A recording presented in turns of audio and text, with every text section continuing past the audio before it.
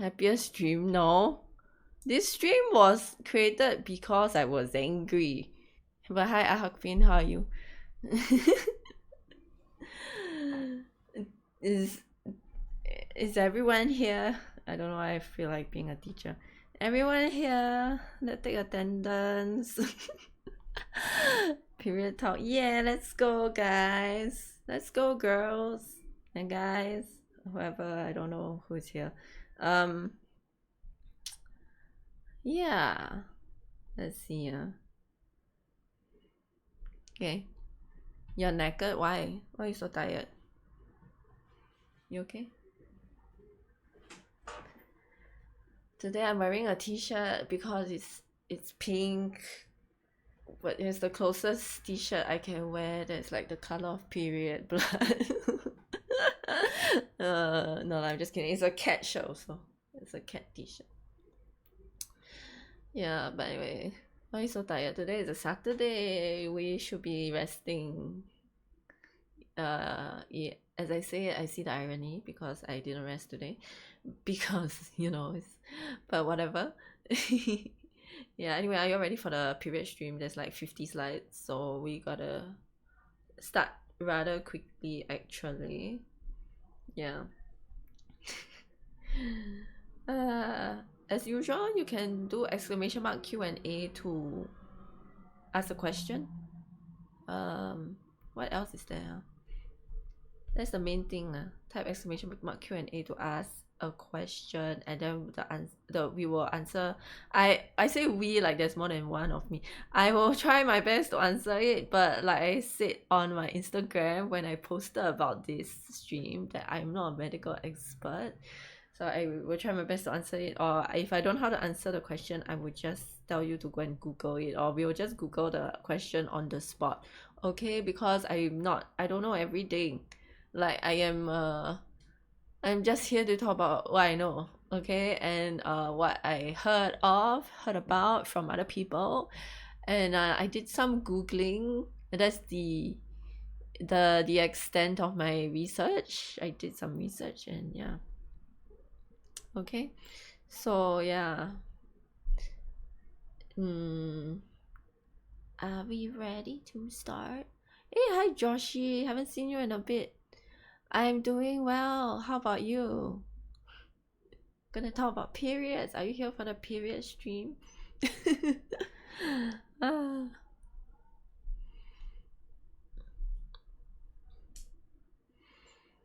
But yeah, no guests today. It's just me because we already have a lot of slides to go through. But I was thinking maybe actually we could have had a guest, but I didn't ask anybody because I was a bit, to be honest, I was a bit like, I'm not sure if anybody wants to be a guest on this stream with me, and so I didn't really ask anybody.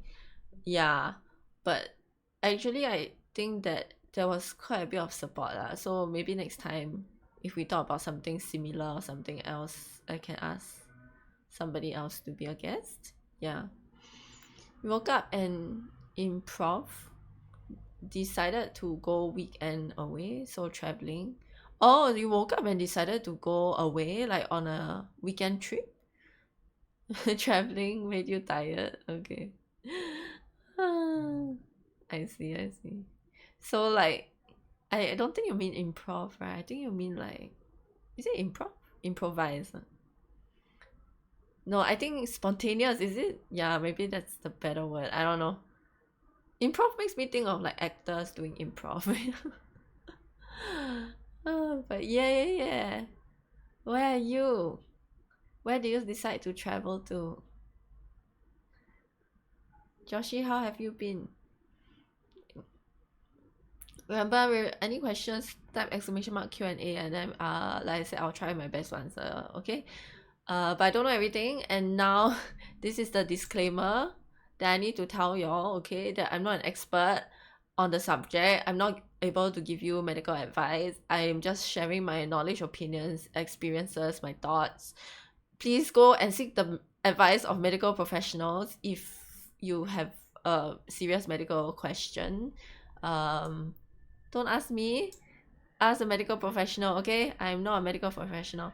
If you're trolling, this is a serious topic, so if you are in a trolling mood, please refrain from trolling. Just maybe go to another stream, or just don't type anything. It's fine, you can just hang out, but don't leave troll comments, okay? Hi God made cheese, how are you?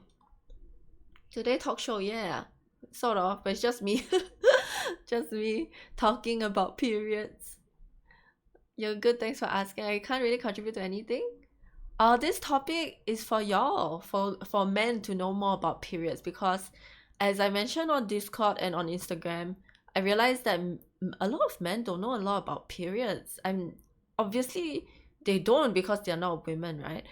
But if you've ever wondered, or if you want to know more because like you have women in your life, then yeah, stick around, okay? So it's not about contributing per se to the topic, but more like getting to know or like asking questions. So as the last bullet point says, you can leave your questions and comments at !Q&A. Yeah. So but this topic or this talk show is actually for men, because women already know about periods. So it's for men to know, okay? It's for y'all. So yeah, don't be confused about it. Hi Sine, how are you? Doctor, I'm not a doctor, please, I'm not a doctor. Hey, it's an important topic for understanding. Thank you for choosing. Yeah, exactly. God make cheese, you get it. God made cheese. Yeah. You have women in your life, exactly. Who doesn't, right? So like everybody should, just be more curious to find out more, because I'm always like constantly surprised by the fact that people don't know, but they have women in their life and they never bothered to Google or to ask. Like they're not curious to find out more. So it's kind of like, why? You can always just Google or ask a woman in your life to explain these things to you, right? So yeah. Hi Ollie Gamer Boy. This is woman thing? No, it's not. Everybody should know, because you have women in your life. Hey, Techno Shift, long time no see. So yeah, this is for y'all, okay? Because like I said, women already know about periods. I don't need to tell them, okay? They already know. Yeah. CY, thanks for being here. Okay, so they don't need me to tell them about periods, okay? It's for the guys who don't know. Yeah. They don't need me to say, they'll be like, I know everything already, right? I have periods every month. But it is relevant. Like, I mean, it would be good if you understand like your mom, your sister, your girlfriend, your wife, your ex-girlfriend, your female friends, your classmates. So many women in your life probably, right? It's good to just know more, satisfy your curiosity, know more about the world around you, know more about people around you, be more empathetic, more caring about just general people, just people in general, okay? And of course, yeah, because I have encountered some men who just completely don't know, and they say I guess the strangest things or the most uncaring things that you would think, should never be said out loud. So it's kind of like yeah, yeah. Yeah, the mood will be bad. Yeah, we'll get to the symptoms later on. To be honest, I wouldn't be surprised if some of the girls didn't know some facts. That's true. I also didn't know something. So when I was researching, like I said, I don't claim to be an expert. I also didn't know some things. I found out some interesting things that I didn't know as well. So that's true. God made cheese. Yeah, that is so true. Okay, moving on, right? This is what we'll attempt to cover, which is a lot, okay? We'll first try to cover what causes periods in the first place. Then we will talk about the stages of the menstrual cycle. Then we'll talk about the symptoms, signs and symptoms, like what Ollie Gamer Boy said, the mood swings is one of them. Then we can talk about number 4 would be managing periods, how to manage a period, how to relieve symptoms, how to not feel so terrible. Number 5 is about societal issues in general, social issues. And the last one is complications, but I won't go into detail because I'm not a medical expert, so I'm not qualified, okay? So those are the 6 things we will attempt to cover. It's a lot, so I say we attempt to cover. I don't know if we can go in depth, and like I said, I'm not a medical expert, so I try my best, okay? Yeah, if I have girlfriend got period, give her chocolate. Yeah, exactly. That's why I put a picture of chocolate here. So if chocolate makes her happy, yeah, give her chocolate. That's a really good idea. Okay. It's always healthy for more awareness. Exactly. Sinin gets it right.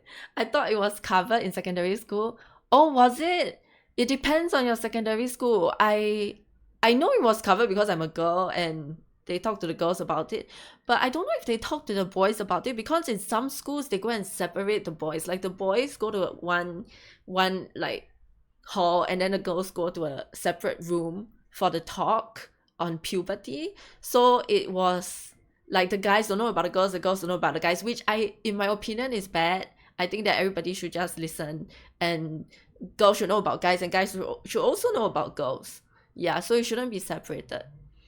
But yeah, Ollie Gamer Boy, that's true. Sexual education should have covered it. But I find that people still don't know. Hi Ace, how are you? Thank you for sneaking in. 2 things I learned. Oh yeah, you already know. Wow, Joshi knows. We'll talk about that later. But yeah, this is why I put a picture of chocolate, okay? Because studies have found that magnesium, which is found in dark chocolate, can help relax the muscles and therefore ease the contractions in the uterus, ease the pain, and psychologically it helps also because you associate chocolate with good things, happy things, is associated with comfort, pleasures, you know, it boosts your mood, okay, makes you feel happy. So chocolate is a good thing. Yeah, so anyway, we'll talk about the signs, the cycle, the issues like period poverty, discrimination, lack of empathy, stigma, shame, taboo, topic, so many things. Hi Miwi Pause, thank you for the 10 months. Thanks to Bunny Club for my sub gift. Oh, thank you. Panadol is your best friend, serious? Just raise hand. Can I redeem accessories for oh, okay. Oh, that's a good idea. I think I switched it off though. I switched it off.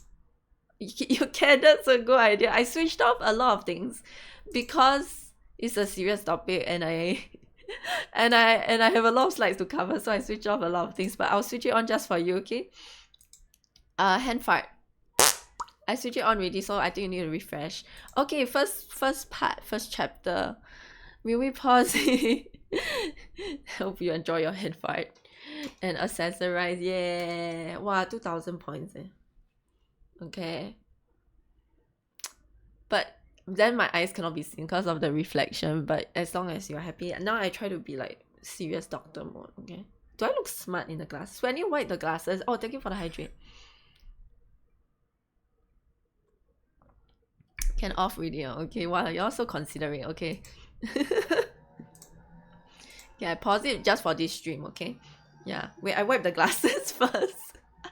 Haven't worn it in a while, guys. But yeah. Okay, but what causes periods? This quote is just a quote from a language specialist and author, but this quote is very true.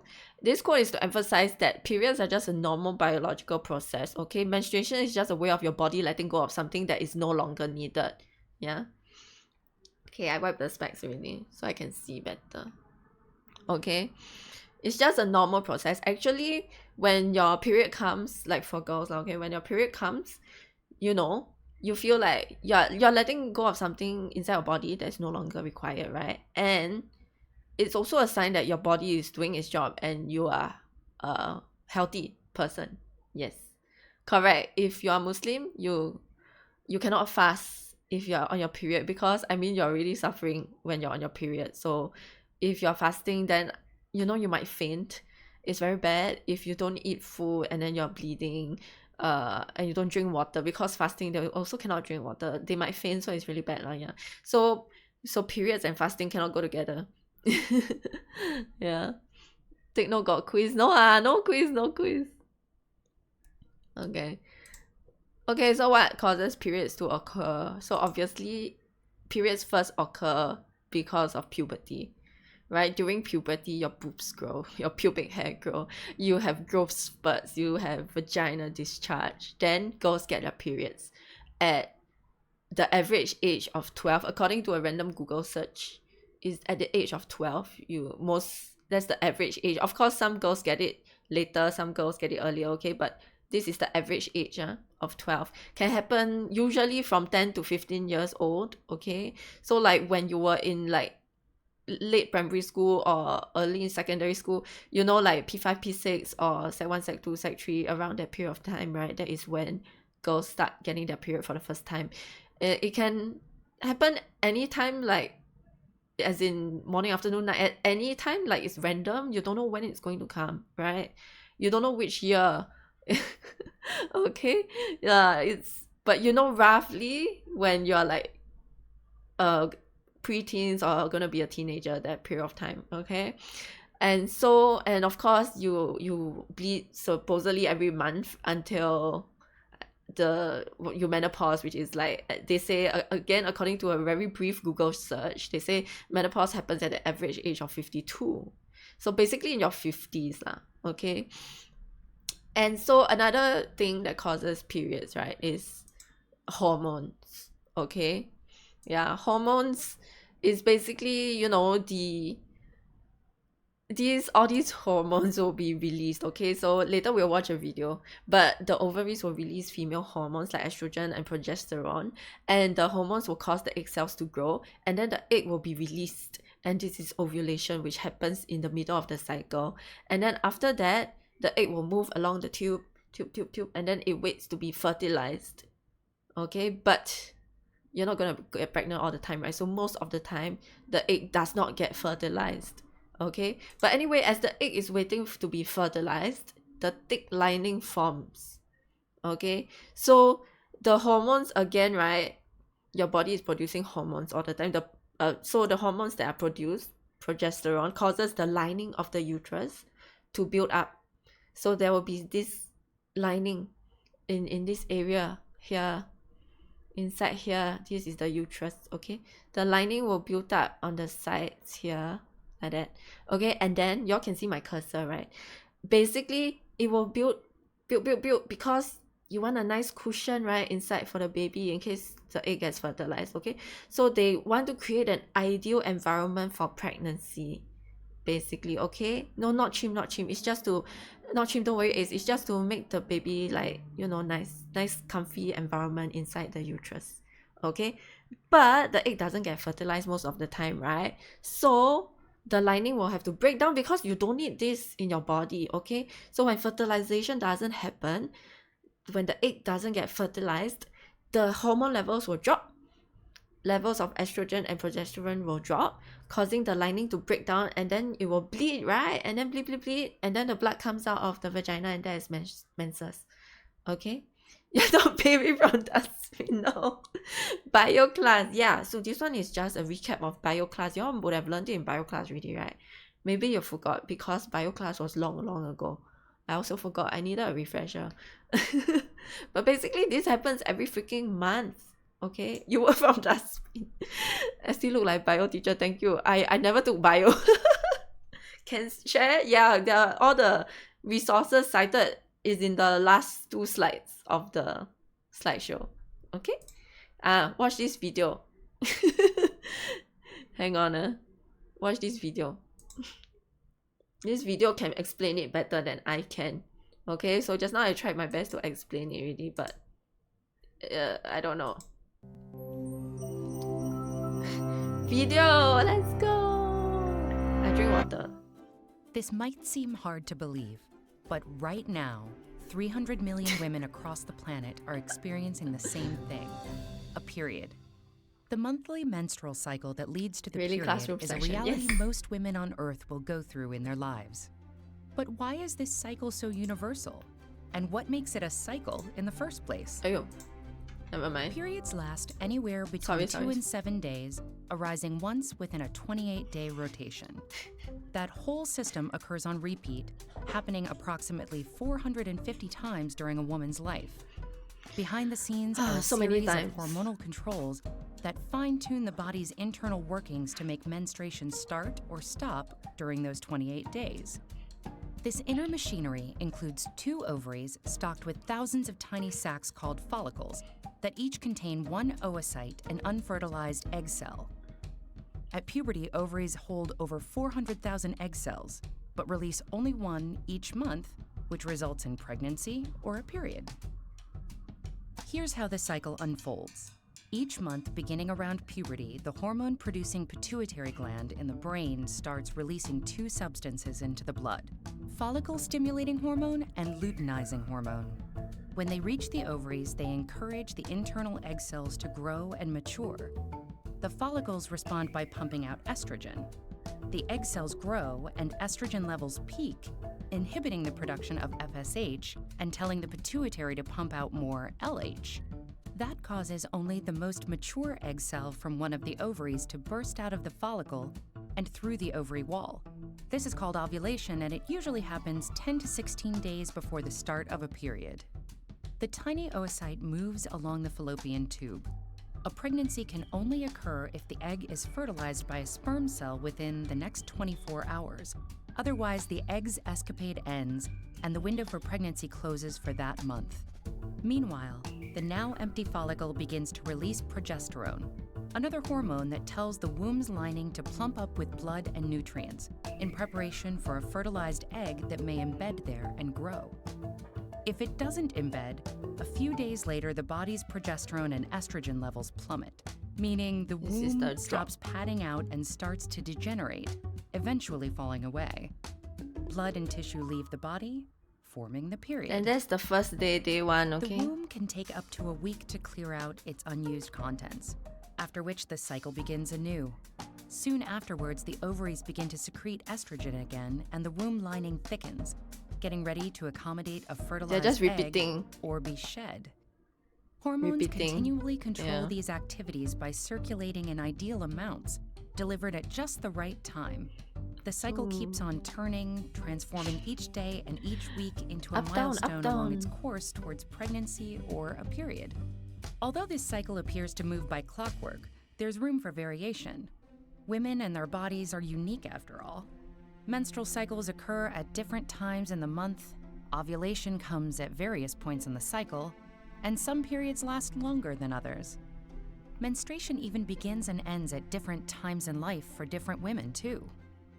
In other words, variations between periods are normal. Appreciating these differences and learning about this monthly process can empower women, giving them the tools to understand and take charge of their own bodies. That way, they're able to factor this small cycle into a much larger cycle of life. Okay, I just didn't want to talk so much when the person is talking, because like I said, the video can explain it better than I can, okay? So if you want to watch the video, you can go back and watch the video anytime on YouTube, yeah?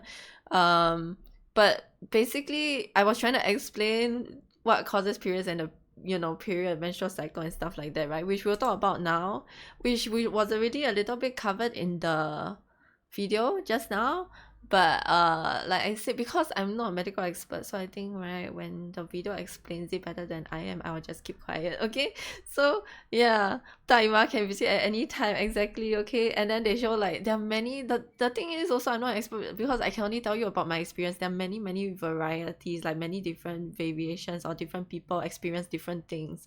So that's why I also ask for people to like tell me about their experiences, and I created a Google form for that as well, but we'll get into it later, okay? Where I read out some of these experiences that were shared with me, which people so kindly decided to share with me, because asking about someone's body is not, some people might feel like I don't want to talk about my own body and stuff like that, but people have kindly shared it with me, so I will share with you guys later, okay? For science, yeah. No, not for science. No. No, y'all want to get me banned? No, I will not. No. Okay, but anyway, just now during the video, I hope I answered some of your questions, not verbally, but on chat, okay?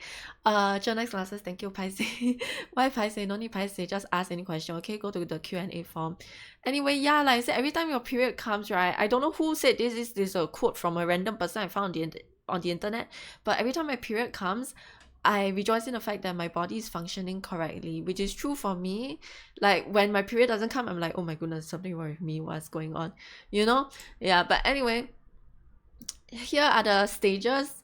Okay, when I put here 28-day menstrual cycle, this is the ideal, but not everybody has a 28-day menstrual cycle, which I'll talk about later also, okay? But ideally, this is the most ideal situation, okay? So in the first phase, right, of the menstrual cycle, it is called the menstruation.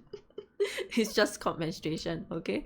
It is we're not talking about condom today, but we can talk about it later on, okay? But maybe in the Q&A or what, yeah. But we talk about menstruation first, okay? So day 1 to question mark, I put question mark because the first day you get your period is day 1, but some people have periods that last 7 days, some people have periods that last only 3 days, some people 5 days, right? So it can usually like range from 2 to 7 days, right? Most people are not, yeah, most people maybe on average like 3, 4, 5, I don't know, man, but I don't know what's the average number actually, but yeah, let's go to the highest number, okay? Like usually up to 7 days of period, okay? That's the first phase, yeah. So you count, okay, 7 days. Then the second stage is kind of actually overlaps with the first stage, okay. What's the likelihood of that? I will tell you later. Actually, I will talk about that later. You stay tuned, okay? I will not answer that right now because actually I mentioned it later on in one of the slides, okay? But yeah, second stage is kind of overlapping with the first stage. It's called the follicular phase. It is a follicle is a small sac found in the ovaries, okay? Ovarian follicles compete to grow, and then like they are competing for a chance at ovulation. Then some follicles will stop growing and die off, and the one with the most FSH receptors, like I don't know what is it called, okay, but it will become the dominant follicle, and then the estrogen is released from that follicle. But basically, if you don't understand whatever I just said, right, it's just hormones. Hormonal changes, things are happening in the ovaries, okay? Basically something like that. Yeah. Hi Bunny, why if he changed name? You ask him, he says for easier pronunciation, but you ask him, hi Bunny, how are you? But I will put a link to another video that explains the cycle in a greater detail, in a more scientific method, in a more scientific way. I will link the video in the resources at the end, because like I said, I'm not a scientist, okay? So I'm scared I get it wrong. So whatever I say now, if I get any scientific stuff wrong, please bear with me, because I didn't take bio, and also my science is very bad in school last time, okay?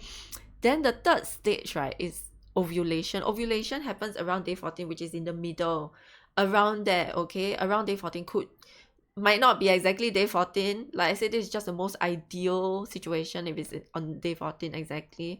I look like sexy scientist. Wow, thank you.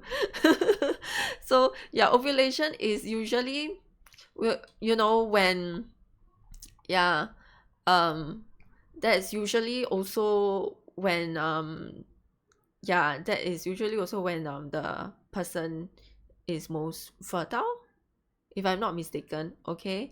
But I might be mistaken again. If I get the science wrong, I'm sorry, okay? Then the last stage is called the luteal phase, okay? Which is from day 15 to 28 lah, just the last stage, okay? This is when the progesterone becomes the dominant hormone, more than estrogen, and then it starts inhibiting this FSH, which is the follicle stimulating hormone. And so the progesterone will allow the uterus lining to be receptive to implantation, or in other words, this hormone will allow the uterus to prepare to receive the egg, okay, to prepare for the egg to be implanted, but not yet, right? It's just something like that, okay? But it doesn't happen, right? And then when it doesn't happen, we go back to phase 1, where it's menstruation, something like that, okay? I might be getting it wrong, I don't know. I already said a disclaimer at the start, okay? I might be getting everything wrong. Okay, but basically these are the 4 stages. But I think, you know, you just need to know the most important one, which is menstruation, the first stage, okay, this one. And then you need to know ovulation, which is the middle. Yeah, just need to know this first stage and the middle, okay? Would you recommend taking birth control pills to delay period while traveling? It depends on the woman, depends individual to individual, really depends. For some people it works, they're fine. Some people have a lot of side effects, right? So just like any drug, there could be side effects, okay? So could make things worse, right? Or you could be having a lot of side effects that you don't want to deal with, And so it really depends on how your body reacts to the birth control pills. Got disclaimer. The disclaimer was at the start of the stream. Yeah, okay. So I might be getting a lot of things wrong when it comes to the science part, yeah. Not glasses the thing now. Just now it was redeemed. Hi Ranger, how are you? It was redeemed. Yeah. Okay. This, like I said just now, everyone's cycle is different, okay? You need to ask somebody, like if you're close to your female friend or your girlfriend or your whoever you want to ask, right? You can ask them about their cycle because everybody's cycle is different, okay? The information here is just general advice. Okay, very good. Can someone pin that message? It does not take into account your personal circumstances. If you need personal advice, please see a health professional about it. Yeah, I put the disclaimer always on the first few slides of the stream, but yeah, means never do enough research. No, I did research, okay, but it's just that I'm not very confident because I didn't take my science is very bad, okay? My science is very bad. Yeah. But yeah, I didn't take bio basically. I cannot science, okay? ST research until wear glasses, yeah. Okay, I will tell you all more about menstruation and ovulation in a second, but I just want to stress that everyone's cycle is different, okay? So not everybody has 28-day cycle. So according to some studies, there's a US study that said that 14 to 25% of women have irregular periods. And a South Korean study said 14% of women have irregular periods. So I don't know, man. Other estimates even suggest that this number could be higher, like 25 to 30% of women have irregular periods. So I don't know the exact number. It seems like even the studies, have conflicting data, right? We don't know the exact percentage. Okay, I just put 14% since both studies mentioned this number, 14%. Okay, then there's a study that said that only 13% of women have 28-day cycles. Exactly 28, right? That's very hard to come by, right? That's very rare. So again, I want to say most women do not have 28-day cycles. Okay, 28-day cycle is just for us to learn about the science, and it's like easier to learn and to estimate using 28 days, and 28 days is like an average, right? Like it's a number that is in between, maybe some people have 22-day, 25-day cycles, some people have 30, 31-day cycles. So 28 is like a number in between, so it's like an average, but it doesn't mean everybody's cycle is 28 days, okay? Yes, to say, yeah. Name change. Okay, is menstruation sex? Yeah, depends. I mean, that's your personal opinion, right? Okay, so like I was saying, right, I will touch more about the phases. First phase especially, I think, because I mean, if you don't know about phase 2 or phase 4, never mind, okay? Because like that's the sciencey stuff, like the hormones, if you find it very confusing, the names of the hormones and everything, right, don't worry too much about it, okay? You just need to know about the first stage, which is called menstruation. The first day is once the person who menstruates starts bleeding, they'll mark it in their calendars. Okay, that's the first day I start bleeding. That's day 1. Okay. If only that many people have 28 cycle when it's 28 days normal. It's not that 28 days is normal. If you have a regular cycle, actually, right, it's considered normal if your cycle is 21 to 35 days. It's just that 28 is a nice number, easier to understand the cycle. It's just for your understanding, right? It's easier to calculate, like, 28 days is a cycle, then day 14 is the middle of the cycle. It's just easier to calculate, but actually life is not that simple, right? As you all know, life is complicated. Okay, so yeah, so some people have 25-day cycles, some people have 35-day cycles. 28 is just an average number, okay? So not everybody has 28-day cycle. Yeah, so anyway, so if you start bleeding, let's say on the 15th, and then you mark in your calendar 15 is day 1, okay? For example, this is an example of a calendar, right? Then it can last 2 to 7 days, like I said earlier. Some people have longer periods, some people have shorter periods, okay? Some people experience very heavy flow, which means they bleed a lot, maybe on the first day, okay? Some people experience light flow, some experience medium flow. It depends on the person. You have to ask. If you want to know, you have to ask if you're close enough to the person, they're comfortable with sharing all these things with you, then you all can have a talk about it. Ask them, hey, like what kind of period do you have, how many days, is it light, medium, heavy flow, all these things. Stage 2 have got 4 phases. No, all together only got 4 phases. No. Have sex the day before. We're not talking about sex yet. Okay, we're not talking about sex today. Actually, I talked about sex before already in a previous podcast. So actually, previous episode. So we're not really talking about sex that much today. Should they see a doctor if their cycle is longer than 35 days? This one you have to ask a medical professional. In my personal opinion, if it happens quite frequently, like if it only happened once, maybe it's fine. Maybe it's just a one-off situation, right? But if it happens a lot, maybe they should see a doctor. Which pair is best? We'll talk about that later. Mine lasts 9 days. Oh man, see, this is what I mean, but I don't know everybody's experience. So according to Google, it should last 2 to 7 days. Yours lasts 9 days. How come? Is it the last 2 days is like really, really light though? I hope for you that it's really, really light in the last 2 days, because you have 2 days extra. Since the cycle range 21, correct, yeah. So they might want to see the doctor if that is more than 35 days, and if it happens a lot, like if it's just once, like I say, maybe nothing to worry about. But I think, don't ask me, I ask the doctor, okay? If it's shorter than 21 days, I think you should see the doctor also, because then you're bleeding too often, right? Like it disrupts your life.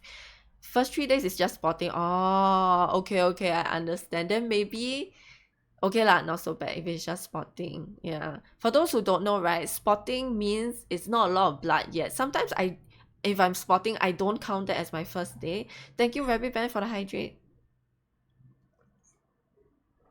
So you see, very good, Sining. Thank you for sharing the experiences. So you see, for Sining, for her, that's her norm, right? If it has been like that since you were 15 years old, that's your norm, and that's perfectly fine. Yeah. And you're probably very used to it by now. Thank you for sharing though. So first 3 days for you is spotting, then later you said 9 days, right? That means like maybe day 4 onwards is heavier, and then maybe at the end it goes back to light again. Yeah, something like that, right? For me, since you shared, I will share also. For me, right, usually I start off with heavy flow, like actually the first day might be a bit light, but eventually like first half of the day could be quite light now, okay? But eventually it becomes quite heavy. Yeah, I used to it because my fun takes so long, yeah.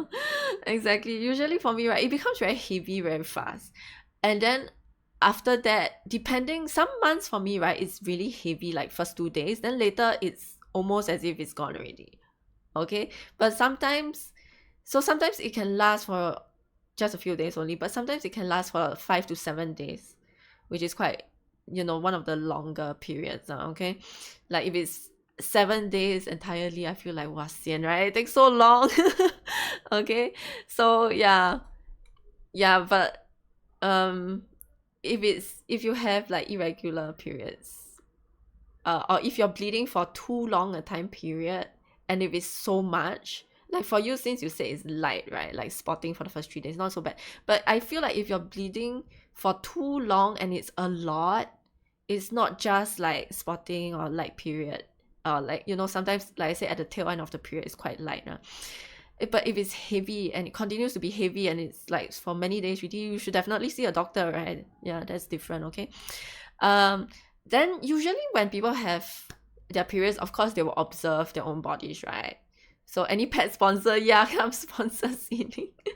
So usually you observe your own periods, okay? Like that's why it's good to ask the woman in your life what they observe. So like they observe, is it light, heavy, is it the usual amount, okay? Like for me it's heavy, then medium, then light, okay? If not a lot of blood yet, like Sining said, could be spotting, which happens. Spotting just refers to any bleeding that happens when it's not your period, okay? So sometimes spotting can be brown, like the color is usually brown, and can be caused by ovulation. Remember just now I said I will talk about ovulation later. Ovulation was stage 3, right? Like in the middle of the 28-day cycle is ovulation, okay? Ovulation can also cause spotting. So sometimes people look at their underwear and they're like, why am I bleeding? It could be because of ovulation, okay? Spotting can also happen because of implantation, like you're getting pregnant, like the egg is implanted in the body, and when that happens, a little bit of bleeding happens lah. So implantation bleeding is also a thing.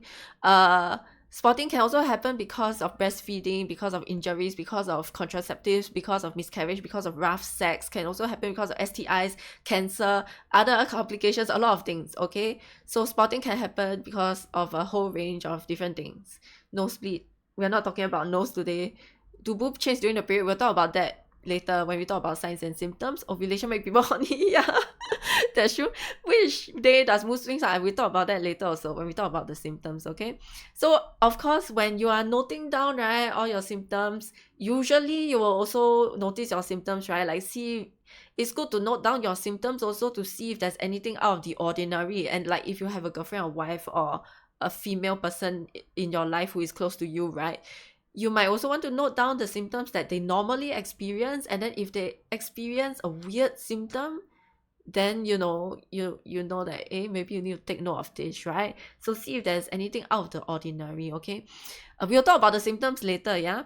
Then for the color, usually, I mean, of course, you look at your own underwear or your own pad or whatever. When you pee, you look at the toilet bowl, you can see the color. Is it bright red? Is it dark red? Dark red just means the blood was in your body for a longer period of time. Bright red just means it's usually bright red, okay? Sometimes it's pink. Pink is usually when your period first starts. Brown is usually when it ends or when it first starts. Can also be mixed with red. I mean, like, you just see what is normal to you, right? And then you will know. Is it weird for guys to have... No, it's not weird at all. It's highly recommended for guys to have to know their girlfriend's periods. It's highly recommended. You will be so appreciated. Your girlfriend will appreciate you for it, okay? And then sometimes when you again look at the blood, like you sometimes see blood clots or strings of blood. So some women get small blood clots when the period blood passes, okay?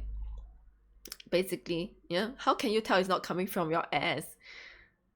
You know lah. I mean, the girl will know, okay? That one you don't need to worry so much about it. But you can feel your own body, okay? I have to go and find girlfriend first. Downloading period girlfriend now. We're downloading period calendar now for non-existent girlfriend. Yeah, blood clot. Blood clot is just like a lump of blood. Usually quite small. Okay, sometimes can be like this size. Sometimes this size. But yeah, sometimes can be smaller lah. But like if it's bigger, it's still like quite small like this. Why is the ass bleeding? Yeah, we're not talking about butts today. You what? Poop too much? Did you have explosive diarrhea? Okay. Anyway, so like what Ken said, right? This is actually my point. Like what Ken said, you should track your periods, right? This graphic is not accurate, by the way. Maybe you don't have a 4-day period or 2-day ovulation period or whatever. This graphic is just a graphic, okay? Thank you for the look. But I mean, your ass can bleed lah if you pooped and it was a lot of poop and maybe very big or whatever. I don't know, man. We're not talking about poop today. But okay, there are many period trackers out there. It helps to predict when your next period will happen so that you will be prepared, right? And you know what symptoms you normally have. You can put it all in the period tracker. I just use the app on my iPhone. And on the app on the iPhone, you can click something called health sharing, so you can share all your health stuff with your loved ones. So yeah, okay. Eat too much McSpicy, yeah. Eat McSpicy, then you bomb the toilet. Explosive diarrhea. No, Bunny, no. McSpicy nothing to do with periods. I don't track period, but I track poop. Yeah. Why are you talking about McSpicy? No. Okay, but anyway, I just use the app on my iPhone. You can share your stuff with your loved ones. You can choose who to share with. Then you can keep them up to date with how you're doing. And even on that app, you can see your fertile window, so you can see your fertility period. So you can see your fertile window, fertility notifications. Useful if you're trying to get pregnant, or even if you're trying not to get pregnant, then you avoid fertility periods. Okay, things like that. Yeah. So yeah, I think it's good to track your period. Share one on Discord. What you want me to share on Discord? I will share all these slides on Discord eventually. Okay. You want me to share my period tracker on Discord? I will share with you what I wrote in my period tracker, but I won't show you, okay? So according to my period tracker, my last period lasted 5 days. On the first day, I had cramps, chills, and fatigue. So I wrote it down. And on my second day, I had cramps only, okay? Then after that, I was fine again. Yeah. That is for my last period, okay? My last period was different. I was very tired. I wrote here fatigue and cramps.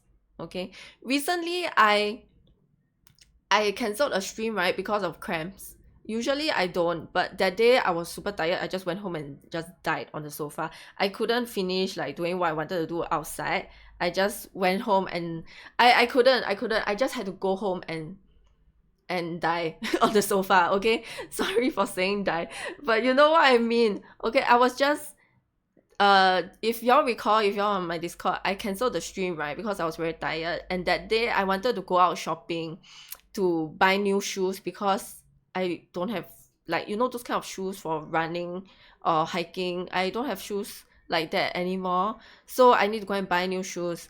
But I ended up not buying any new shoes because I was feeling so weak, like I want to faint, so I came home quickly. And I also, when I was outside, I realized my period came.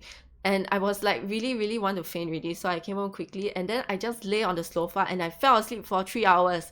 So I was like, okay, I'm very tired, and I cancelled the stream. Okay. Yeah. So that's just an example of, yeah, like I track, you know, what I track. I put like fatigue, cramps. That day I also had chills. So I was walking around the mall and I kept telling my husband, I'm very cold, I'm getting chills. You can see all the goosebumps on my skin. And he was like, why are you so cold? It's very hot. It was very hot that day. And I'm like, yeah, objectively I can see that it's very hot. I can feel the heat, you know, coming from the sun or whatever. But I had chills that month, so I cannot. I was very, very, very tired. Okay. And that brings us to signs and symptoms of periods. Poop tracker. Is it better to keep track of period? Yes, of course it's good to keep track of period. Like I was saying just now, keep track of your period or your girlfriend's period, or, you know. Yeah. What food do you crave? Or I don't crave any food. So like I said, everybody's symptom is different, but maybe other people have food cravings. I don't know. Third day become monster. Every cycle different noted. Yeah, that's why it's very hard to generalize things for this topic, okay? In poop tracker, I give the amount rating 3 for size unalive. I passed away 2 days ago. Are you on your period now? Go and rest. Blood spilled. Okay, so when sometimes, yeah, you will, the person who is bleeding will spill blood in the sense that they will stain their underwear or stain whatever that they are sitting on or lying down on. Okay, that if you're talking about that day when I was very tired, I went home to sleep, right? I just lay on the sofa and then just, you know, slept for 3 hours. That day, I mean, I knew my period was coming, so I brought my pad out, so I didn't stain anything, so it was fine. Okay, but sometimes I would stain also my underwear. Yeah. Shinu go sauna. Husband done. No, my husband was like, you cannot take it, is it? We quickly go home. Hi potato, why got glasses? Because it was redeemed, accessorized. Sexy teacher. No more cramps really, so resurrected. Yay! Okay, so signs and symptoms. Okay, this is just a quote just to remind you that there's no need to be ashamed. Just talk about your symptoms. Don't suffer in silence. If you need help, just say. So like that day I was very dead tired. I told my husband, he drove me home. I just fell asleep. Okay, and I was having very bad cramps. I just fell asleep, and when you sleep, it makes everything better because you can ignore the pain. But yeah, so like you need help, just say, right? There's no need. So this, no need to suffer in silence. So this quote is just reminding you, since the dawn of time, women have had periods. This is nothing new. Yet most of us treat it as an embarrassing taboo subject. It's nothing to be embarrassed about, okay? It is nothing new. It is, you know, a tale as old as time or whatever. There's a sexy teacher redemption. No. It's just a redemption for the glasses. Well, I'm not very used to wearing glasses. Okay, these are some signs and symptoms according to random studies that I found on the internet. Okay, and again, it's not, it's not gonna be the case for everybody. Like, not everybody. Okay, so dysmenorrhea refers to cramps. This is like the medical term for stomach cramps, like cramps, abdominal cramps. Sorry, it's called dysmenorrhea. And according to a study, which I will link in the last few slides, all these are linked, okay? Like all the research stuff, like all the information I get is all linked in the last 2 slides, okay? So according to a study, right, these are actually statistics taken from 2 different studies, and statistics vary from study to study. There are many studies that were conducted, and they are all like saying different things. So it really depends on the individual woman, okay? And symptoms may not be the same every month, because some months I get cramps and they're very bad. Some months I don't get very bad cramps. Most months I get cramps, but some months are worse than others. Okay, so symptoms are not the same every month. Some months I'm very tired, some months I'm fine. So fatigue, according to some studies, 80% of women have cramps, 70% of women experience fatigue. Fatigue is, understandable, right? You are bleeding, you're tired, makes sense. Okay, 40% of women say they are unable to perform their regular daily activities, like, maybe like go to work or do their normal daily routine. Maybe they have to just lie down and get take a break. Like what happened to me the previous time I canceled my stream, right? I was unable to perform my daily activity, which is for that day I wanted to just go out and walk at a mall, but I couldn't, so I went home to sleep. So for that month I was unable to perform regular daily activities, but most of the time I can. So like I said, the symptoms are not the same every month. Okay, 30% of women reported that they have diarrhea. There's something called period poop, okay? It's disgusting, and I have it sometimes. Some months I have period poop. Before the period comes, suddenly I have to poop and it's all diarrhea, and I know, okay, it's period poop. That means my period is coming. Okay, some women have this, some women don't. Sometimes some months you have it, some months you don't. Really depends. Yeah. Some statistics say that fatigue is like 50 to 70%. Some statistics say like bloating is like 50 to 80%. So bloating happens to 50% of women according to certain statistics. And bloating just means like, it looks like suddenly your stomach is full of air, right? That kind of feeling. I'm sure you all have felt that way before, like you have stomach ache, like you have a lot of gas in your body. That's bloating. So some women have this, some women don't. Sometimes you have it certain months, sometimes you don't. Sometimes it's random, I don't know, okay? So yeah, diarrhea, correct. Yeah, let me tell you some more physical signs and symptoms in general, okay? So some women experience headaches, which luckily I don't get so often, okay?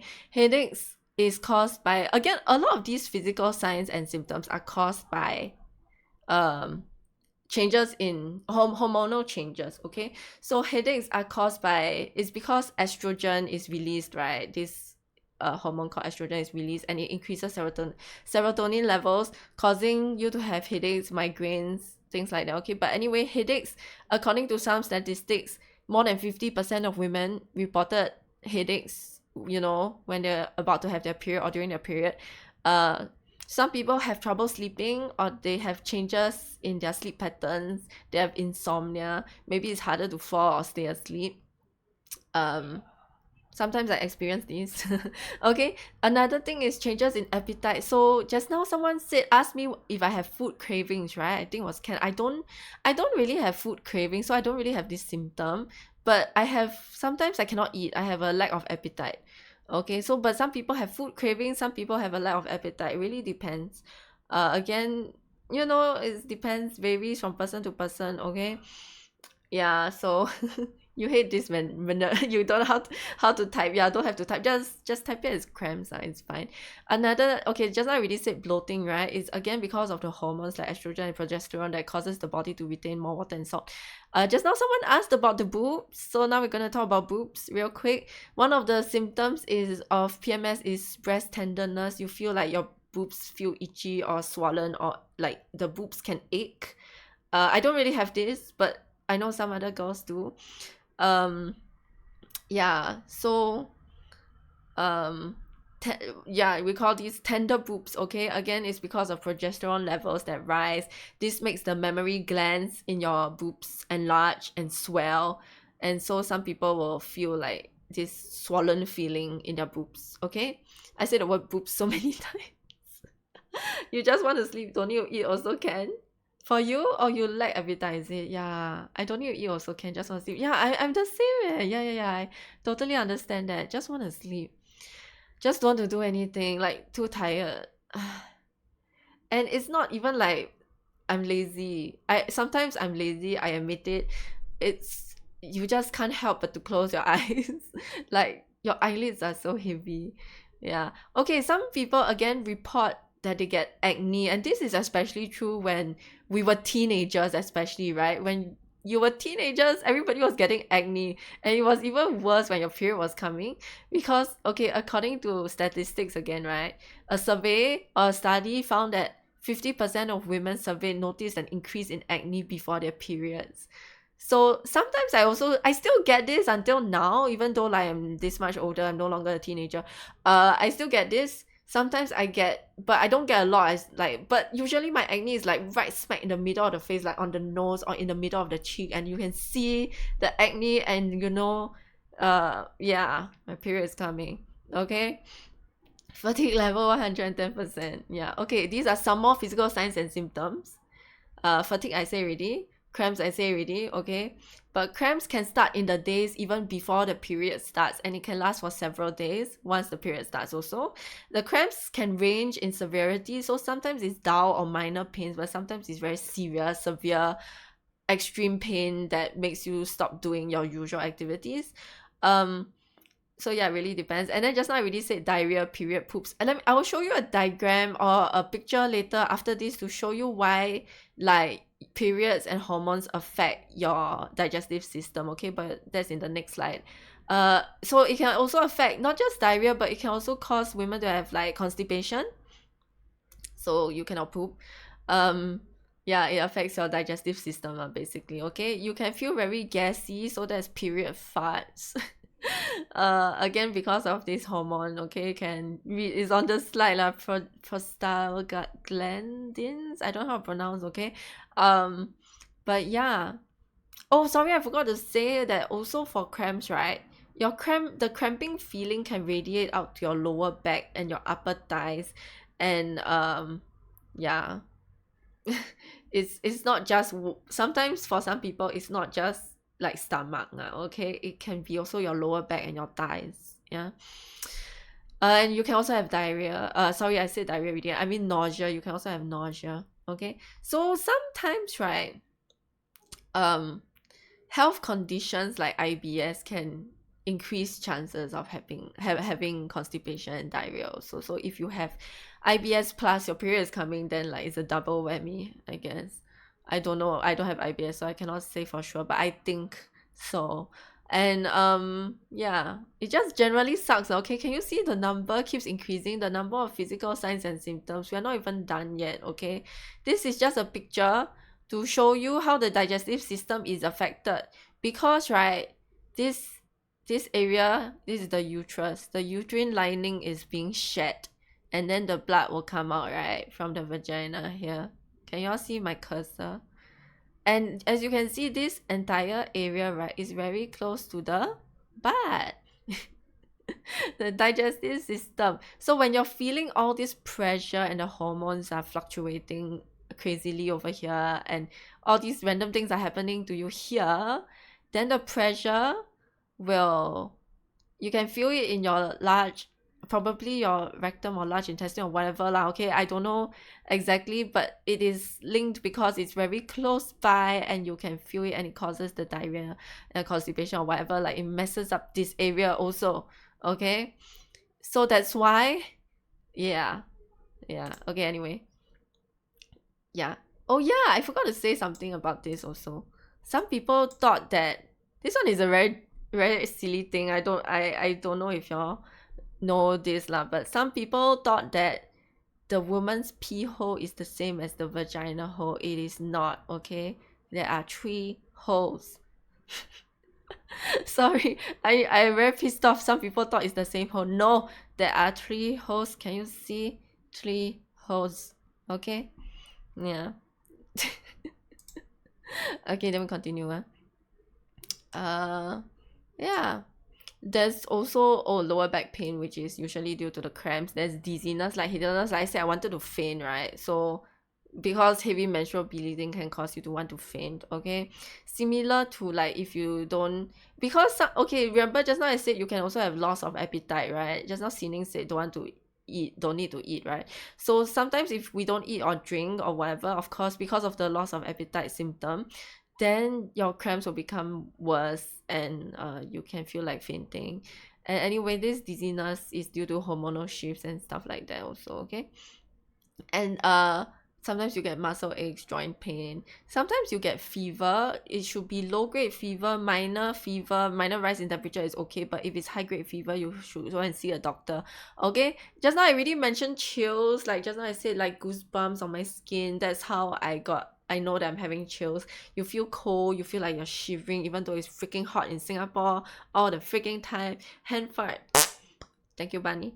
Okay, and hot flashes, right, is normally associated with menopause, but people can also get it on their period. It can actually be part of your normal menstrual cycle. So a lot of people, even women, girls, people who menstruate, right, they also think that they have this misconception and think that hot flashes is you only get it when you're menopausal, but no, that's not true, okay? You can also have it as part of your normal menstrual cycle, just to let the females know also, okay? You can have night sweats and hot flashes. It's just a brief intense feeling of heat. You just suddenly sweat a lot and you don't know why, okay? It's like, you know, the usual amount that you usually sweat, right? And this is more than usual, okay? And these are, so far we talked about 18 physical signs and symptoms already. Sorry if it's a bit long and tiring, but it's just a lot. It's just a lot to cover, okay? Now I want to cover the emotional or behavioral symptoms.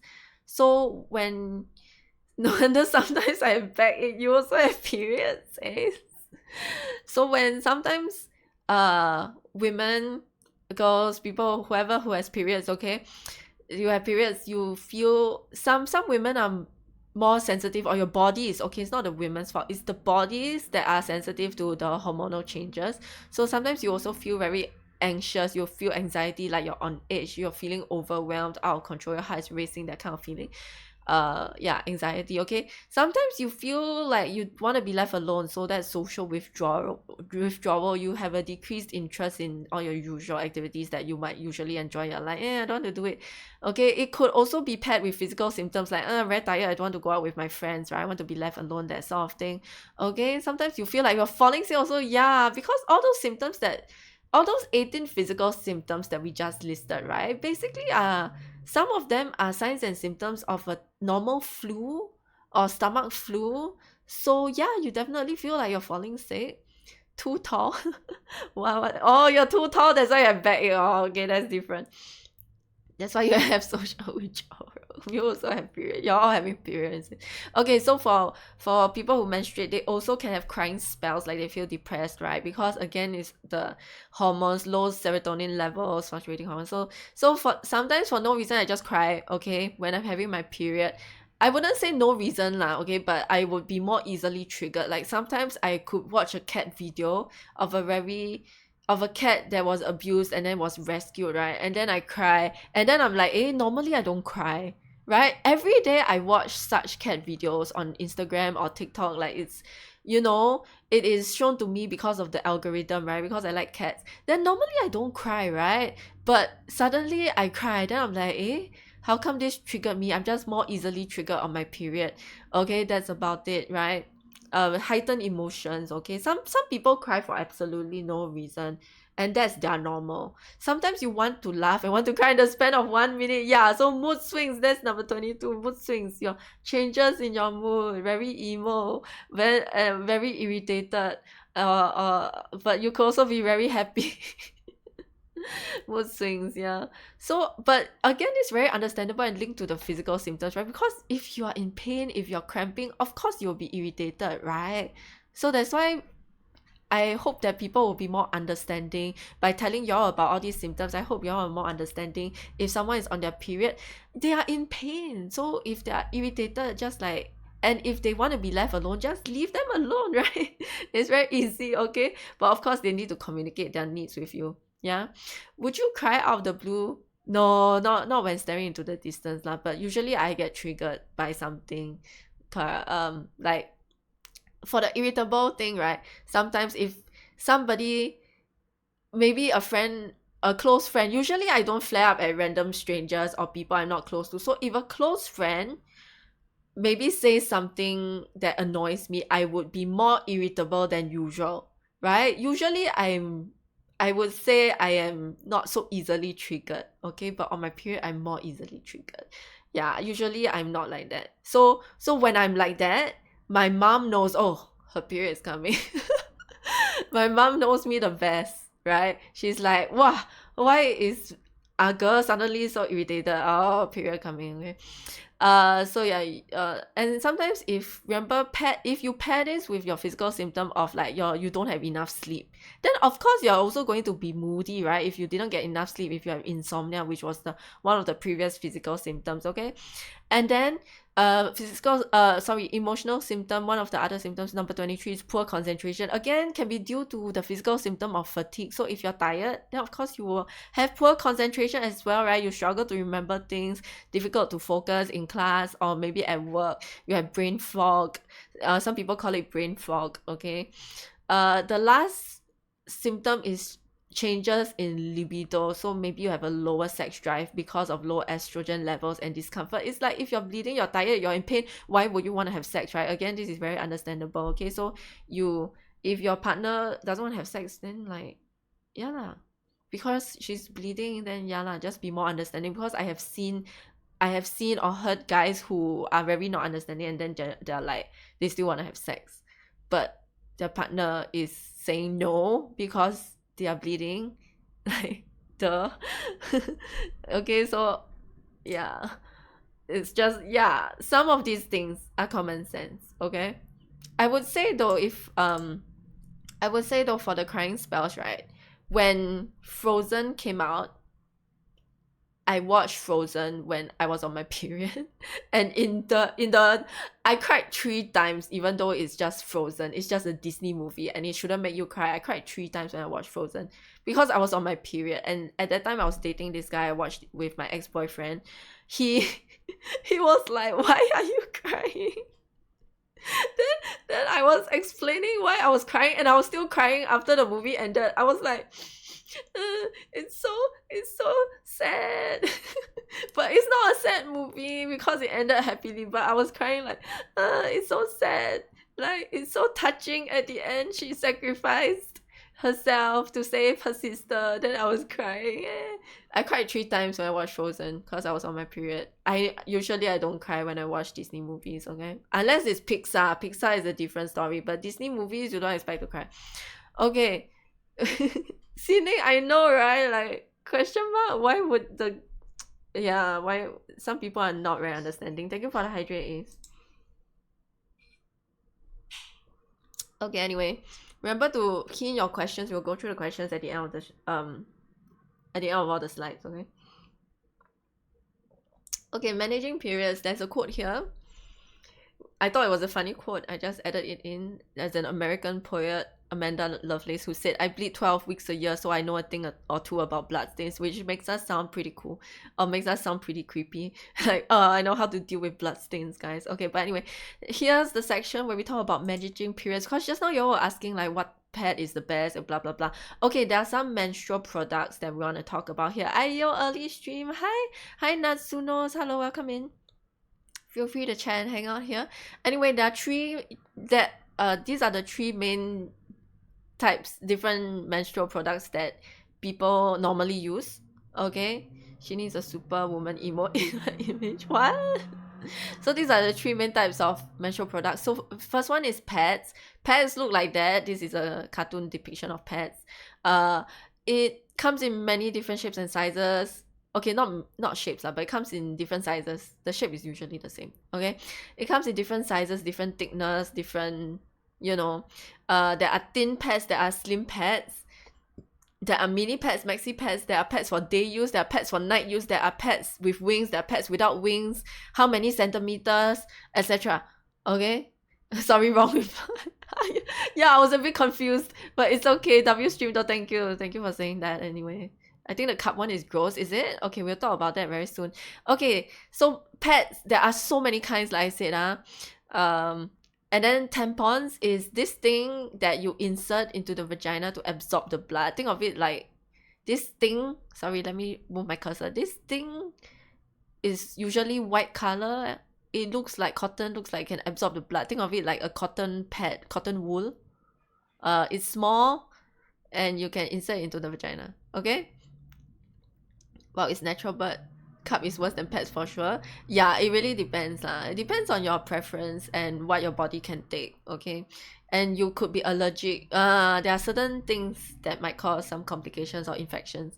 Yeah. Okay. So anyway, how it works is you insert this thing into the vagina to absorb the blood, and then there's a string here, so you pull the string to take it out. Okay. But if you leave the tampon in there for too long, it can cause something called toxic shock syndrome. So you need to be careful, okay? Don't leave it in there for too long. Then this is the cup. Cups, there are larger sizes for heavier periods, but I will need to touch the bloody cup. Again, there's a tip. You're supposed to touch this tip, not the cup itself, but this thing sticking out of the cup. Yeah, okay. So there are cups that are larger for heavy periods. It's recommended for people younger than 30 who haven't delivered any babies vaginally. Okay, so it's not for everybody. Yeah, it's handy, but my ex, she got her pad stuck inside her. Oh my god, she got her tampon stuck inside her for over a month and she didn't know. Oh my god, then did she develop toxic shock syndrome? That's very scary. Okay, but anyway, cup is also inserted like a tampon. Then you can rotate it to open it, and then it will create an airtight seal to stop the blood from leaking. Okay, the good thing about cups is that it's reusable. So if you're environmentally friendly, you want to be environmentally conscious, you can use it again by just taking it out, washing it, wiping it clean, and then using it again. Okay, but you could be allergic to the material. It can cause vaginal irritation or vaginal infection similar to tampons. So you have to trial and error. You have to try out what works for you and find out what doesn't work for you. So it's trial and error. It's experiment with different products to find out what's the right product for you and how often you need to change it. Because if you don't change it at the correct time, it might leak, right? Yeah. Oh my god, she told me she had to go to the clinic. It's because she wasn't having her periods. Back then she got infection. Oh no. She told me she had no idea. I can't comment. I never used. She had no idea. But if you put something in, then you should know you have to take it out. And if you can't take it out, you have to see a doctor immediately. I guess she forgot about it. Smart and complicated. Poor woman. Oh man. This is why I'm scared to, yeah. I'll just stick with what I know, okay? It's so scary because you can get all those things like toxic shock syndrome and infections and so on and so forth. Like, it's so scary if something is left in there and inside is a foreign object in your body, basically. Yeah, I'll just stick to pets. I'll just stick to what I know. Yeah. Okay, anyway, so like I said, right? Accidents can happen. Your cup could leak. Your pad could overflow. Your tampon also could overflow. So accidents happen. That's first of all, okay? And secondly, right, periods can come unexpectedly. Like maybe you think that, oh, my period's gonna come on like the 20, let's say my period always comes on the 27th day. I think 27th day will come, but suddenly it comes on the 21st day. Then it comes unexpectedly, and then there's a stain, right? I stained my underwear. This is very normal also, okay? Because and if it comes on the 21st day, that's still fine. That's still considered a regular period. But it's just that, oh, I thought it would come, let's say I thought it would come on the like 26th day. Then it comes on the 22nd day. Like, oh, I didn't know that, right? It's 4 days early. So sometimes there are stains. And this is very normal, okay? And even if you know you have a period, you put your pad there.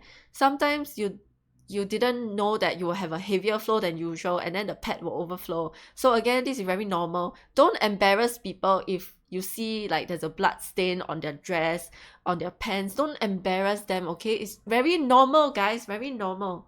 It's just blood, okay? Yeah, it's so troublesome. As a general rule, change every 3 4 hours. Yeah, it's trial and error. So like I think most women already know what should be done, and like, you know, since we've been bleeding since like you were a kid or teenager, so I guess most women would have already experimented with several different pads and brands and tampons and cups and whatever, and then they figure out as they go along. But sometimes maybe you're trying something new and then you don't know, right? And then it overflow, okay? So yeah, women deal with a lot, that's true. Can you make it more normal by having plastic every stream? No, I don't have, I don't have blood stain every stream. Then I have to scrub my clothes, I have to wash my clothes. You know how troublesome it is? Yeah, but anyway, it's normal. If you see people stain themselves, like, it's very normal, okay? Especially like in school when we were younger, like actually it should be normalized, okay? But yeah, but anyway, so that's why we try our best to be prepared, okay? We try our best to bring tissues, extra pads. Sometimes I even bring extra underwear out just in case there's a stain or anything like that. Hi Wawab, how are you? Don't scrub it, leave it stain since it's normal. The thing, no, Harfin, I'm saying it is not normalized. I'm saying it should be normalized, or at least it should be normalized that we don't make fun of people or embarrass people. But it is not normalized, so I have to. I have to scrub. And also, why would you want to wear stained clothes? Doesn't have to be period stain. If there's like soya sauce stain, why would you want to wear it? It looks dirty, okay? It doesn't look nice. I want to wear nice clothes that show off the pattern or the print of the clothes. Why would you want to wear stained clothes? Yeah, even if you're a guy, you don't have periods, why would you want to wear stained clothes? But anyway, it is not normalized. That's the problem. So I'm saying, if you see people with stained clothes, just ignore, don't embarrass them, okay? Don't point at them, don't laugh at them. 3 methods available in every country. It's available in Singapore, but I don't know about other countries, yeah? If a woman goes overseas and loses what she brought, they will have what she needs. Oh, that's true. That would be more convenient. You just woke up, hey, good morning. Good morning to Wawab. In secondary school, I always get stains because I forgot to change. You know, is it? I hope nobody made you feel embarrassed about it. Hi, Gabe, how are you? Kiara Kitty. She threw out her undies instead of wash, she said. She's very open. Well, yeah, because I mean, I understand why she would do that, because it's so troublesome to get rid of the blood stain, right? She should sell it. I'm just kidding. Okay, anyway, stained clothes, right? So normally, how do girls deal with stained clothes? They usually use their bag to cover. They use their jacket, right? Or other things to hide their stains, okay? And then it happens, okay? Periods are messy. Everyone experiences leaks before, at least once in their life, right? Nobody's perfect, okay? So yeah, stains, at least if you stain your clothes, whatever, okay, it can be washed later. But the problem if it's stained outside, then like, yeah, you have to use something to cover. There is one reason why girls like to go to the toilet together, especially when we were younger in school, okay? When you walk to the toilet together, it could be because I've seen this before in school. The girls go to the toilet together, and one girl walks behind the other girl so that she's helping to cover her period stain, okay? They walk behind the friend to help cover the period stain. They go to the toilet together and they provide pad, because sometimes I'm like, oh my god, I forgot to bring my pad or whatever, okay? This has happened to me before. I forgot to bring my pad, and then my friend like give me her extra pad. Or if somebody else in class forgot their pad, I pass them my pad, you know? So we go to the toilet together to do the pad delivery and to cover the stain. Like, you know, you walk with your friend, help them cover your stain, okay? So this happens in school. So you don't come and say things like, why you all always like to go to the toilet together? There's a reason. Luckily, you are from girls' school, so a group of friends will guard me to the toilet, Sine. Exactly, you know what I'm talking about. You even have a bunch of friends to guard you. Because that's the thing, it's not normalized, right? You feel embarrassed, you're scared people will make fun of you, especially the boys who at that age, they don't know, they're childish, okay? So like, yeah, very informative. Men should know to correct, to help understand, especially the women in your life, okay? Don't take picture. That's very sweet. Girls got each other's backs. Yeah, what I'm getting from this is school should put giant prints of people and stay close to help with normalization. But you know they'll never do that, right? Especially in conservative countries. That makes sense. Now in high school, girls go to the toilet to hang out. I wonder why now. Yeah, they're helping. They're giving pets. Like sometimes maybe you have a lot very nice friends, and all of them want to pass you their extra pet, and then you can choose which pet is better. Which pet is better. And in some schools the toilet also provides like pets, but you need to pay money. So like in my school last time, you need to put like 2 20-cent coins into the machine, so you pay 40 cents to get a pet. But usually the pet in the school toilet sucks. It's very lousy quality. It doesn't have wings. It's very small. Like if you have heavy period, you cannot use that pet. Okay, so like it sucks basically. Okay, it's like a sample pet. Must test. Sample the pet. No, not really sample pet lah. Just see like the size and the shape, right? Because I mean, there's always gonna be various reasons. Yeah, very true. Wow, they had that in the school bathroom. Correct. They have that in the school bathroom. So like 40 cents because sometimes you ask your friends and they also didn't bring an extra pet, right? And so yeah, you have to use the school pet in the vending machine. It's not really a vending machine, but it looks like a vending machine. It's not as big as a vending machine. It's really small. And then you just put the 2 20-cent coins in, you turn the knob, and then you get the pet out, and it sucks. It just sucks. I asked one of my students about this recently. She said there's still the machine in her school toilet, and she told me the same thing. It still sucks. It is still the lousiest pet ever. But she say her school is 20 cents. So I'm like, huh? I thought inflation. But yeah, my school was 40 cents last time. Her school right now 20 cents. I would say I think it should be free, but unfortunately, they still charge the students. Okay, I remember my school last time, girls can go to the nurse office for pet. Oh, that's nice. And I assume that's free. Yeah, avoid cold drink. Yeah, just now I said already, school be cheapskate. Unfortunately, business opportunity, you make vending machine with good pets. Yeah, should be free. Yeah, correct. So okay, these are some various ways. Like Ollie Gamer Boy said, some people want to avoid cold drinks, okay, because I don't know the science behind it, okay, but when you press down on your stomach, or you put something hot, you press down something warm, not hot now, okay, don't burn yourself. You press down something warm against that stomach or lower stomach area, right, the abdominal area, this area, okay, basically the stomach, somehow that makes you feel better. So you can use a hot water bottle. So in this picture here next to the Panadol, this is the hot water bottle that some people use. You put warm water or hot water inside it, then you put it inside this fluffy thing, and then you put it on your stomach, on your belly, and then you feel better.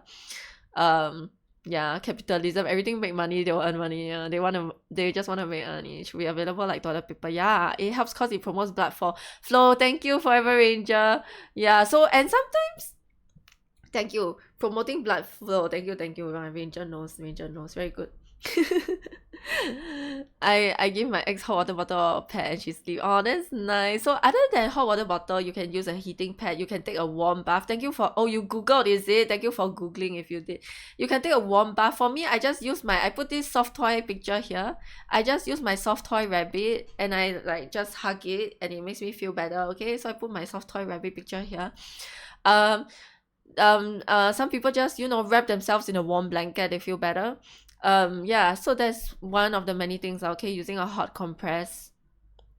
But yeah, Natsuno, that's good that you help your ex. Yeah, no, it shouldn't be free. They should pay students to take the junk. No, it's already junk. Why you want people to pay? Okay, anyway, the second thing you could do is to eat pain relief medication.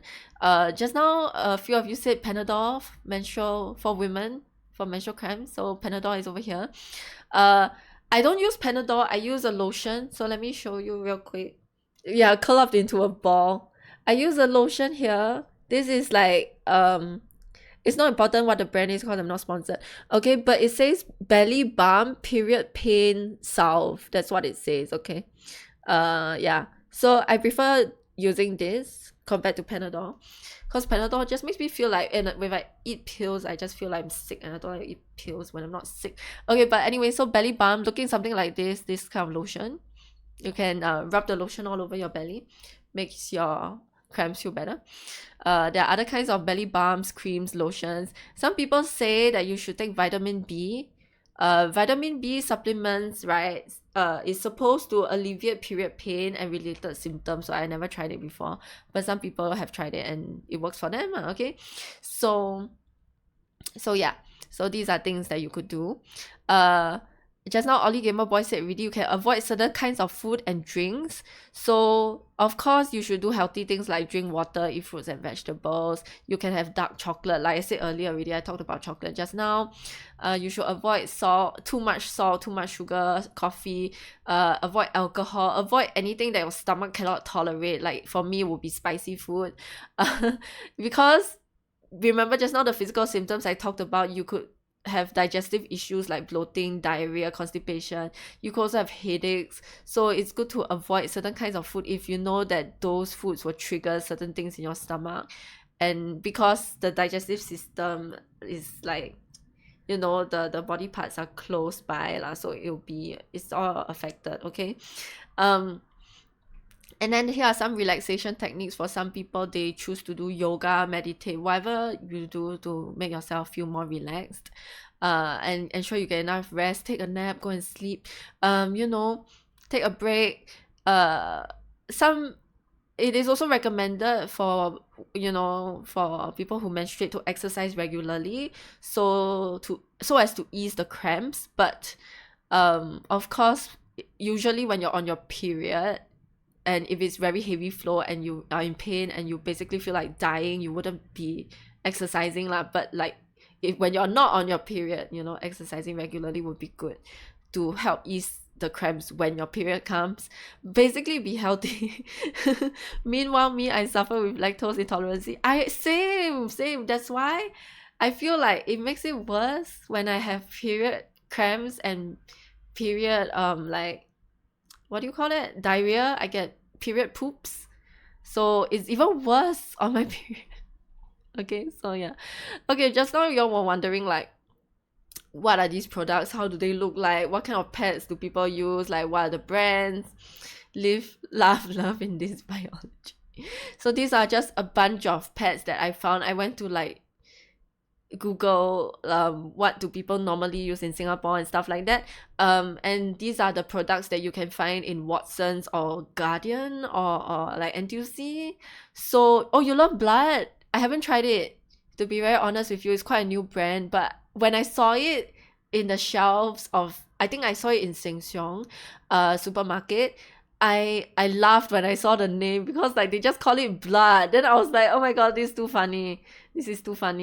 Okay, this, they say is eco-friendly, also made from corn. So like, yeah, I think it's a new brand, or relatively new, not as old as other brands like Laurier. Over here, Sophie. Okay, I know my face is blocking, but my face is blocking the brand that's called Carefree, and these are actually called panty liners. Okay, why the brand like that? I know, it's funny though. When I saw it, I laughed. I was like, ha, it's called blood, like straight to the point. This is for your blood, okay, to collect your blood. This reminds me I should stock up for when my partner does come over. Oh, that's so sweet. You stock up for your partner, that's so nice. You know what she uses? Like, you know what your partner uses, like the brands and stuff like that? It doesn't itch anymore. Oh, it used to itch. Blood brand vampire favorite wine glass. Yeah, so okay, over here, right, the one that I'm blocking, right, should I move my face for a bit? Let me see, where's my face? How do I move it? The one that I'm blocking, right, is called panty liners. Okay, panty liners are, sorry, I put my face here just for a second. Okay, so over here, right, these panty liners are very thin, and usually you would use this for if you're spotting or if your period just came but it's not a lot yet. It's like very, very little. Usually you use it for spotting now. Okay, it's very thin, very small. That's why they say it's barely there. Okay, sometimes you use it not just for periods, you use it for if there's vaginal discharge coming out of your body, like if you're ovulating or whatnot, right? You can also use this. So yeah, sorry, let me move my camera back. Okay, so this is very, very thin. Very, very thin. And this is of course not the only brand. There are other brands, but this is the first thing that popped up. Okay, so I guess it's the more commonly used one. Yeah. You check with them since it's hard to predict what they need, but usually don't need get the night one, so because they don't stay over. Ah, okay. I see. So that one, yeah, these are panty liners, which are not the same as pads. I wouldn't call them pads. I call them liners. Okay. So yeah, it just lines your panties, lines your underwear, but I wouldn't call them pads for sure. Kotex used to itch you really badly. Oh really? I don't use Kotex. Yeah, I didn't like it. I don't know why, I just don't like it. Yeah. Yeah, so I don't really use that. It's been a long time, but yeah, this is why, see guys, like what I was saying, we trial and error, we experiment with the different brands, see what works for you. So if Kotex doesn't work for you, we don't use it. Yeah, so that's why there's a variety of different, you know, brands, shapes, sizes, for day use, for night use, things like that. Okay. Yeah. Raise hand, OT later, we'll discuss what is wing no wing chicken wing. I retitle as Straits Times. Yeah, I'm Straits Times. I'm ST. ST can stand for Straits Times. New here. Hi Hearts, what's up? Oh yes, let's move on to L'Oreal. No blood, blood, no itch at all. Yeah, okay. Let's talk about L'Oreal. Let's talk about the pads first before we talk about the tampons, okay? So over here we have some L'Oreal pads. This, can you see my cursor? This one is a packet of 35 cm long pads. It is recommended for night use. Okay, 35, as you can see on the top left hand corner of the pad, it says night. Okay, I like this one. I like this one because sometimes at night you toss and turn and the blood flows everywhere, right? This is good for night use because it's big enough to catch the blood. Because when you're lying down, the blood will flow to the back, and you cannot control where the blood flows when you're sleeping, right? So when it flows to the back, like from here all the way go to the back, at least it's 35 cm long, it will catch it. Okay, and there are wings. Okay, sometimes you need more than 35 cm. Blood has 41 cm. Nice. Okay, for me 35 cm is usually the one that I like to use. Okay, but sometimes it still leaks, so maybe I should buy the 41 cm. It really depends. Like, it's kind of like, see if you're lucky. Sometimes you're lucky, it doesn't leak, sometimes it does. Like, I mean, I don't know, man. Catch the blood, make offering, and summon the devil. Okay, but anyway, as you see, the bigger the pad, they give you fewer pads because they cannot squeeze so many into the same packaging, but it's 12 pads. And this one, okay, and then, so that's for... Hi Eddie Mel, hi, thank you for the 6 months. Lol, what question is this, lol? What question? No, we're talking about periods today.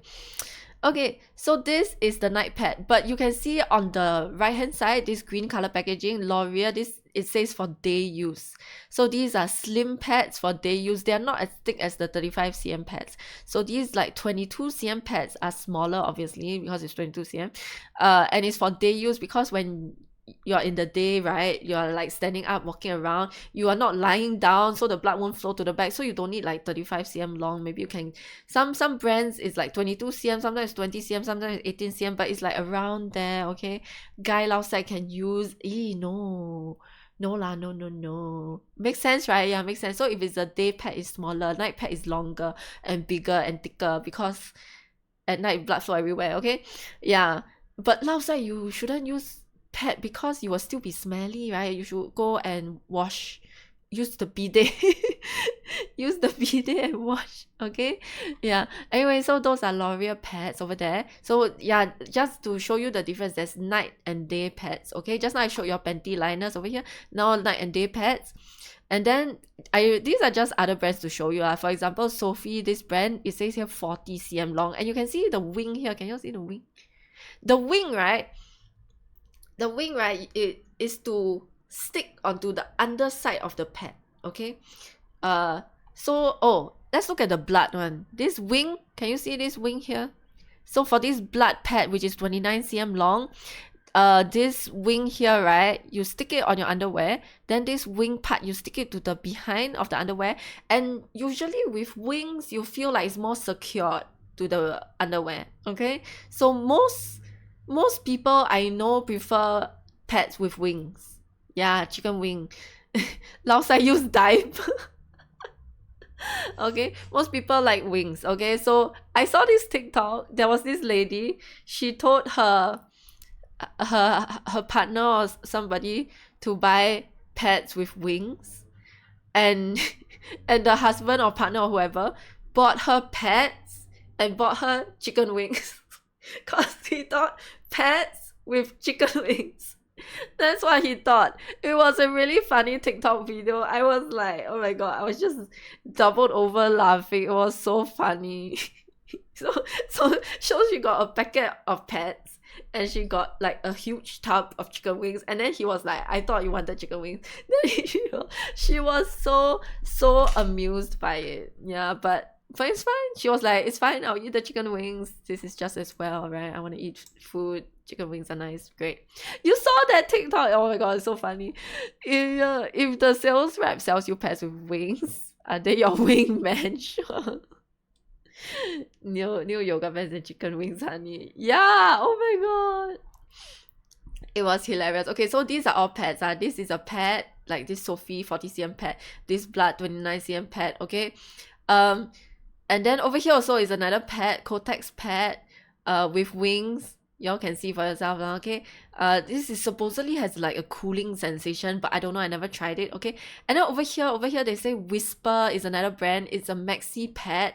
It says here that maxi pad again means it's very big lah, basically, okay? Very big, usually for nighttime use. It says, you can see that wings also. It says wings over here, okay?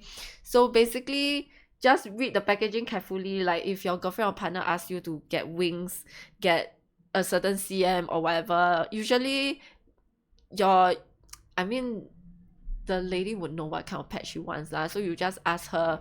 If you don't know, just ask her to send like a screenshot of the picture or what, okay? Like if you're doing supermarket shopping, grocery shopping and stuff like that. Wait, I need to open my door for my cat. Red Bull gives you wings. Wow. So yeah, but I mean, if you are even thinking of buying pets for your partner, I think that's a very good sign already lah, I think.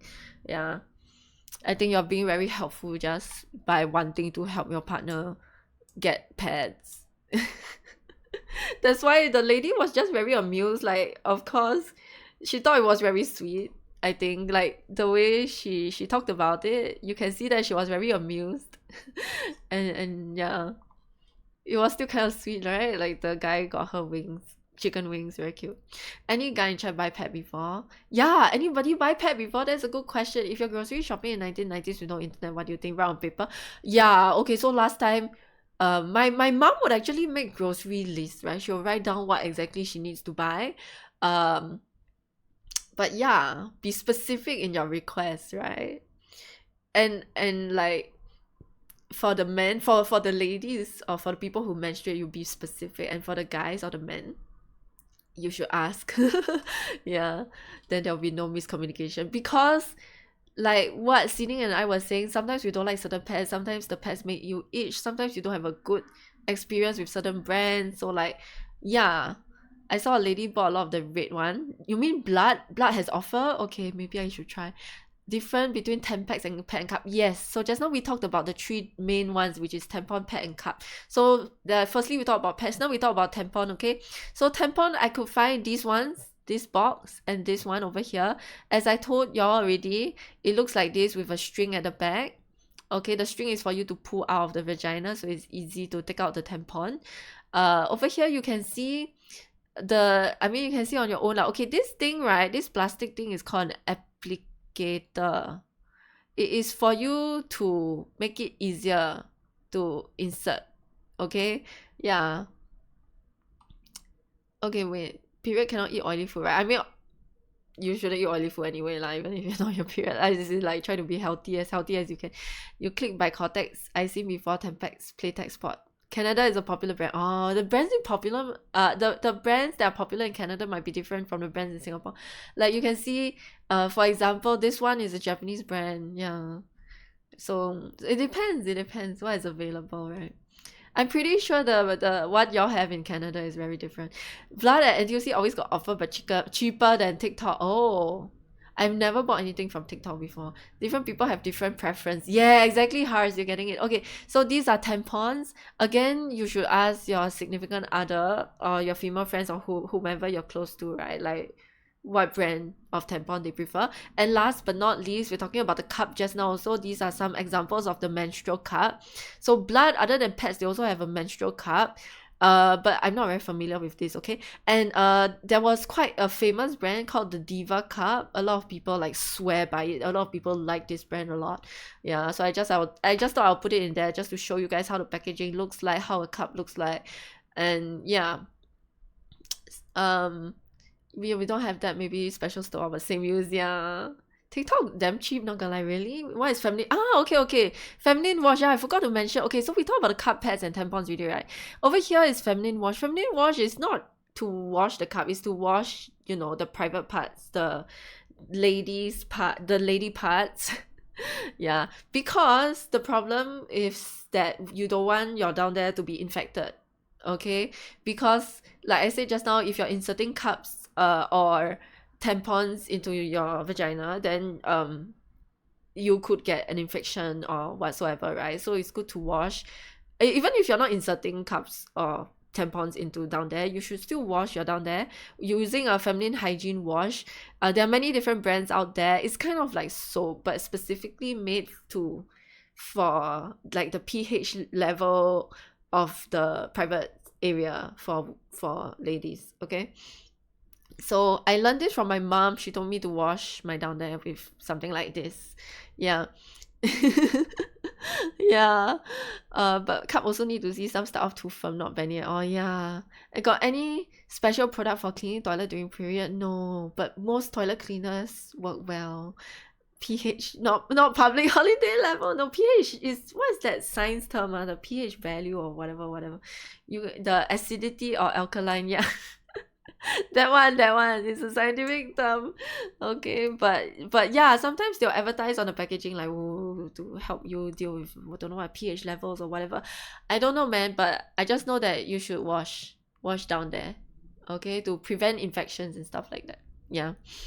Okay, so these are a bunch of products that I just chuck it all in one slide to just show you guys. Okay, then okay, this one is quite a funny thing. Sorry, I move my camera. And whenever I move my camera, there's a bit of like a flash.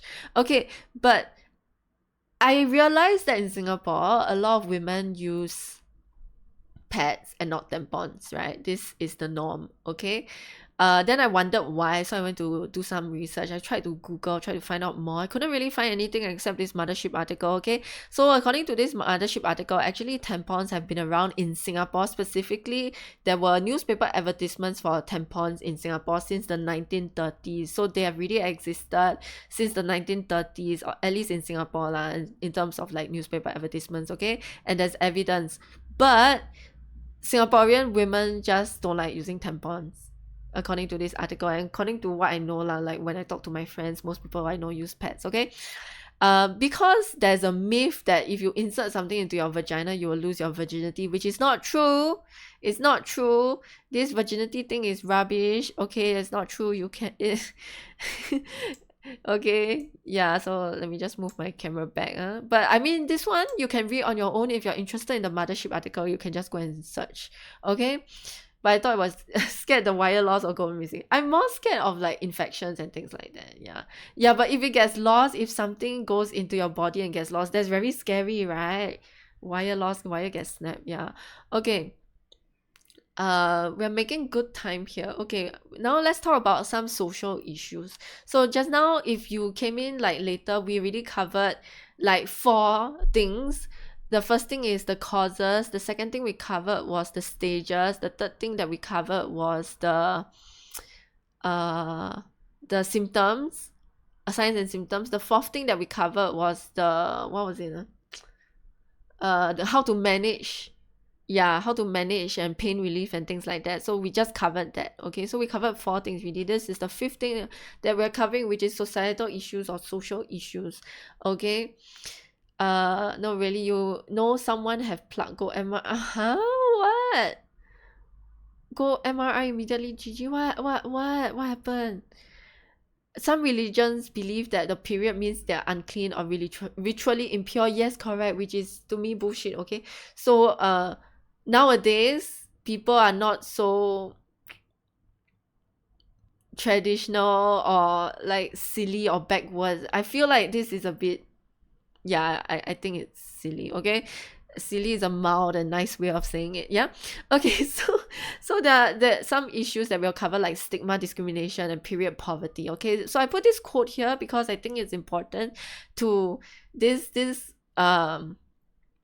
Dr. Lawrence Stretcher. I don't know if I pronounced her name correctly, but anyway, she said, I just want women to hear me loud and clear. You are not dirty, you're not unclean. Your body is just doing things it can't control, and you need to see someone who knows what they're doing. So because of this certain religious beliefs or stigma and stuff like that, right?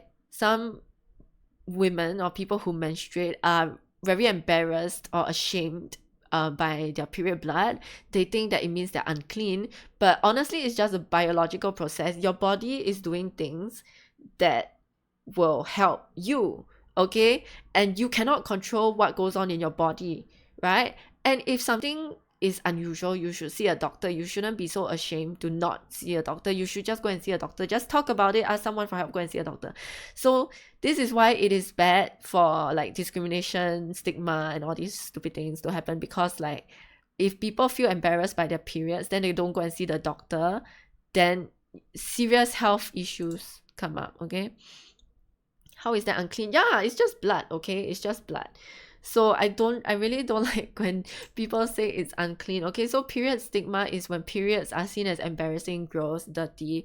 A lot of girls from a young age, they are told like, you're not supposed to talk about periods in public. Ha ha ha, we're talking about it in public now. You're not supposed to talk about it in public or to men, but y'all are men. I'm talking to y'all. Some of y'all are men, right? like let's not allow the stigma to carry on. Okay, let's like try to break this, break the stigma or whatever we can call it. Okay, like it's nothing to be ashamed about. I think more people should talk about it, to their male friends, or like just don't need to be ashamed about it. Okay, but anyway, people learn from a young age that you're not supposed to talk about it in public or to men. You're not men there. Too bad. Wow, I feel yeah, you're open-minded, so yeah, we can talk about it to you. You're a man. But you know what I mean lah, okay? Like those traditional cis men who identify as men. I know what you mean, because I know you're non-binary. Okay, but anyway, the next thing is like what Ollie Gamer Boy really said. Some certain religions, or I feel like most religions, like those really old traditional religions, right, consider menstruation to be unclean, which is ridiculous now. Okay, it should not be seen as unclean, gross, or dirty. We should not be perpetuating all these stupid ideas. Okay, sometimes people are harassed or bullied, like for example, like I said, boys laughing at pets or laughing at girls, like bloodstains. Boys, some boys are not taught or don't know anything about periods. They are not taught about menstruation in schools. Okay, and some men or boys like harass females or claim that, oh, a female is grouchy, and they just assume that it's her time of the month even when it's not. Yeah. Are you unclean? Nobody is unclean, no such thing. I mean, unless you like didn't shower or what, then you're dirty. But like the word unclean is just so weird. If you don't shower, you're just dirty, that's it. I don't like the word unclean, it's so weird. I know. Okay, damn lame. Like that means all people got virginity, unclean. Yeah, exactly. Wow, this is so stupid, right? Yeah. Okay, anyway, you understand women, that's good. Okay, so yeah, the impact on women and girls, or people, and also people who menstruate. Okay, I should have put that. But that means, right, complications during menstruation are ignored. Like I said, like some people don't go and see the doctor even though like certain things require medical attention, because they're so embarrassed, they're so ashamed, so like they don't even dare to go and see the doctor. Okay, so it is traumatizing for people who menstruate if they're not taught or not told what to expect okay? It's a very traumatizing experience when you first like look down and then you see blood. You're like, what's going on? It's a very traumatizing experience for certain girls who they were not told what to expect, okay? Because maybe even their moms like are too embarrassed to talk about it, okay? Which is like, again, like I said, ridiculous. Or maybe they're like from single parent families and the dads didn't tell them what to expect or something like that. Okay, so it could be many different reasons, and again, it's because of stigma, like people don't talk about it. Yeah, and then it's very traumatizing. Okay, again, certain religions will say, oh, if you're on your period, you're not allowed to enter like temples or places of worship, rubbish. And of course, with all this stigma, it will lower your self-confidence. Some girls may miss school because they like young girls miss school due to the lack of access to period products or any other cultural restrictions. And a lot of the time, people who menstruate feel they need to be secretive about their pads. They need to like carefully hide their pads, hidden from view, conceal it, don't let men or boys see. It's so ridiculous. Okay, I saw this article saying that you're not supposed to talk to men about it. For example, like there was an article saying Muslim women find it difficult talking to their fathers and brothers when they're on their periods and they're exempt from fasting, so they don't need to fast if they're on their periods. But then like they find it difficult to explain that they're on their periods to the men in their own family, which is like, huh? But these people are in your own family. They are your fathers and brothers. Like, it shouldn't be something embarrassing to talk about even within your own family. I understand if you don't want to talk about it with like random strangers or like friends whom you're not close to, but if it's your family, I don't yeah, like this stigma thing is really dumb. Okay, and because of this stigma, people who menstruate use euphemisms to refer to their periods. So euphemisms are just basically you use other words to talk about periods instead of saying periods or menstruation. So like in English, people will say, oh, aunt Flo is here. In Chinese, people will say 大姨妈来了. So like as if it's an aunt who is visiting, but it means your period is here, right? Which is, yeah. Okay, but anyway, I personally, this is my opinion, I think that we should have open, honest conversations about periods and educate everybody about periods, whether you're a guy or girl or in between, okay, or you are intersex or non-binary or everybody should know, okay? Doesn't matter, yeah? So we should all be educated about periods, and I feel, again, my personal opinion is that everyone should have access to period products. Everybody who menstruates should have access to period products, and we should challenge all these silly social norms and taboos and stigma because it doesn't make sense. Okay, that's just my opinion. Yeah. I'm queer on my periods. Yeah, I'm a guy now. I know better. Oh, that's good. I'm glad to hear that. 大姨妈来了, 对, Rapid Band. I want to show you all this video. This is from Young Sheldon, so I can stop talking for a bit, okay? Because maybe you're sick of my voice now. This clip is from Young Sheldon. I forgot what season or episode it is, but I remember that in this clip, y'all are familiar with Sheldon, the character from Big Bang Theory, right? Or maybe you're not, but Sheldon is this genius, super genius guy, who is a scientist. And then the Big Bang Theory was so popular that they created a spin-off called Young Sheldon. And in Young Sheldon, it follows like, Sheldon as a kid growing up in Texas. And he has a twin sister called Missy, which you might already know if you watch Big Bang Theory. And she also is a character, of course, in Young Sheldon because like it's about Sheldon growing up. So of course they show all his family members. And in this clip, this is when Missy first gets her period, okay? In this clip, there's no Sheldon at all, okay? In this clip, it is when Missy first gets her period when she and her father were on their way to a baseball game because she plays baseball, okay? So this, yeah, just show you all the clip first and we watch, okay? Thank you for the hydrate.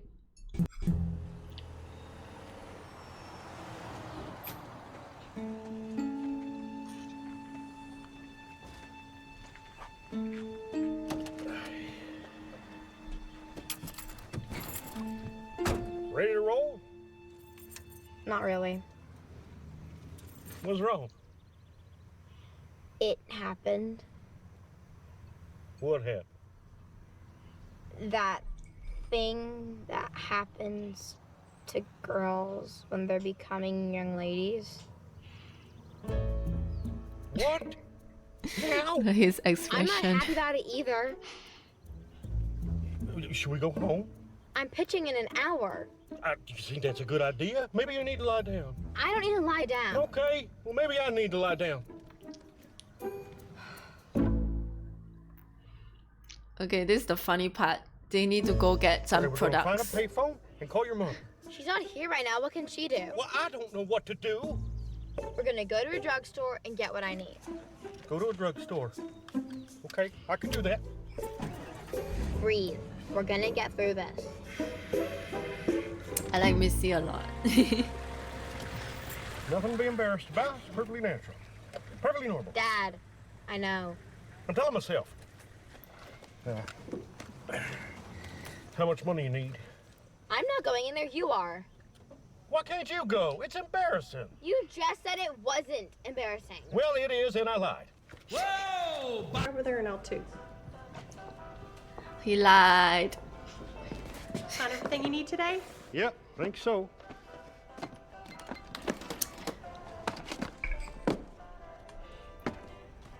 Can I pause the video real quick? Oh no! Oh shit, we went to the next video. Okay, wait. Oh no, oh no, oh no. Wait, sorry. It's gonna restart. Sorry. I wanted to pause the video real quick, right? Okay, I want to pause the video here real quick. You see what he's buying? It's really funny if you are a lady and you pause the video here and then you see what he's buying. It's all panty liners. It's all panty liners. It's freaking funny, okay? If you know. So you see, it says panty liner, and then it says here, panty liner, and then it says here, panty liner on the side. So he's buying all the same thing, just different brands. So it is not gonna help if she has a heavy flow, okay? Or anything. Even if she has a light flow, it's not gonna help. Panty liners are very, very thin. Okay, if she has a medium flow, a heavy flow, it's not gonna help very much. Yeah, high chance she's gonna stain. So this is really funny. Okay, let me continue.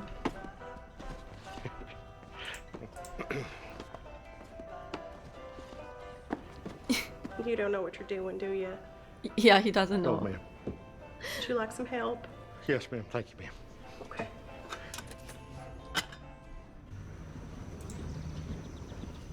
Nothing to worry about. We got this. Really? Everything you need is right here. You're the best. Come on. I'll show you where the bathroom is. Yeah, it's cheaper. And It here's is a very cheaper. helpful cashier named Gretchen you need to hug. Come on. So yeah, I just want to show you that part, that clip. Yeah, I don't know. It's really funny. Okay, Young Sheldon is like a funny show. To watch if you guys haven't watched it. I mean, you can watch it if you have nothing to watch and you want to give it a go. But anyway, yeah, but panty liners are indeed cheaper. You didn't realize of panty liners? Yeah, I know, right? But because I was watching this video for this, I was preparing for this stream, right? And then when I was watching, then I realized, yeah, but when I first watched it like on TV, I did not realize you can stack panty liners. He just think buy a cheapest one can liao. The cashier is the best. Yeah, the cashier was so good. So as you can see in the clip, right, because of stigma surrounding period or like periods being a taboo topic, right? She was initially very embarrassed to even tell her dad, and that's her dad, right? Like the man whom you're closest to in your life when you are a child. She was so embarrassed to tell her dad. She didn't even look at him in the eye, and she didn't even say what happened. She just said it happened. Then of course he's visibly confused, like, what is it? What is the thing that happened when you were in the toilet? He was like, I have no idea what you're talking about. Okay, so she was so embarrassed, and then he was so embarrassed because he's like, I don't know how to deal with this. Immediately his first thought is, let me go and I'll call your mom to help. But she's like, mom is in Germany right now with boy genius Sheldon, because Sheldon and the mom went to Germany because Sheldon wanted to like take a course for his science thingy, a science program. Like he was really taking like science courses at university level, so he wanted to go to Germany or something. So they were in Germany, and like the mom couldn't help. The dad was just trying to throw it to the mom, but the mom wasn't in your mom isn't physically present, so how can she help? So this got me thinking also, like, if you are from a family that is divorced or single parent family or whatever, right?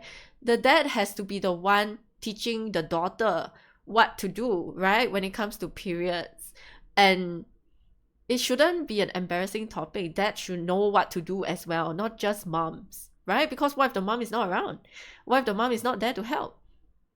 Okay, so yeah. I think I saw on TikTok, so hard to see the text also. Yeah, it's very hard to see the text, the panty liner text. Isn't it? Yeah, MVP, the cashier is at MVP. So both claim that it's not embarrassing, but they are both embarrassed. It's really, really funny. And she was quite poor thing. Yeah, correct. Like he said, it's embarrassing. I lied. You know, he kept saying it's not embarrassing. This is completely normal, completely normal. And Missy is like, yeah, I know that it's completely normal. Then when she told him to go and get the pads, she told him to get the pads, I think probably because she also didn't know what to get now, okay? But because it's her first period, right? She's like, I don't know what to do. But he's like, it's embarrassing. I lied. That was so funny. It feels like an old age thing. Like, it's also fair to say we are in a privilege in a modern age that we can have the internet to search up what to do. Yeah, exactly. So this was set in the past, right? Like in the 1980s or something. So you cannot just search up what to do. But I mean, the cashier helped. That's why I say, because of this stigma, people don't dare to ask for help. He didn't know what to do. He didn't dare to ask the cashier for help, right? Only when she offered to help, then he's like, please help. Thank you for helping. Thank you for offering. So if we didn't feel so embarrassed, also like this is a taboo topic, if we didn't feel like that, then it would be so much easier. Correct or not? Just people can talk about it freely. Okay? Bye hearts, have a good night. Yeah. If you are very sleepy, good night. Yeah, she's literally a kid. How you expect her to know what to do? Exactly. When I was a kid, I didn't know what to do. I mean, obviously my mom helped me through it, right? So thankfully she has this cashier to help her through. So yeah, and of course the father doesn't know lah, but that's why I think that it's important for everybody to know, not just women and girls and people who menstruate, not just people who are affected. Like, everybody can know and can help. Yeah, you know. But in the end, the father did okay lah, considering that this was set in the 80s and considering that he's a traditional dude. He did pretty okay. Yeah. But you know, just something to think about. Okay, that's why I think that's important to know or to educate ourselves lah. Yeah. Okay, there's another another clip. It's turning red.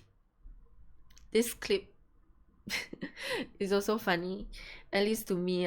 Okay, and then after this we will talk more about the there'll be a bit of a sharing session and the Q&A segment. Okay.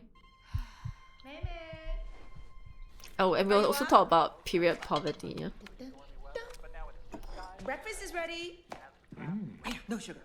Oh, there's a Baymax one too. Oh, I don't know about that one. Coming. Porridge.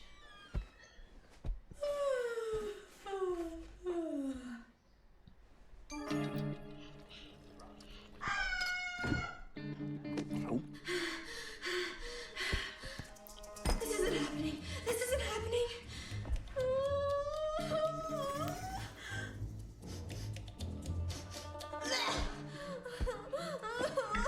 Wake up.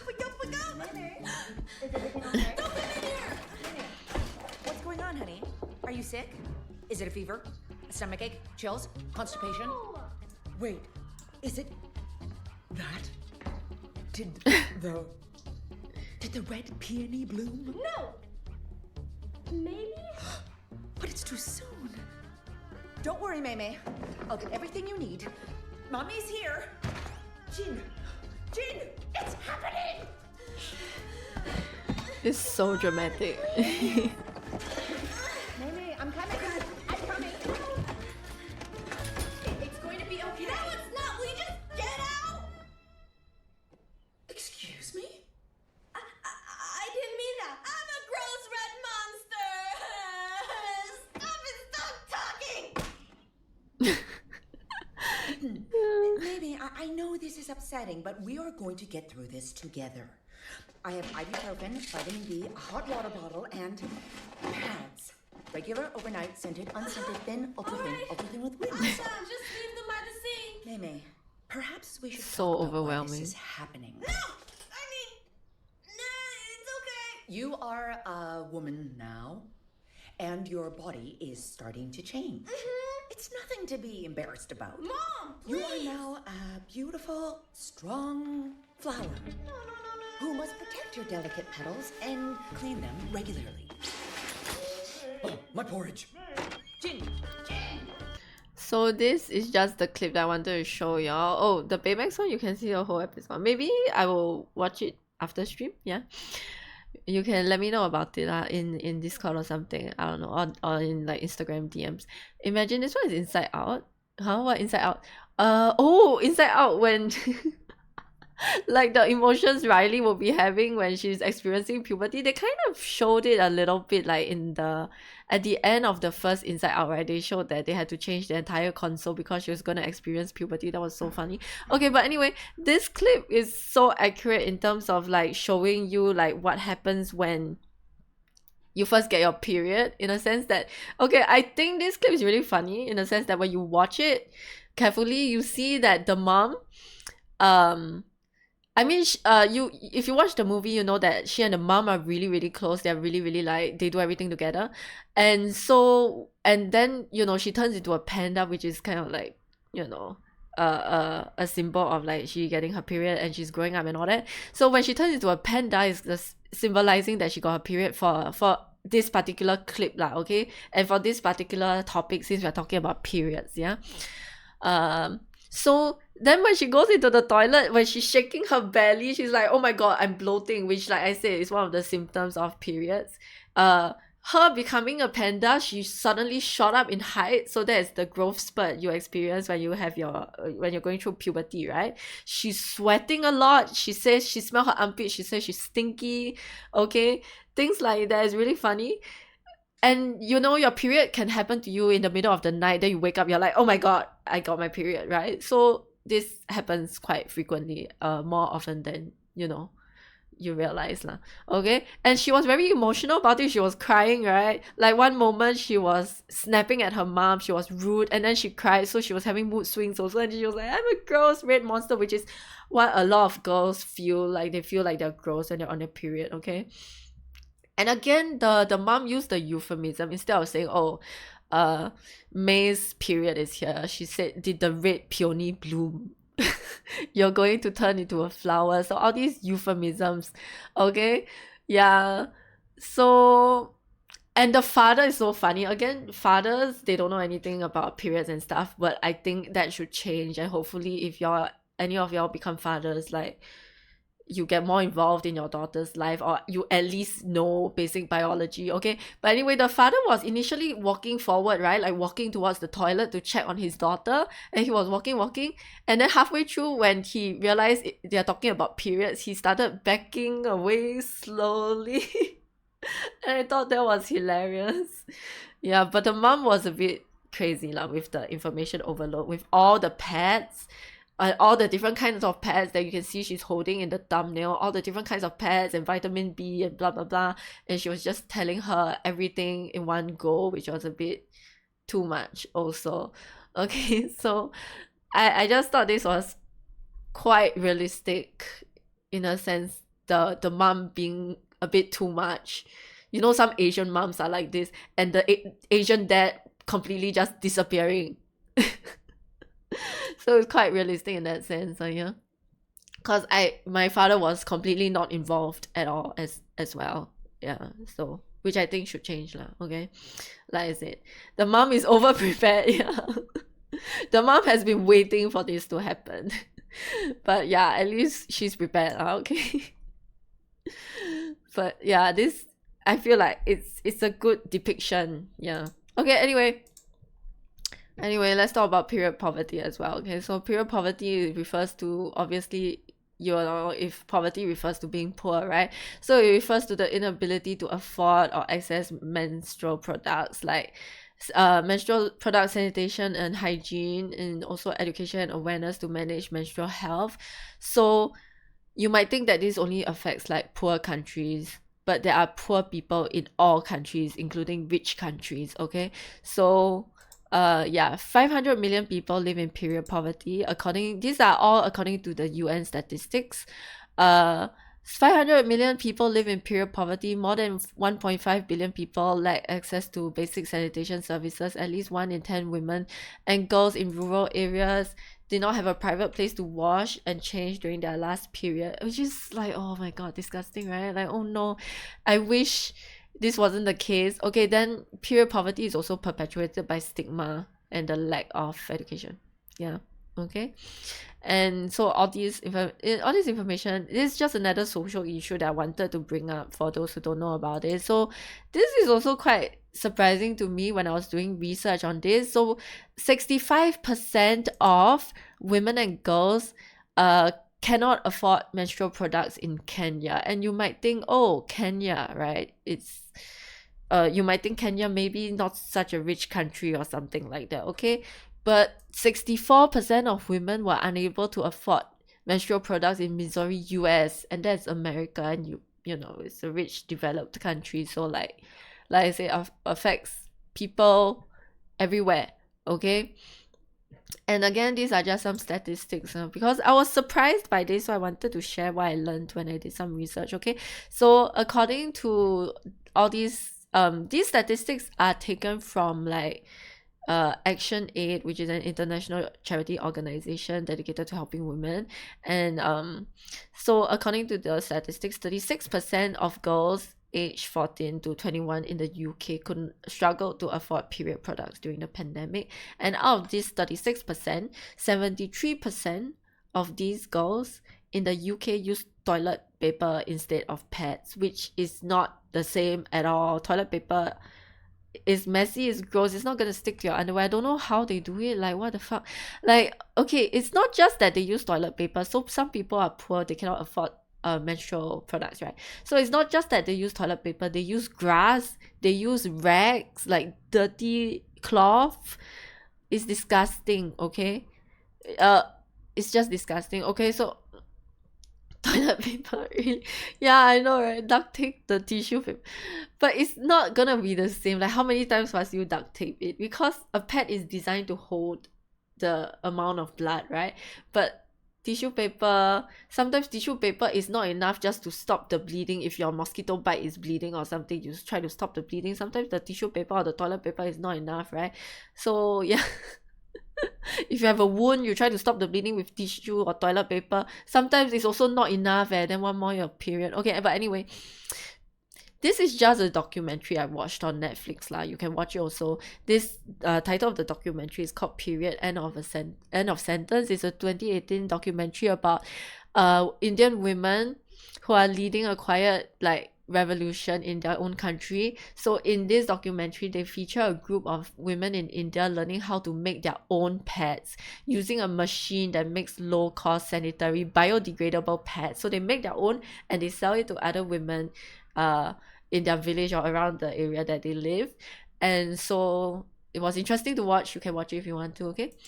But yeah, it's damn gross, right? They use rags, grass, cloth, toilet paper, and paper, okay? Duct tape to hold it is wild, yeah. No, I'm not gonna test it on myself, dude. No, it's gross, And especially when I read that they use grass. Oh my god. Grass. You're gonna get vaginal infection, using all these, like, dirty things. Because grass is dirty, isn't it? Like, and rags also, like, you're gonna get infection, okay? So this is very bad because, like, poor people are really poor. They don't have money to go and see the doctor if they get an infection. Confirm itchy. Yeah, Sining, just now we were saying certain brands we don't like, right? Because it makes us feel itchy. Hime, hi! Thank you for the raid. You having period doesn't make you grassroots leader. Hi, Hime. Hi, I'm ranting about pets. Hi, welcome in. Yume, thank you for the raid. Welcome in. What good timing. Yeah. Hi, Xmushi. Hi, Victor Page. Hi, welcome in, Raiders. Hi, we're talking about periods. I guess, I don't know, Hime, if your viewers are like, what? did Hime just drop us into? We're talking about pets, talking about people using grass. You just stocked your pets. Oh, you buy your pets from Malaysia? That's nice. You went to Malaysia today? Hime Raid. Hi, Ruka, Erika. Hi, welcome in, Raiders. Hi, Lace-Ra? Did I pronounce it wrongly? Probably, I don't know. You already won them? Okay, that's great, Hime. Thanks for warning them. Yes, today. Oh, you went to Malaysia with your parents today. Nice. Yeah, some people, they like to you know, not just some people, I think a lot of people in Singapore, we like to go to Malaysia to buy our groceries, or just in general. Yeah. Y'all like blood, okay, seems like I must try this brand. Yeah, I put it on stream just now, as in I had one slide dedicated to all the different like period products and brands, but of course I didn't manage to fit everything in there, but I managed to fit blood in there. But if y'all like highly recommend it, I think I should try it, man. Yeah, thank you for doing exclamation mark intro, Ace. Yeah, save money, empty shelves. Later, no more pets like COVID. Wait, during COVID, there were no pets. I didn't see that. I didn't have that problem, man. That was crazy. Blood for the win. Okay. I remember filling up a form about this. Yes, he may responded to my I was seeking for people to fill up the form because I wanted to get more diverse views and opinions and experiences, because I'm only one person. I only have a few things to share, and I know everybody experiences periods differently, so I wanted like a diversity, a range of experiences, which I will talk about very soon. So I feel like you raided at the right time, because I'm gonna get to that section really, really soon. The mascot's so cute at Blood website. Yeah, when I saw the brand, just the word blood, I laughed. I was like, this brand sounds awesome. And also, they are environmentally friendly, right? If I'm not wrong. They use corn and whatnot, okay? So, yeah, that's very interesting.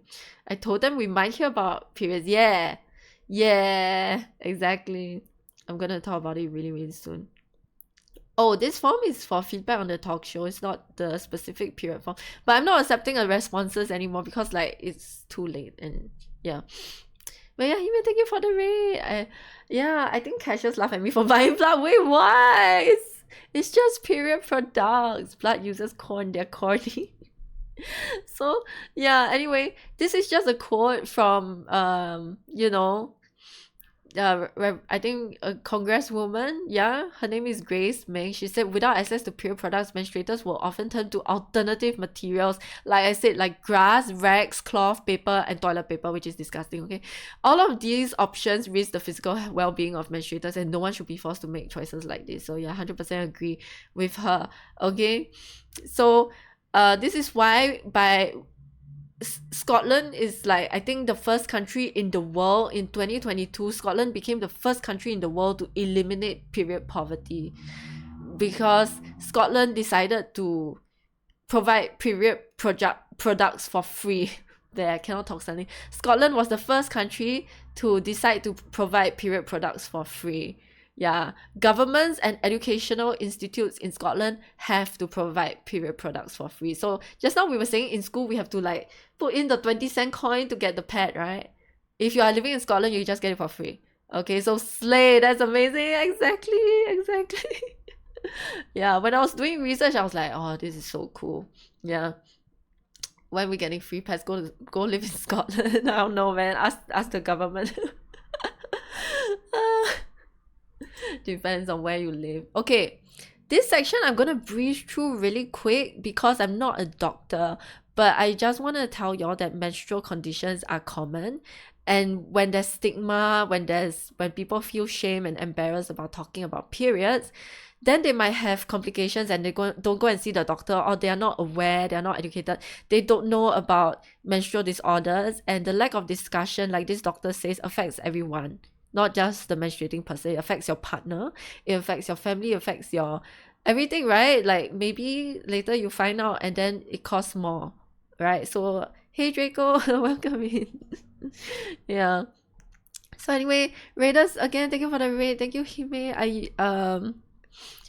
I don't know. Hopefully, I'm hoping you can stick around till we reach the part where I share your comments with everybody, okay? Yeah, I'm hoping you guys can stick around for a little bit longer. But if you gotta rest, just go and rest, okay? We can always like clip it and send it to you or something. Yeah. Anyway, menstrual disorders. Okay, I don't know how to pronounce a lot of medical terms, and like I said, I put a disclaimer already, right? I'm not a doctor. I don't know. Okay.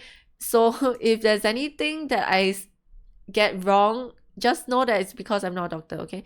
And but I'm trying my best.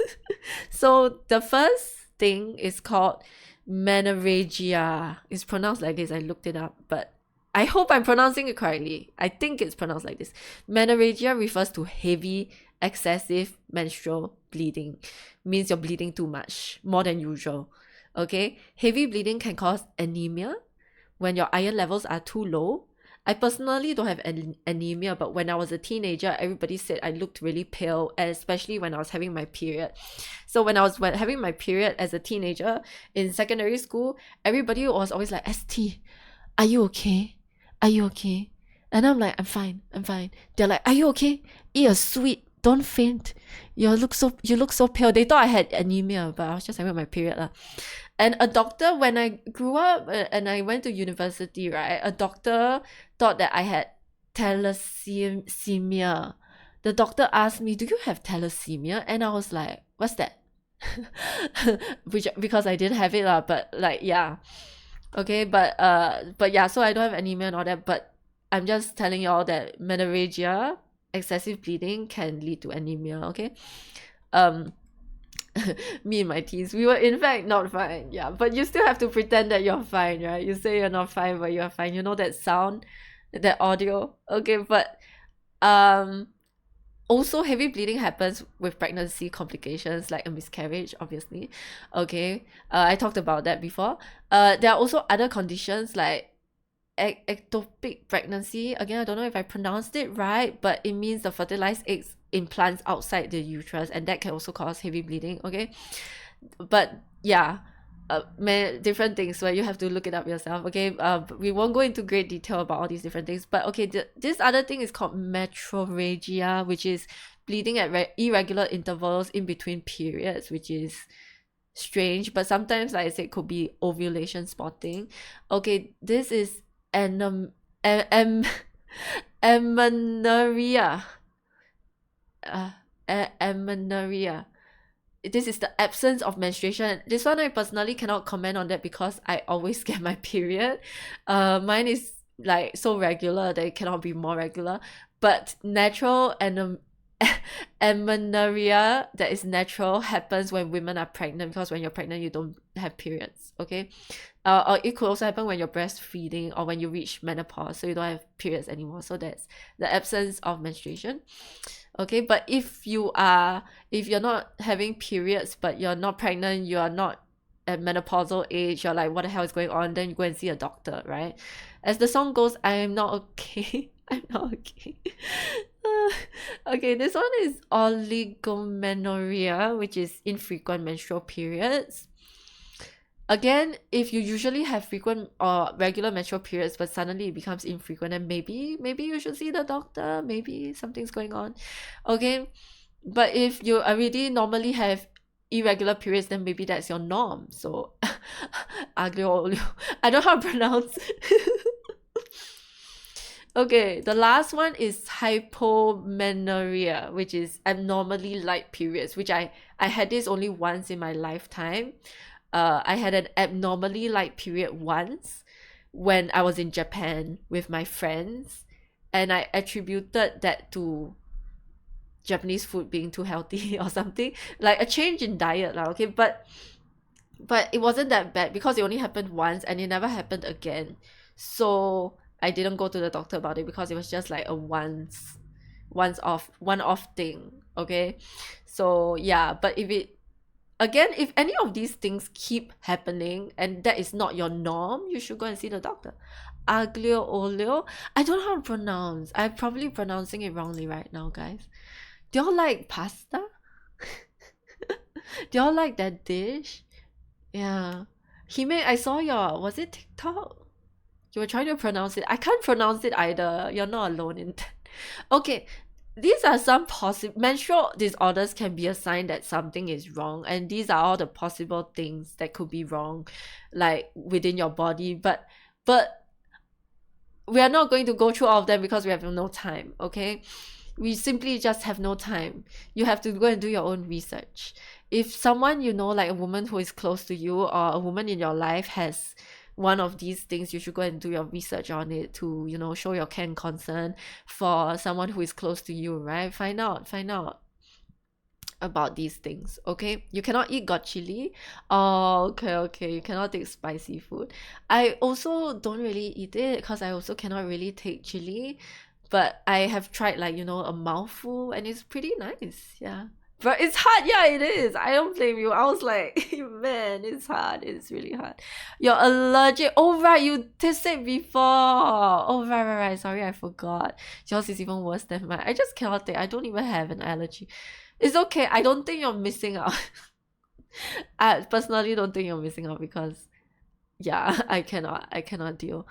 Okay, but anyway, possible causes. I can only talk about the first one, which is cancer.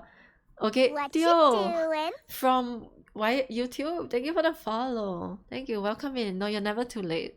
Okay, I can only talk about the first one because my mom had cancer of the uterus before, so I can only talk about the first one. Okay, so I'm gonna like tell you a brief experience. My mom had abnormal bleeding, so my mom at that point in time, she had already, you know, reached menopause, and she stopped bleeding. She stopped getting periods, and she was kind of like, yay, I don't get periods anymore. And she gave me all her period products and stuff like that, right, to use. She's like, yeah, I don't need all these stupid period products anymore, yay. Okay, so she was very happy. But after a while, I don't know after how long, okay, I don't know the timeline, but she experienced a lot of bleeding after menopause. Like, this is abnormal, right? Because menopause, you're not supposed to be bleeding anymore. She experienced like heavy bleeding. Okay, so she went to see a doctor.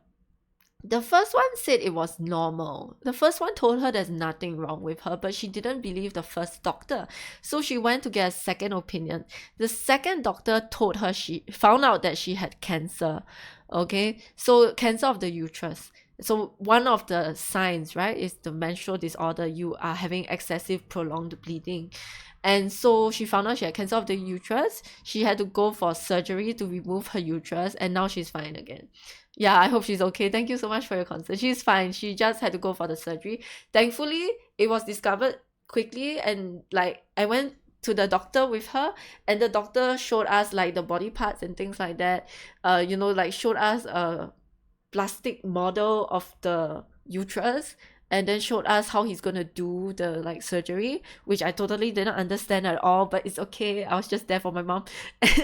and then after that, she went for the surgery. She got it removed, and after that, I went to visit her in the hospital, and she looked really weak, and she was like moving really slowly and everything. But after resting for a while, she was okay. And then they sent her home with like huge pads, like diaper-sized pads, in case, because after the surgery there might still be quite a bit of bleeding.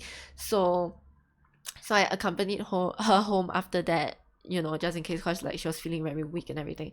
But yeah, she had to stay in the hospital for a while to undergo like some observation and stuff. Yeah. Okay. So yeah, but thank you for the concern. Yeah, she's okay. I'm so glad she's okay too, because at that time I was like, oh my goodness, freaking out, like cancer. The first doctor tried to sabos, yeah, so that's why it's important, like if you know that there's something wrong, go and seek a second opinion. Okay. And I'm also, you know, I'm also lucky in a sense that my mom is a nurse, so she knew something was up. Yeah, I'm so glad. Yeah, I'm so glad. It's the first dog guy. I think both gynecologists were guys. Yeah. And honestly, it doesn't matter if the doctor is a guy or a lady doctor. It doesn't matter as long as they're competent.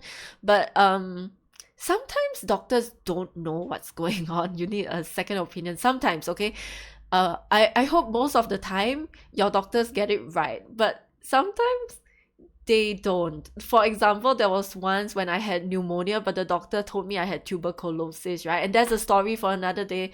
Okay, but the doctor got it wrong. It was hilarious. It depends on the age too. Some guy doctors might be more dismissive, especially the older ones. Yeah, that's true.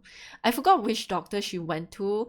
But yeah, there was once when she brought me to see her gynecologist, and it was the dude who like was in charge of the birthing of me. Does that make sense? Like he was the doctor who delivered me when I was a baby, and she brought me to see her gynecology. Then she was like, "This is the guy who delivered you. This is nothing to do with the cancer, okay? I think this was before the dude retired. He was freaking old, okay? I think she was just going to the doctor for like a checkup or whatever. And then this is before she got cancer, okay? Then she was like, "This is the guy who delivered you." I'm like, okay, noted with thanks. Awkward. But yeah lah, she stayed in touch with the guy who delivered her babies, basically is what I'm saying. Is she funny lah? Okay. I'm super late, so tired. Oh, you're gonna go? Okay, good night. Good night, Theo. If you're gonna go, if you are tired, go and sleep. Family reunion, hospital edition. Yeah, she funny. Okay, but anyway, I'm just gonna quickly go down the list. Like there are tumors, all these things I don't know how to pronounce. Endometriosis. Sorry, cannot pronounce. But I will talk more about this later. PCOS, ovarian cysts, all these things. Okay, I'm gonna just quickly look at just tell you diabetes, pelvic inflammatory disease could be the causes of all those like menstrual disorders that I said earlier. It could be STIs, it could be pregnancy stuff, it could be just hormonal fluctuations, could be an injury to your vagina, it could be because of birth control, it could be because like of eating disorders, obesity, it could be your stress, could be because of exercise, that's why your period changed and all that stuff. Okay, so many possible things. Okay, now we go to the sharing session, because like I said, I'm not going to really talk about the health complications because I'm not a doctor. I don't feel qualified enough, so just go and look it up if you're interested in any of those things listed there. Like I said, I could only talk about the cancer thing because like my mom had cancer, but everything else I am not qualified enough to talk about. But just know that that's why it's important for you to track your periods if you menstruate, or if you don't, then it's important for you to know about your partner's health, or women in your life and their health. It's good to be concerned to know about these things, even if it's just a little bit. You don't have to be an expert, just know a little bit about it. Okay, and okay, now we're at the sharing session. Okay, so if you're in my Discord or Instagram or things like that, you might have noticed that I've been sharing this link, and I also DM some people about it. I shared the link with some people via DMs, like Hime, and I told them to fill out the form so that there are more experiences to share, because like I said at the very beginning, everybody's cycle is different, everybody's experience is different. I don't want to just talk about my experiences because I'm only one person and I have a limited number of experiences to share. Okay, so Rapid Band, thank you for the hydrate. Yeah, so we'll start with Hime. I think I started with Hime's one. Yeah.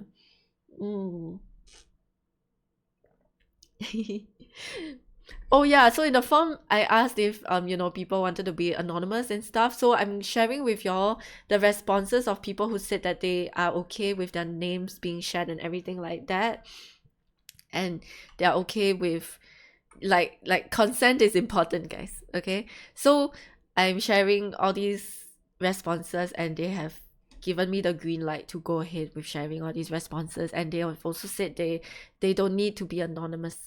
Yeah, okay, so so this is Hime's response. Like I said, okay, everybody's symptoms, you need to ask the people who menstruate, if they're close enough to you and they feel comfortable with sharing, they can share with you what their symptoms are, so that you know, if you're interested in like making them feel more comfortable, or at least like how to be more considerate when you're around them, things like that, you can ask them like, oh, what are your symptoms usually, okay? Or Or maybe they'll tell you if they're comfortable enough to share with you. Maybe they'll just tell you on your own and things like that. Yeah, the queen is here. Okay, so Hime said from her teens, okay, she said, from my teens, I had crippling cramps on day one, which would make me hunch over and be unable to do anything if I was in school. I would vomit too. Before it came, my acne would flare up and my hormones would go insane, resulting in awful PMS mood swings. I get sent home every time. Okay, so this is no, I like long-winded stuff. Don't worry about it. I love long-winded stuff. So this was what we were talking about when we were talking about the symptoms during the symptom section. Mine is not as bad as yours, Hime. I read this, I was like, holy shit. Like I had cramps, but I wouldn't call them crippling cramps, right? So even the degree of cramps differs from person to person. So I wouldn't call them crippling cramps. I saw, like when I was in school, I have seen girls like hunch over and they cannot move. So I know what you're talking about. I've seen that before. The vomiting, like what I said in the previous slide, under causes, or not causes, sorry, under signs and symptoms, I did say one of the signs and symptoms could be nausea and vomiting. So this is super accurate. These are super, like, you know, symptoms that we have listed earlier, remember, okay, like in the previous slide. And the acne thing, yes same. Yeah, but the vomiting really sucks, man. I've never had to vomit when I was on my period. It fucking sucks. Oh man. Okay. Then she said, I started birth control in my early 20s and it has since reduced the symptoms a lot for me, but some days the dull ache of period cramps will still be present. Being on the pill also results in hunger pangs, which will leave me weak if I don't eat immediately, but it's a worthy trade-off to have more painless periods and less intense PMS or acne. So yeah, just now someone did ask about birth control, and for me, I don't see, like, as in for me, I don't need birth control to manage my period. Okay, that's why I feel like this is a good experience to hear from Hime, because she actually has a very positive experience with birth control, right? At least from the sound of it, yeah. And she's here to talk about it. So if I misrepresent you by accident, you can just say I had those hunger pangs today and ate cereal before shift. Nice. Cereal is nice. I haven't had cereal in a very long time. Wait, are you on your period now? If you don't mind me asking. Yeah. Oh wait, it continues. It says that the insomnia, okay, remember insomnia again, one of the symptoms that we said just now, yeah? The insomnia and exhaustion never went away. Yeah, again, fatigue, exhaustion, again, one of the symptoms we talked about just now. First day I still have difficulty sleeping, so when I get through the day, all I want to do is crash. First day is the same for me. I'm very tired, I want to sleep, and like it just sucks lah, right? Like the cramps and the fatigue. First day is always the worst. At least for me and Hime. Yeah, I cannot speak for the whole, like the female population or people who menstruate. But yeah, usually the first day is the worst day. I feel like if I get through the first day, the second day, the third day, it won't be so bad anymore. Okay, day 2 also for you. Okay, yeah, first 2 days. But usually, yeah, first 2 days are bad. But for me, first day is worse than second day. Second day still sucks. But the third day onwards should be okay. And it depends, right? Some periods are better than others. Side note, Calbee, the chips brand, has granola and that's so good. Oh, really? Hunger pangs are every day we don't eat enough. Yeah, oh yeah, so one of the symptoms we said just now, I keep saying causes, right? One of the symptoms we said just now is the loss of appetite or the food cravings or the hunger pangs, right? So you get hunger pangs, I don't get hunger pangs. So you see, this is how it differs, right? Variety of experiences. Hime gets hunger pangs, I don't get hunger pangs. I don't eat. I don't have to eat. I sometimes have a loss of appetite. Yeah, and sometimes I'm thinking, with this loss of appetite, will I lose weight? I'm like trying to look at on the bright side, even though I'm like having cramps. For anyone seeking birth control, please see a doctor and make sure you search up your meds. Yeah, so some are okay, long term, some are for short term. There have been instances where people get prescribed incorrectly and it results worse. Correct, that's what I'm scared of as well. So yeah, you know, you need to do your research. Yeah, for sure. So that's why for some people, I've heard some people, they take birth control pills and they have even worse symptoms, or it sucks even more for them, so they don't want to take birth control pills, which is fine. Like, it's not for everyone, basically. Yeah. Okay. Hate the floodgates. Oh no, I hate the feeling where it whooshes out. Is that what you mean? The floodgates. Sneezing. Oh no. Holy shit. Oh my god. This is why I wanted to do the stream when I'm not on my period, so I would be in a better mood. I'm not on my period now. But y'all are describing it, I'm like, oh man, I hate it. Found myself in a self-checkout mini mart at my MRT station. Oh, Shopee can find. It sucked for me first 3 months, but adjustment period is rough. Okay. Can I ask, why did you choose to start birth control? Is it specifically for periods, or is it for birth control? Is it for both? Like, what pushed you to, like, what was the thing that really made you like want to endure this for 3 months, like the adjustment period, since you said it was rough? Yeah. Is it cause, but from the sound of it, like, is it cause the symptoms are like just really sucky? Shopee want more X for some reason. I feel like, yeah, Shopee stuff sometimes do be more X, because it could be, yeah, because of the, like, maybe, I don't know. Is it because they need to What you pay to doing? list it on Shopee and stuff like that? Small dildo, thank you for the follow. Sexually active, that was the first reason, and the period symptoms easing wasn't expected. Oh, okay, I see. Because I've heard of some people taking birth control pills and like they are hoping that this happens, but for you it What wasn't you expected, so doing? that I thought that's interesting. Okay, Amelia Caho, thank you for the follow. Yes, I want to say correctly. Yeah. So yeah, that's why, variety of experiences. Good to know, good to share. The follower name is Saf. Is Sas, is it? I didn't notice. Okay. Guys, this one we're talking about childhood or teenagehood. Ah. Okay. So I asked also in my so-called like survey form, I asked about if there are any memories from childhood or teenagehood that had to do with periods. So Hime said that she said, I knew it would come eventually because my mom told me about it, but she never elaborated on the pain I would feel. I remember feeling my tummy ache and thinking I need to shit. This happens all the time to me. Even now, I still think I need to shit, but it's just my period. Okay, but anyways, so I ran to the toilet and I started bleeding. I had a short panic before I realized, oh, this is my period. And I asked my helper to get on the phone so I could call my mom. I called her while on the toilet. This is a bit more dramatic than mine, because like I said, mine is not dramatic, so I'm glad I can share with y'all, and I'm glad he may share this with us. Okay, this is a bit more dramatic than mine. Yeah. Okay, so she told my helper to where to get the pads. I put one on and went about my day. It took a lot of staining of bed sheets, the family sofa, and more over the years to figure out how big of a pad I needed on heavy flow days and just how much someone could bleed. Mother help, mayday. This is true. It takes trial and error, like I said, trial and error and experimentation to find out about pads. So I said that earlier about like what kind of pads to get, like the difference in the different types of pads and pad brands, and like how many cm and stuff like that. Yeah, I stained the bed sheets a lot, like when I was younger, and I would always feel so bad about it. So yeah, but because you feel the cramps and like the pressure on your, you know, stomach area, but it's actually a little bit below, like I don't know how to explain, but you feel the general pressure.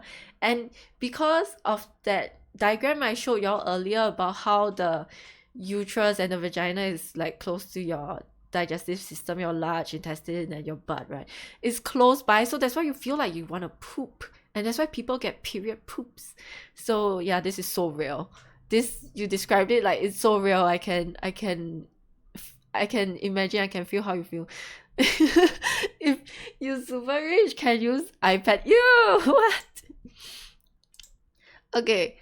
Okay, so he may say the worst period experience she's ever had is when she had period in her teens. Every time she had period in her teens, it was the worst. She said, I remember feeling so in pain. I would curl up into a ball during PE or go to the sick bay. Day one was my can't do anything day. So again, this is so real because a lot of girls last time when I was in school, not a lot of girls, but a few girls, several girls, they would also not be able to do PE. Yeah. And again, okay, there will definitely be some people who are just faking it or trying to get out of lessons and they're not really that in pain. But yeah, it's legit. For some people, it's legit, okay? Like, so yeah. But definitely there will always be gangsters out there lah, okay? But yeah, legit, some people just cannot do anything, okay, when they're on their period, especially if it's crippling period cramps. Sometimes I couldn't do PE, but sometimes I could, and sometimes you just push yourself to do it anyway because like, you know, you kind of like you don't want to get into trouble or you don't want to draw attention to yourself or you're embarrassed to like admit to the teacher that you're on your period because of stigma. So it's kind of dumb. Like I talked about stigma just now already. But yeah.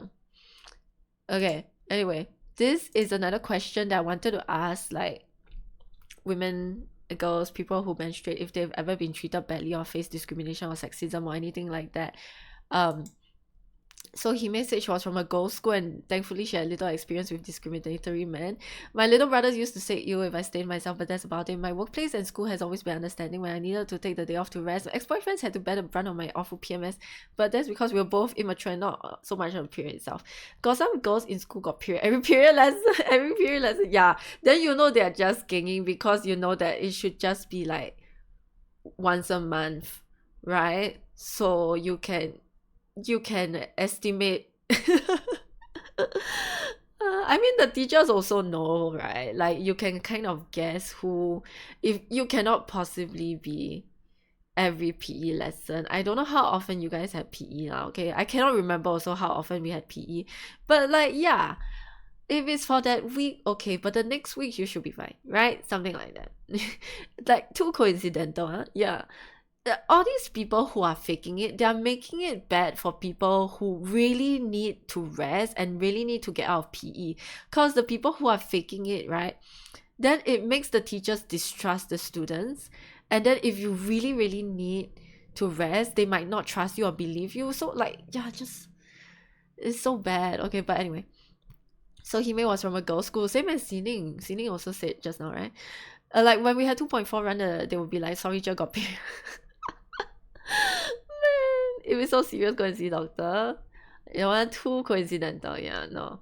If it's once, yeah, if it's once in a while, or like, you know, once a month, and it's really bad, and you tell the teacher, and you know, yeah, they try to be understanding and it's fine lah. But if it's too obvious, if it's every PE lesson or every week, right? Like, come on, you cannot be bleeding every single time there's PE. Right? But anyway, this one, he made it from a girls' school. I was from a mixed school. I have never been to a girls' school before. I have always been from like co-ed, like boys and girls. Primary school, secondary school, JC, all the way. Everything was like a mixed school. So I remember for me, there was once where some boys in class were playing with a pet because they were so curious about pets and stuff like that. They were playing with a pet. I don't know where they got the pet from, but I just remember this very vague memory of like boys playing with pets in the classroom. But I mean, it's good that they're curious about it, but they wasted a pet. I don't know what they were doing, man. But whatever. Okay, anyway. Yeah. And I don't have brothers also, so it's good to hear other experiences. Core memory. Not for me, but maybe for the guys. Because I don't remember what they were doing with the pet. I just remembered looking at them being like, what the hell? What the heck are you doing? And then just walking away. I didn't give a shit after that. But yeah, that was weird. Okay. But at least they were curious, at least they were like trying to figure out how it worked and stuff. Okay, anyway, Hime says so actually I would say this person is a sexist prick.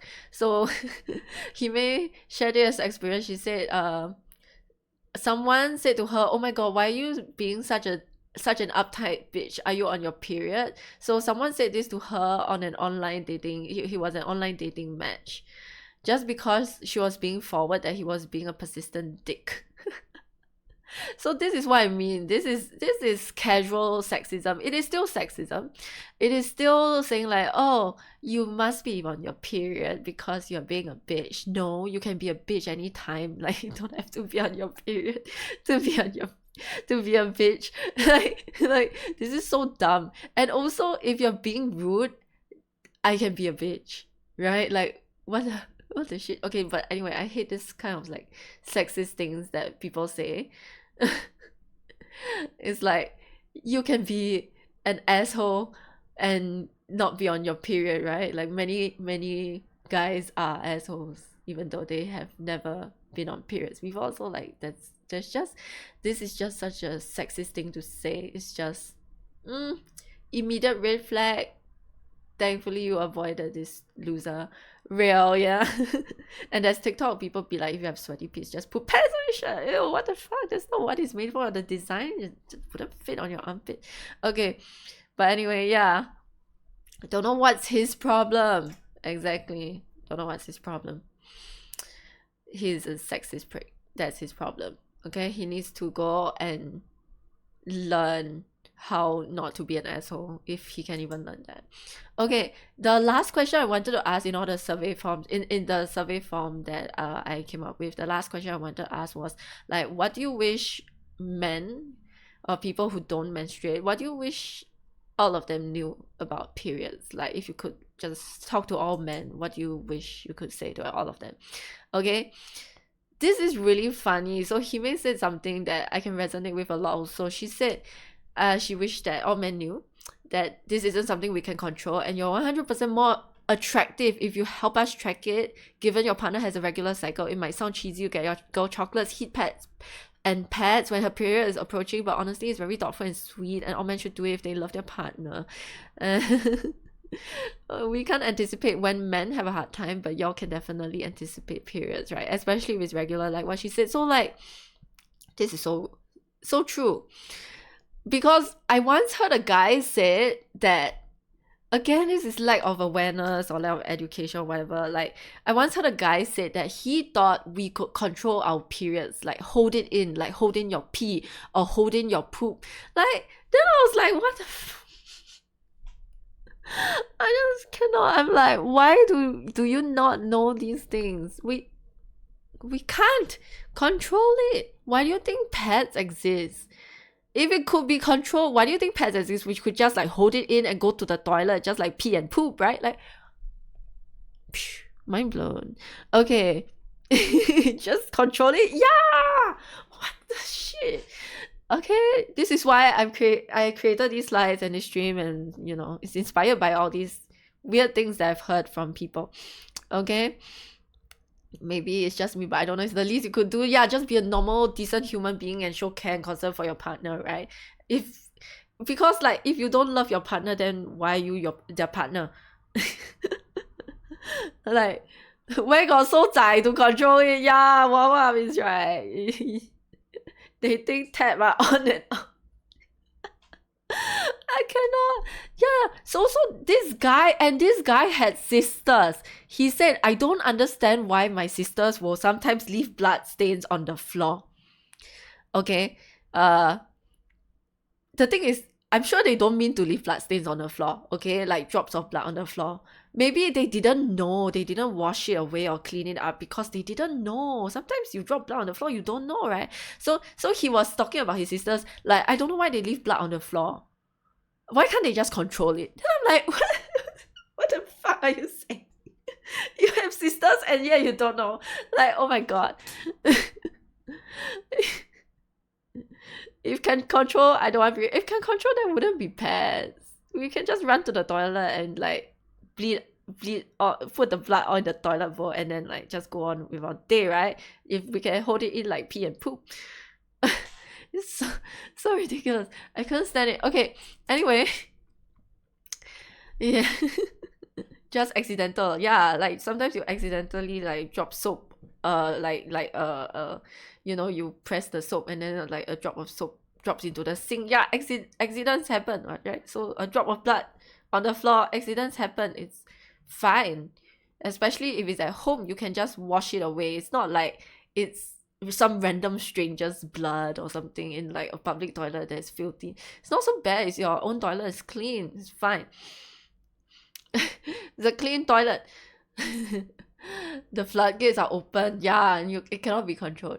Okay, anyway, Hime says, do your research, ask your partner, the same way as how you research how to pleasure your partner or make them happy. If you're intimate with someone who menstruates, a little research never hurts, but the menstrual experience can be very different from person to person, so you should ask your partner. So this is again what I was talking about, like everybody's experience is different. Ask your partner.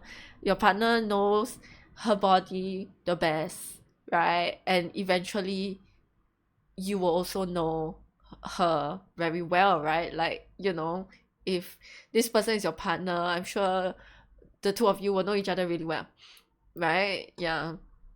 So yeah, it's good to know, good to ask, good to do research. Okay. Yeah, okay, I collected another sharing like what do you call that, survey result. No, someone else filled up the form. Okay, so this is Study Pause. Okay, wait, let me give Study Pause a shout out. Hang on a second. Yeah, as I promised everyone I'll give them shout outs. Okay, Study Pause is a co-working, co-studying streamer, as you can tell from the Twitch username. Okay, so anyway, she also I feel like she's very passionate also about this topic, maybe even more so than I am. Okay, but anyway, these are some symptoms that she told me she has. So again, you can see, right, my symptoms and Study Pause symptoms and Hime's symptoms are all different. Some are similar, some are different. Okay, because like I said, everybody's different. Yeah, everybody's body is different. Okay, so anyway, Study Pause says that she'll have an appetite also, okay? And then it will suddenly drop to nothing and she can don't eat the entire day, and then the appetite comes back when the period is here. So this is very unique, like, to her, I feel. I don't have this experience, yeah? Okay, and then she also gets mood swings, or she gets moody, unmotivated to do things, she gets irritated, she gets cranky, which are some symptoms again that we really mentioned. Sometimes she feels like the period is here about 3 days before it comes. She feels like getting wet, but there's nothing coming out, there's nothing there. So this also happens to me. Yeah, this one I totally can relate. Like sometimes you're just a little bit more paranoid. You're thinking, oh, my period is coming, oh, I think I feel something, then you go and check and there's nothing. So I can totally relate to this. Sometimes I keep going to check and then there's nothing. I keep going to the toilet for no reason. Okay, yeah. But you know it's coming. Like you know, because you track your periods and stuff like that. You know it's coming, or you can like kind of feel some other symptoms, so you know it's coming. Then you go and check, and then there's nothing. Yeah, I don't know for Study Pause if like what it is, but I think for me it's like I'm just paranoid. And I don't want to stain my underwear, so that's why I will go and check. Yeah, probably the body be like, let me give you a jump scare, you're surprised. Yeah, I don't like getting surprises, right? So as in, I don't like period surprises. So the hormones acting up, yeah. Okay, the soreness in the lower back, I talked about it also just now when we talked about symptoms. So this is just to show you a real life example of someone who has this symptom of a lower back problem. Like this is usually due to cramps, like I said just now. Okay, also Study Pause says she bleeds like crazy during the first 2 days, and as an example she says she can go through 8 pieces of 40 cm in the day, which is crazy. I this is holy shit. Okay, just now I was telling you all about the different kinds of pads, right? Like for me, the longest one that I use is like 35 cm. So she's using 40 cm, which is crazy. The floodgates, yes, the floodgates. So she can feel weak and gross. Like, girl, definitely she's feeling weak because she's going through 8 pieces of 40 cm. That's a lot. Okay, so completely understandable. Yeah. Okay. And then she said that her younger sister, okay, so now we're talking about the childhood experiences question. She said that her younger sister actually got her period before her, which is again not usually the case. Okay, because usually, hey souls, how are you? So yeah, usually that is not the case. Okay, usually I feel at least my experience was the opposite. My experience was my older sister got it first, then me, right? But for her, her younger sister got it first, then her. So she already knew what was coming. For me, I already knew what was coming because my older sister got it first, right? Which is, yeah, the more likely thing to happen. Okay, it's Mushi. Hey, you guys know each other? So yeah, that's why just now Hime's experience from childhood was quite dramatic, right? When she first got her period. Mine was super not dramatic because I already saw my sister freaking out about her period when her period first came. So I already knew what was going to happen. I was just waiting for it. Yeah. So I got my period like a little later than my sister. Yeah, in terms of age wise. Yeah. So yeah, I feel like this is the benefit of being a younger sister. You see your older sister going through stuff first, so that's why I didn't freak out. Yeah, Mushi is like an amazing person I met on a streamer's chat. Oh really, that's so nice. Yeah, so that's why you see this is again a variety of experiences. That this is what I'm talking about. Okay, what's the worst peer experience Study Pause has ever had? So Study Pause shared that it wasn't her experience, but her friend has debilitating period cramps. We were out on holiday together once at a theme park, and she has such bad cramps she had to sit down and she was sweating bullets from it. We had to cut the day short because she was feeling so horrible. And Study Pause says, I hate that endometriosis. I just want to make sure I pronounce it correct. Endometriosis and period pains and their severity isn't more commonly known and researched. Okay, so this is one of the things that I was saying that I'll talk about later. Endometriosis is a painful condition whereby the tissue that is supposed to grow, that is similar to in the inner lining of the uterus, so it's like supposed to be inside the uterus, right? The tissue grows outside the uterus where it doesn't belong. It can cause heavy periods and pelvic pain and also fertility issues. And so this thing is called endometriosis, okay? And if it's really, really bad, you need to go for surgery. So there's a combination, like sometimes treatment could be medication and other things and also surgery. If it's really, really bad, then yeah, maybe medication is not enough, they have to go for surgery. Okay, so this is not something to joke about lah. This is a very serious condition. I feel whenever I hear this term endometriosis, I'm like, holy shit, that sucks. Okay, oh my god, I legit know of a YouTube creator who suffered. Oh, no one knew her problems for many years until one doctor was, yeah. So sometimes people are like suffering and they don't know why they're suffering because either because they just legitimately don't know that they're supposed to go to the doctor and this is abnormal. They thought this is normal. Okay, but sometimes they go to the doctor and the doctor also just tells them it's normal, like dismiss their concerns and stuff like that. So it's very bad. She had brain fog and a lot of pain. Oh man, quality of life suffered after the surgery. She really brightened a lot. Oh, that's good. It's pretty common. Yeah, the thing is it's pretty common, but it's not talked about enough and a lot of people don't know.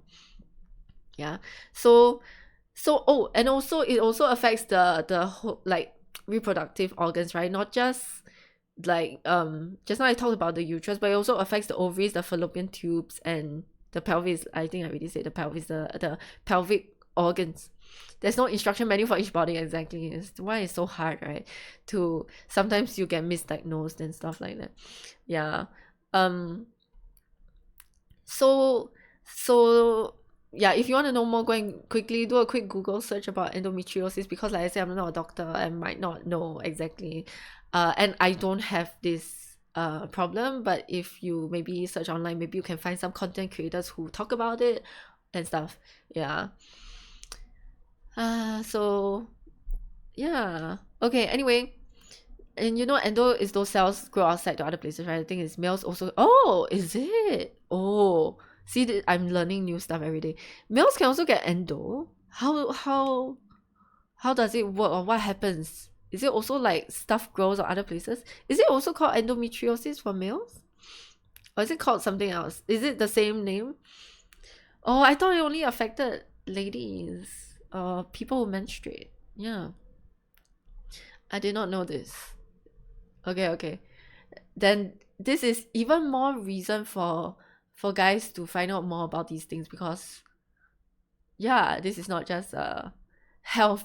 Health is just a thing that can affect everybody, right? So okay, anyway, for study pause, right, she answered the question about sexism and discrimination. Okay, so she said that study pause said, my dad had come back to me complaining about how his employee had her menstruation leak through her pants and saying how inconsiderate she was and how unprepared she was. I got really angry because sometimes they're just unpredictable, and that my dad hasn't created a safe space at which she felt like she could speak up about things like this, because it would have been even more embarrassing and uncomfortable for her.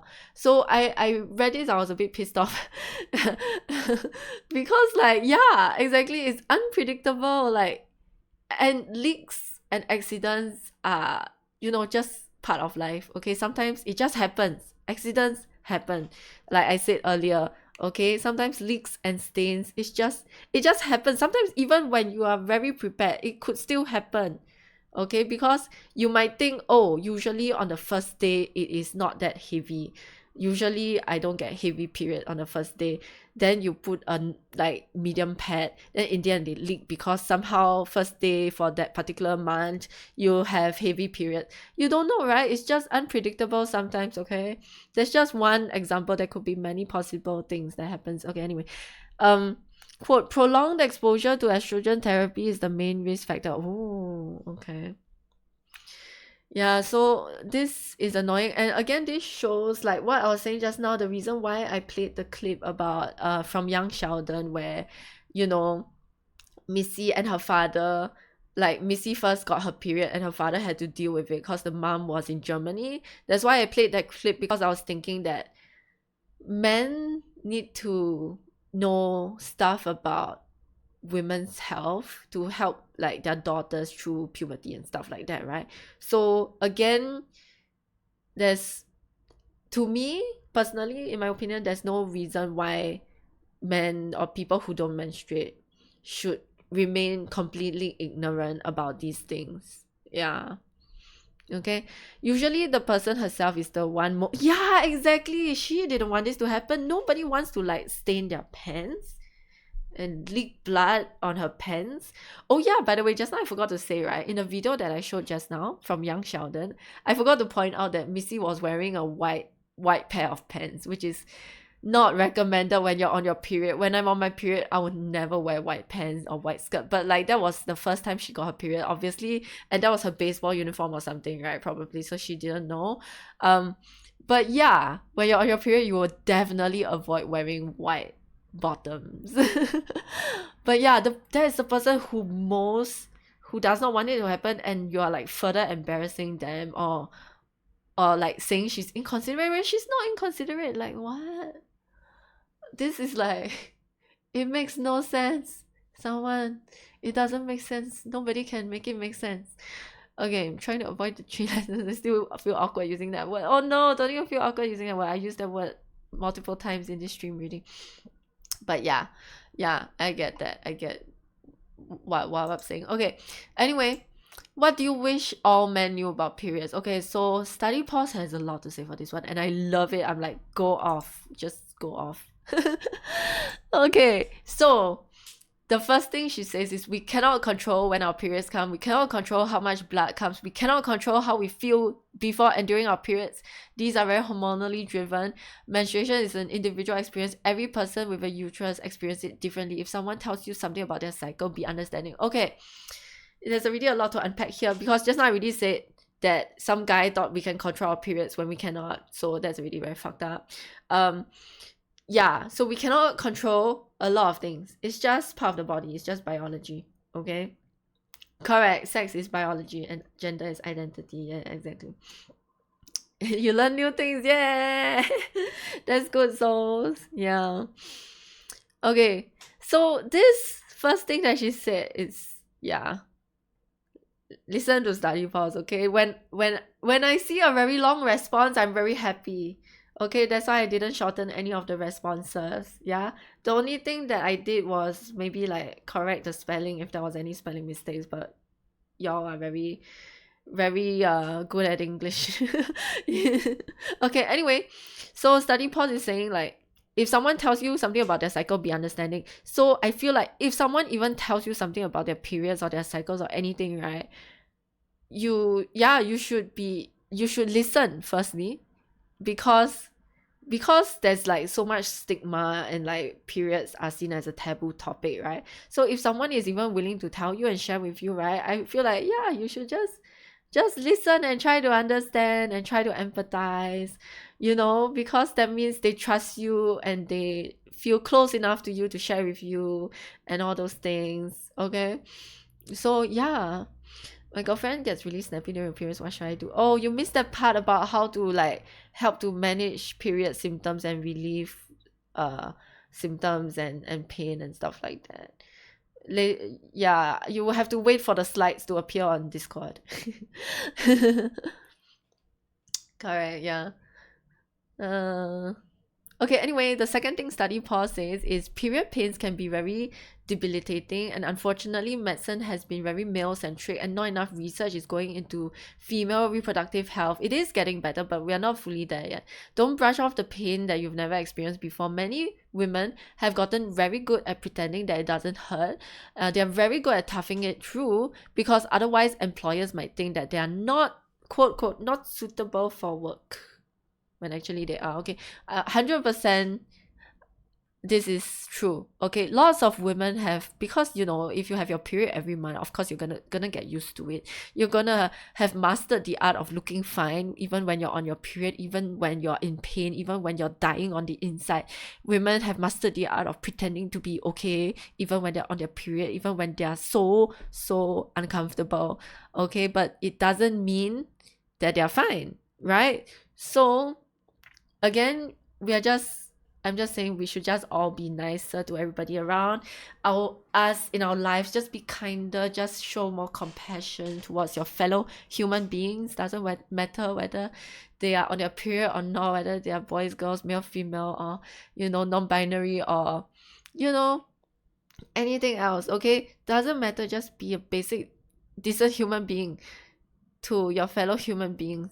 Okay, but yeah, if someone is okay, this one about there's not enough research going into female reproductive health, right? This is true, because I mean, if you don't agree and you don't know or you don't think it's true, you can just go and Google it yourself. Okay, but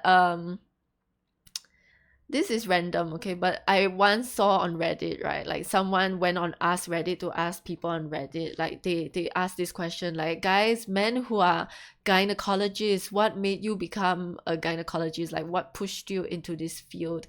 And a lot of doctors or people in general tend to joke with doctors, male gynecologists, and say, haha, you go and be a gynecologist because you like to look at female private parts, is it? Like a lot of people joke that way.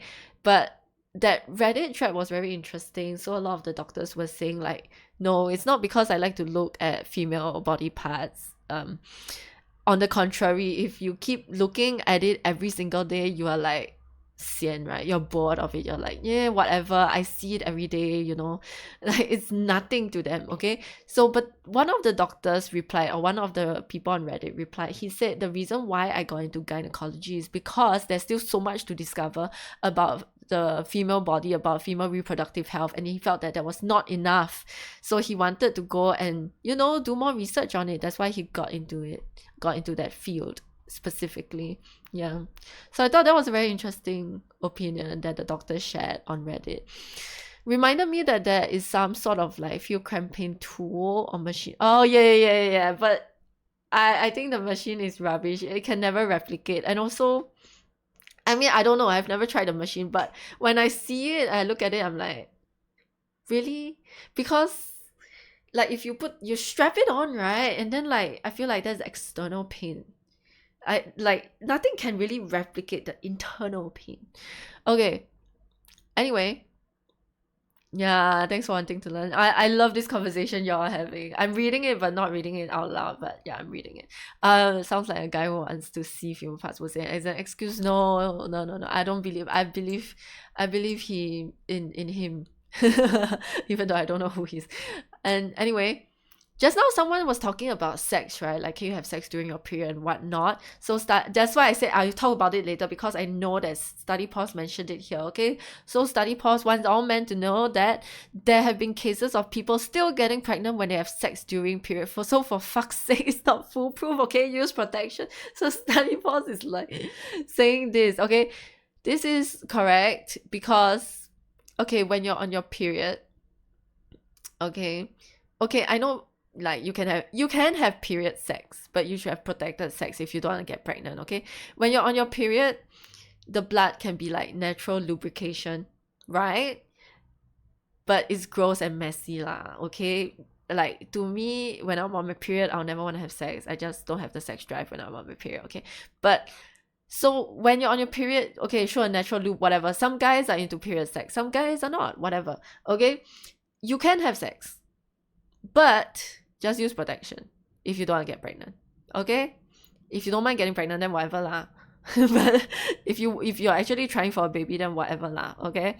But sperm can stay in the body for, I don't know how long, you go and Google it, okay? But sperm can stay in the body. And then very soon after the period ends, the fertility window begins, okay? So if you are doing it during the period, you are again risking it. So like, just don't do it, or just use protection or whatever, okay? Like, yeah. Like what Study Pause said, okay? Just get the guy to do vasectomy, yeah. Oh, wow, you're planning on getting one? Nice. That's a weird kink. Some people do be having weird kinks, right? But we don't judge, we try not to judge.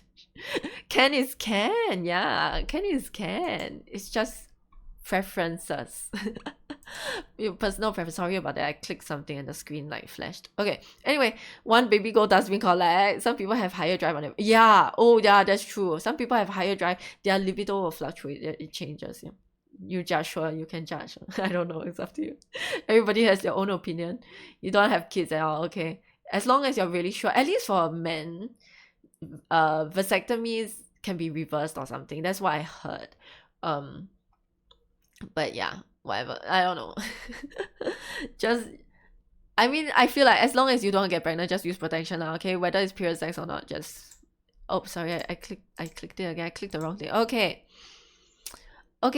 Oh yeah, so to elaborate on what Study Pause said about medical research not being enough for women and stuff like that, right? Because throughout history, right, doctors have considered male bodies the norm, so-called norm, and female bodies are outside the norm, even though women account for like half the global population. We are considered outside the norm, which is like silly, okay? But of course times are changing and people are realizing that, yeah, we need to account for everybody, regardless of gender and sex and race and whatever, okay? But so many researchers even avoid conducting studies on female mice because of the greater costs associated with housing both sexes. So they only like conduct studies on male mice.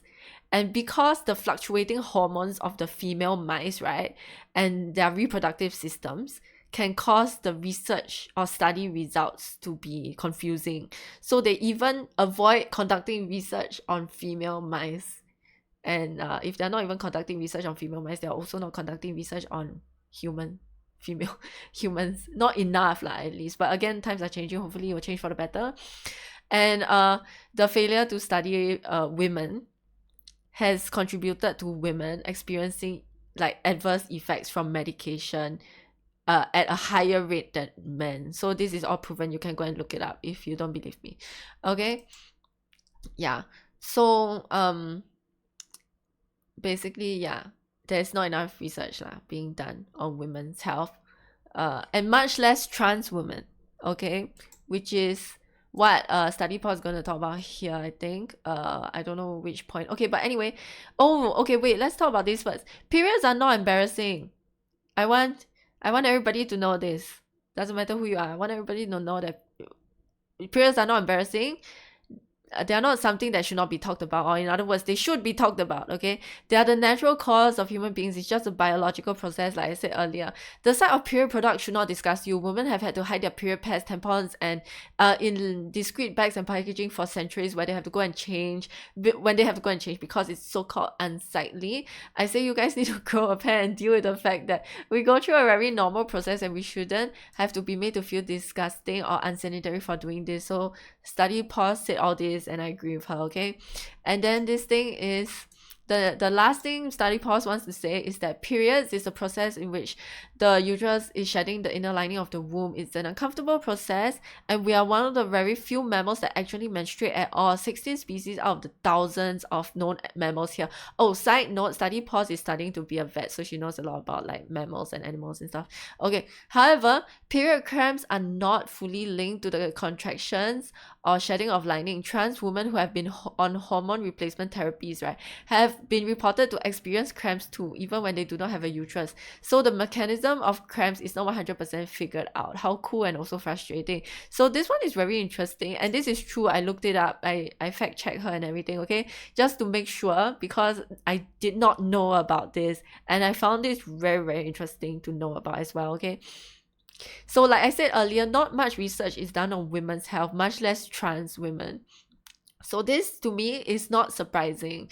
But I've always thought that cramps were because of the shedding of the uterus lining but yeah, so I did not know okay, so this is something that I learned as well. Yeah, so I just thought I would share it with you guys. Okay, and okay, we have one more streamer who shared her experiences with us, and her name is Rai. Oh, in SG it's super expensive because you can only get private if it's because before you have children you can only get it done by a private doctor. So if you already have children, then the government will sponsor you to do it. Is it like, as in you can get medical subsidies and stuff like that? Okay, anyway, I guess that makes sense in a way, that because the government wants to increase the fertility rate or whatever. Yeah. Oh, Ace, thank you for the hydrate. Yes. Vasectomies are only more affordable after the first child. Do you know how expensive it is? Just wondering, out of curiosity. Okay, so a shout out to Rai. Rai filled up the form also, and again, I feel like this gives us again a more diverse range of views and experiences, because for Rai, right, she says she get mood swings, which I feel like most of our responses, or including myself, I also say I have mood swings. But for Rai, she says that she doesn't get irritable. Instead, she gets very depressed or very happy, which is interesting, right? It's slightly different. Okay, government say don't need big space. Oh my god. I hate that they said that. Okay, you need space. Okay, in my opinion. Anyway, Rai said she doesn't think she has any particularly memorable moments, but there was one she did not have a period for like 6 months straight and had to go and check with the gynae. She was in secondary school and they made her do a pregnancy test and all that, which is crazy to me. I've never heard of this before. I didn't know that if you don't get your period, your school will make you do your gynae will make you do a pregnancy test. Oh my god. Oh my god, that's so like wow. Okay, so like I said, I wanted a to show you all a diverse a variety of experiences, right? So just now we had experiences that showed us that periods can be very bad. You can have very heavy flow. You can go through like 40 cm pads and all that stuff, right?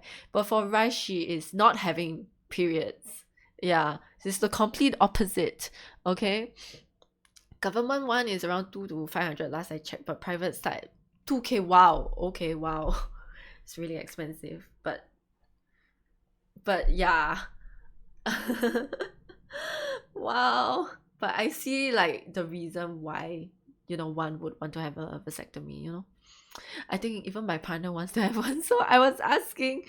Yeah, make her do prego test at that age. Yeah, I mean, okay lah, teenage pregnancy can happen, right? But I don't know, I feel like Rai would have been seen to be a more like well-behaved kid, right? Or like 乖. In Chinese we say 乖, right? Like, yeah, like I don't know, did she even have a boyfriend in secondary school? Like, if you weren't even doing it in secondary school, it's a bit weird to be taking a pregnancy test, right? I feel like I don't think she, like, maybe she did say like I didn't do anything, but they didn't trust her because, you know, like adults don't trust teenagers. Oh man. Oh my god, this experience is very, very like different and unique. Again, like I said, there's so many different experiences out there. Sus. Okay. Sorry. What was the worst period experience you've ever had? Okay, this one I can relate. I also have period poop. So she said, in recent years, I have a lot more period diarrhea and very bad cramps that cause me to cold sweat. I wonder if it's aging. It could be. Like, your symptoms could change as you grow older. It could be. To the husband. And then, okay, the sexism question, she said she had a rather positive experience compared to the other two negative experiences that we were talking about, and also my own personal negative experience that I shared with you. So Rice actually had quite an okay experience. She said she usually, but the thing is, she usually doesn't say if she has a period, and also her periods are not regular, right? So, but maybe once or twice due to cramps, she has said that she has a period. But generally, people are very nice and understanding about it. So like, that's so good. Positive experience here. So again, like, some people have negative, some people have positive, some people, you know, you have a mix of experiences. Sometimes you have both positive and negative experiences. Okay, then she said, what do you wish? So for the question, what do you wish or menu about periods? She said, no, it's common, but there are women whose cycles are not like 1 month. So for Rai, her cycle is 2 to 3 months, and her mood swings are extended. So again, very different from the previous responses. And also my own response would be like, my cycle is 1 month, not like hers. Hers is 2 to 3 months, so it's very different. Hers is quite irregular lah, compared to, like I said, mine is freaking regular. Very, very different experience. I'm jelly. Why I it's kind of like I'm jelly because like she doesn't get her periods that often. But also, if I don't get my periods that often, I'll probably have like a lot of anxiety. Like, I'll be like, what's wrong with my body? So I guess I shouldn't be jelly. Okay, and then after that, yeah, I mean, for this question, I would personally would like people, or men, or people who don't menstruate, to be more curious and more empathetic, and like ask women in their life how it's like. Allow them to rant or complain or to open up to you, and just basically just show care and concern for the women in your life. Okay. Yeah, her 大姨妈 go Japan shop first, then come visit her. Noted. Yeah. Okay, question answer time. If you are still here, thanks for still being here. It has been 3.5 hours of talking about periods, and I feel like there's still so much we could talk about, but it's already 50 slides. So this is slide 48. The last 2 slides are just links to like where I got my information from, so I'm not going to go through the last 2 slides. So this is the last slide. Okay, but in total there were 50 slides, and it's very tiring to do 50 slides, so that's why I'm like talking fast. I'm trying to go through the slides very quickly. If not, we will stay up forever to go through the slides. So anyway, at least we finished the slides, and now we can go to the Q&A section. Okay, so if you still have questions and you have not like filled in the form, go and do it now. Okay, Sorry, the screen flash because I'm looking at the form now. Okay, so go and do it now. Yeah, hooray! Yeah, I was so worried I couldn't get through the 50 slides. He is still here. Oh man. I was so worried. I was like, when I was doing the slides, right, I was like, I thought I could do a slide about endometriosis and like other stuff, other health stuff, but I was like, nah, there are too many slides read. I cannot add any more slides. And anyway, I was like, I'm not a doctor, so yeah. So I managed to, you know, just put the things, yeah, that I put, and I feel like those are the most important things. Okay. No, that will not be okay. June. Okay, June is my affiliate anniversary, so maybe there'll be a. I don't know. I don't know. This is like lecture. Sorry, guys. Sorry if you feel like, is it boring? I don't know. I feel like lectures are boring, but I hope that if you learned, even if you just learn one thing from this stream, even if it's just one tiny thing that you learned, at least you learned something. Okay. That's why next podcast needs to start early, like 8 p.m. you think? But 8 p.m. I'm still like doing other stuff. Sometimes I'm still like on the way home from dinner or something. All the rally like these days, yes, yeah, you need to cut off at 10 p.m. because that's the rule. I think you cannot make too much noise after a certain time. You learn about chicken wing today, yeah. Okay, we'll go through the responses now. Okay, hang on a second while I set it up. But you know, you can still continue to give me fill in the form, put the responses down, stuff like that. Okay, wait, let me shrink this. This is too big. Hang on. Okay. Hang on. Let me do this.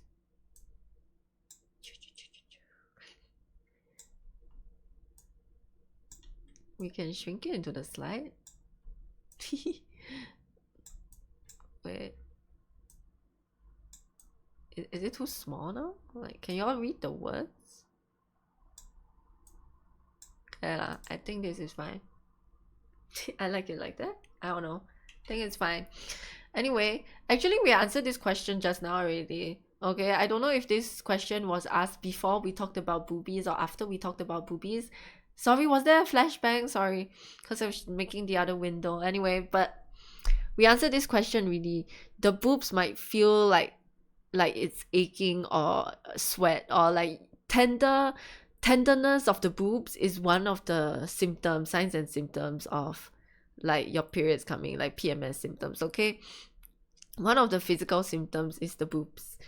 Some people get this symptom, some people don't.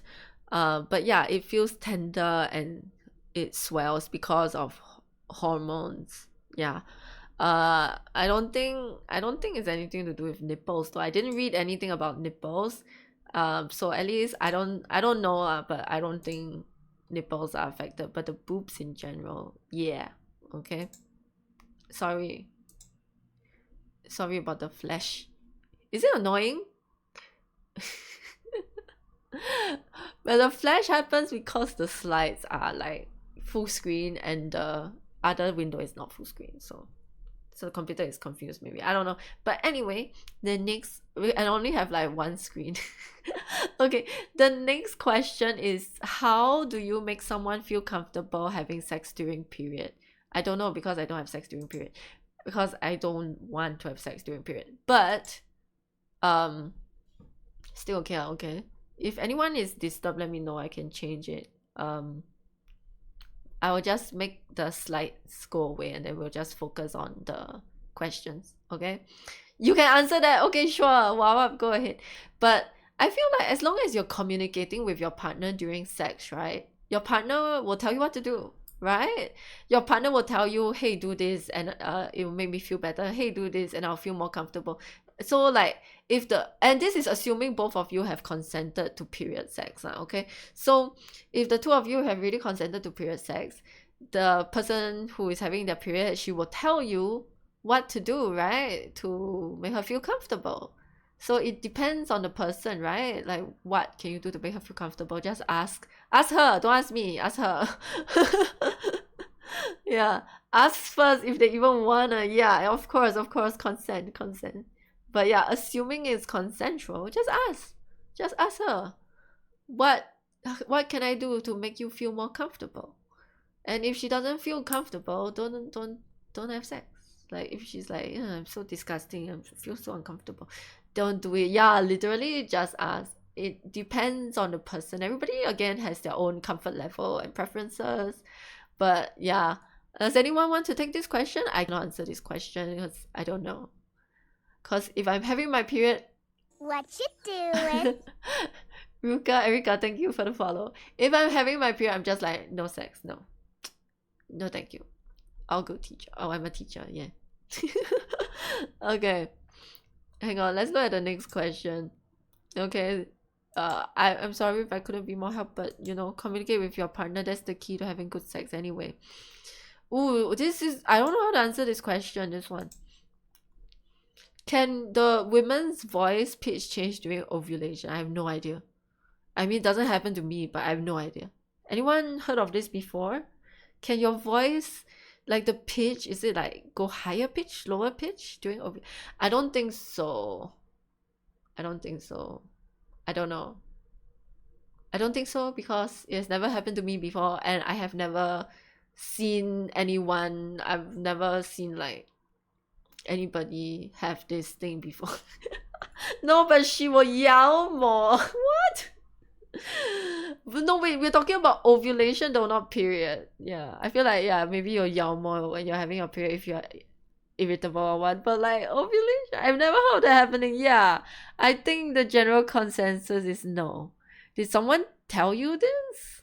Like, you should question them about it if someone told you like that this happens. I don't know, this is strange to me. I have no clue. I cannot answer this question, I'm sorry. I hope it's not a troll question. I have no idea. Okay, hang on a second. Any thoughts on women or girls, sorry, that who uses period as a form of excuse for gaslighting guys? Okay, I don't know any girls or women who use periods as a form of excuse for gaslighting guys. I don't know anything about that. But if anyone gaslights you, in general, if anyone is gaslighting you or trying to manipulate you, then just stay away from them. Okay? That's it. Sudden squeakishness during period would be an odd symptom. How to know? Yeah, I don't know. I've never heard of that before. I think a way to help is to allow okay, this one is for the period sex question, okay? A way to help is to allow the understanding that sex during period also helps with pain relief. That's true, in a way, like exercise. It's also natural lubricant, so it's more comfortable for both parties, but ultimately it should be something that both parties want, that both parties or more should be willing to explore together instead of something that's correct. 100% agree. It has to be consensual. It should be something that you want to do, okay? Don't like guilt trip your partner into thinking that, oh, they must have sex with you even though they're on your period, because I hate it when that happens. I've heard so many like especially men who say that they want to have sex and they will try to still have sex with their partner even when they're on their period, even when the partner is saying, no, I'm so tired, I'm experiencing fatigue and cramps and this and that, and they still insist. I think that's gross and disgusting. And like, if you really love your partner, you would respect their wishes and you would take care of them when they're on their period, even if that means your sexual needs aren't being met. And your sexual needs are not as important as the person's physical health, okay? So like, yeah, it's not even a debate, okay? Unless it seems to be more appealing. I don't know. Just come back referring to period noted. Oh my god, I do my sister. Wait, who do what? Wait, can y'all tell me things? Wait. Wait. People are manipulating y'all or gaslighting y'all. I knew someone who did that to me. She loved the excuse to my parents. Oh. Gaslighting can happen with any situation. Oh, my period shut the On my period, shut the door, watching Netflix. Huh? Wait. If someone says I'm on my period, shut the door and watching Netflix, that's just she just wants to withdraw. Like that's just wanting to be left alone. That's fine, right? That's not gaslighting. But has anyone been gaslighted before? What's the past tense of gaslight? Yeah. Period sex can be fun and exciting, and if you're not comfortable, it's fine. But shaming the thought of doing it is harmful mentality that you can do it. Yes, you can definitely do it. I know people who have done it. I just personally wouldn't do it. Yeah, it's for me. It's just a personal preference thing. I'm not comfortable with it. I wouldn't do it. But don't need to shame. People have done it. I know friends who have done it. Just do it if you want to. Yeah. Just be safe. That's very wrong. Yes, Wawa preach. No, okay, and reflect 100%. Wow, they want please chop off the undeserving. Correct. Will she be hurt if the exercise is done during the period? Okay, that one also depends. Mui Pause asked a question. Some people don't want to exercise during their period because, again, if they're having like crazy crippling cramps, very painful cramps, they wouldn't want to exercise, right, during their period. But some people still can exercise. Again, it depends on how severe the symptoms are. Sex is not everything. Yeah, exactly. Sex is not everything. I'll always vouch that period sex is fun. Okay, that's good. Good to know. Even though I would not do it, good to know. And a really good way to be physically, sexually intimate with your partner. Castration, same, it's just a bit messy. Nice. How many times?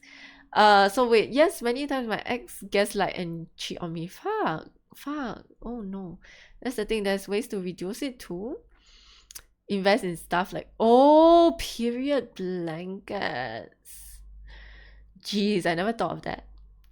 What about teaching me things? Deserve to be slapped in the face for that? Yeah, what? That's a huge, crazy red flag. Natsunos, I'm sorry to hear that you got cheated on, and basically your ex is toxic as heck. Huge red flags. That sucks. Okay, but gaslight is, yeah. What do y'all mean by gaslighting? Or like, yeah, what what does this question refer to? This question is referring to gaslighting, yeah. Sounds like there are way bigger problems than not wanting to do anything on period. When you say reduce it, I thought reduce before it.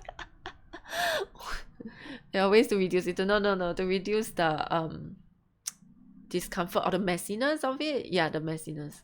Yeah, that's what meant. It's so funny. Okay, you reduce the size. Oh my god, what is happening now? There's stuff to do to reduce the size, sure. To increase the size, sure. Okay, wait. So that's why I'm a bit confused about this question, because I'm like wondering, how do girls or women use their periods to gaslight guys? I'm like, does anyone have an example of this so I can understand the situation better? Because gaslight means like you are making that person doubt their own reality or sanity. So how do you use your period to make people think that they're crazy? I don't know. I'm not so manipulative that I can gaslight guys using my period. I don't know how to do that. So that's why I don't really understand this question. I'm sorry to have whoever asked this question. I'm not being very helpful right now. But the general thing I would say is, if you are being gaslighted, just that means you are in a manipulative relationship or friendship or whatever it is.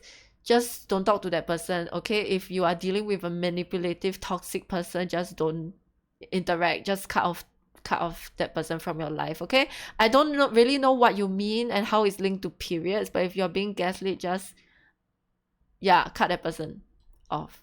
That's it. Just lob an inch off is being misused. What the shit? Yeah. I don't know, okay? Hopefully that helps a little bit. But yeah. Okay, I feel like that has I don't know. To me, don't see the link to periods for that one, or I cannot find the link to periods for that one, I'm just like, if you're being gaslit, just get the fuck out, okay? cut corners. Oh my god, dude. Okay. Any tips or can teach guys how to use period apps? I feel like just any app. I feel like I don't have to teach you how to use an app because the app should be intuitive enough. If the app is lousy and poorly designed, and you don't know how to use it, then use another app. Okay, because period apps are like just like any other health app, and you probably already have a health app that you use, or you should use. If you don't have one, you should use a health.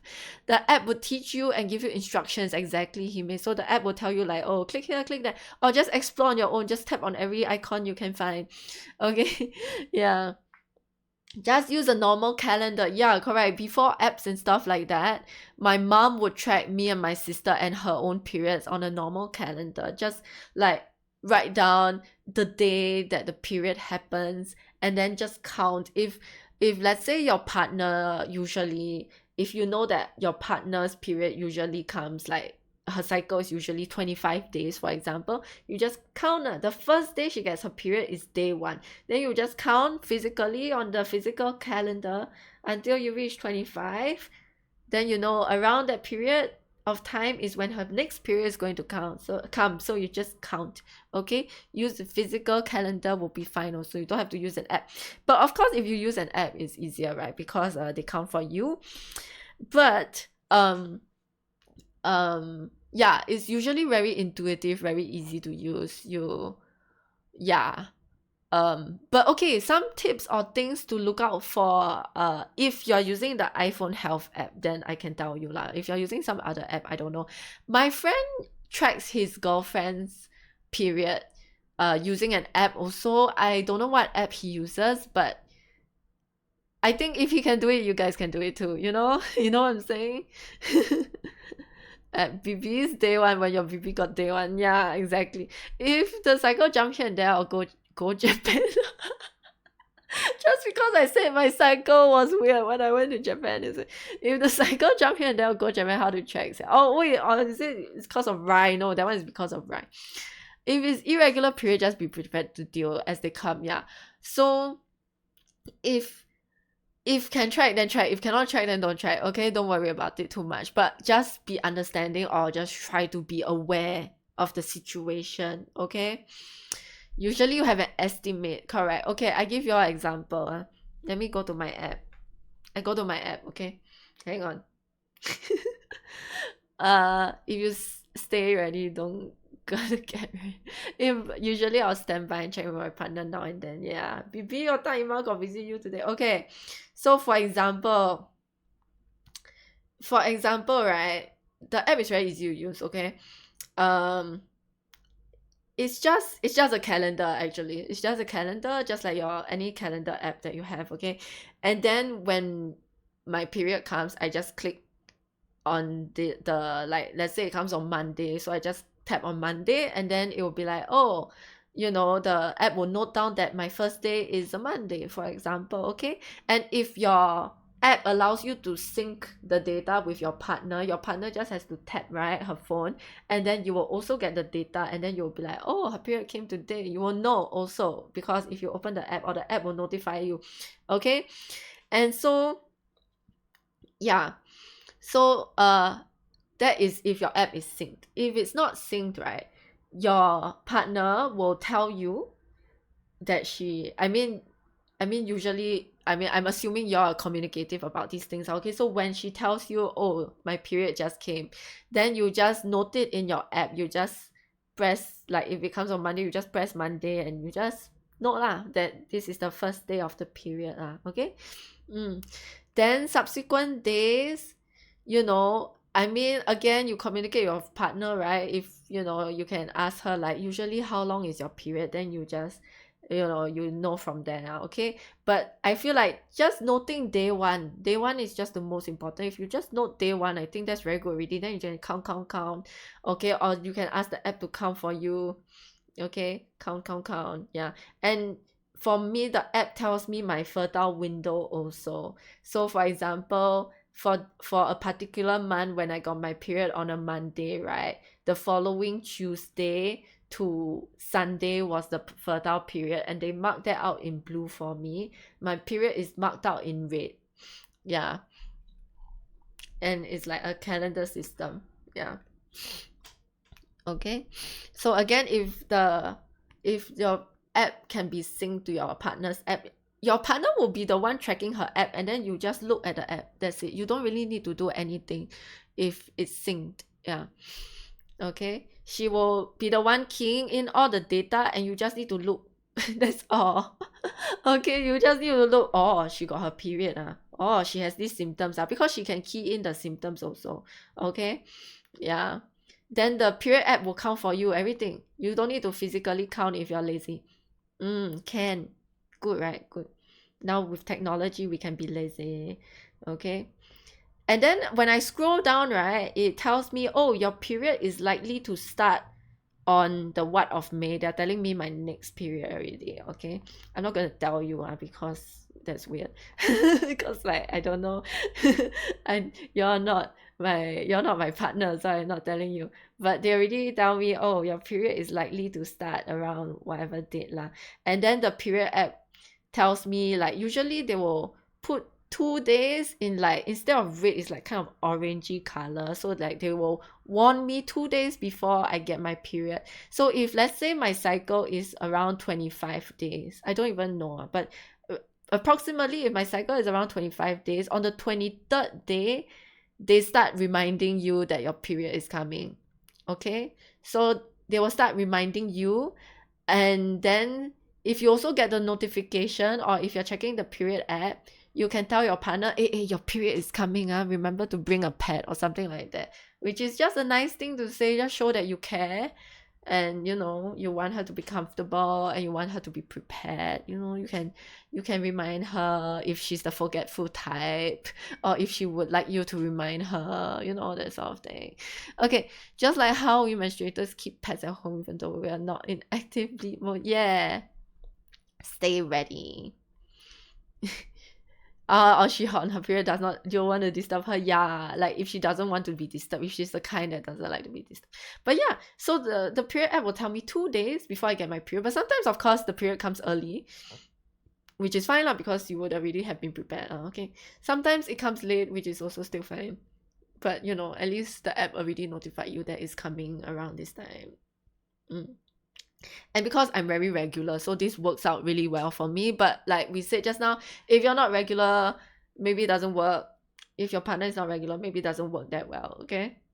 Yeah, it's very interesting. Then the app even tells you your cycle history. So for example, right, let me show you how, like, I'm considered regular already, but according to this app, right, I have cycles that are 24 days long. 1 month is 25. Another month was 29. Then other months is 26, 25. Yeah. So it differs, it fluctuates, right? But roughly, right, it's like around that period of time, okay? I haven't had this phone for too long, I guess. So there's a limit to the info that I have. But according to what I have so far, my cycles are around like 24 to 29 days, and it even tells you that, so that's interesting. You can see your cycle history and stuff like that, and I record all my what do you call that, symptoms in here. Okay, which is just good to know. And like, yeah, if the app you don't know how to use means the app sucks basically. Use another app. Yeah, but use the one that your partner is using lah. Okay, if you know how to use, just ask her to teach you. Because I don't know what specific app your partner might want to use. It also depends, right, on her personal taste and preferences. There are many apps out there. Okay, we look at the next question. Oh, this is a experience question. When you first had your period, how do you deal with it? Oh, like I said just now, right, I don't have an interesting or dramatic story. I went to the toilet, I saw blood, I'm like, oh, this is my period. I told my mom and she told me what to do. That's about it. It's a very boring story, okay? Because like I said just now, my sister, she's older, she got her period first. She also got her period like 1 year younger than when I got my period. So she got her period earlier than me. And so I really saw like what to do lah. And because my mom also was, you know, at that time she was still getting her periods, right? She had not reached menopausal age yet. So like I grew up seeing, you know, my sister and my mom having their period, so I knew what to do. And yeah, my story is very boring, so you should ask somebody else. Okay, yeah, don't do things that will trigger her or like buy her chocolate. Just, I mean, if you are dating someone, you should know them well enough, like maybe after a few months and stuff, you should know them well enough to know what are their triggers, or if you don't know, you can ask if you're not sure. But yeah, just communicate, find out, or you can observe. Just be nice. Yeah, just be nice. Just show concern, care, and empathy, and you will be fine. Don't worry about it too much. Okay, just don't be an asshole like all those guys that we mentioned just now who said sexist things, or you know, yeah, just don't be that asshole. most are not.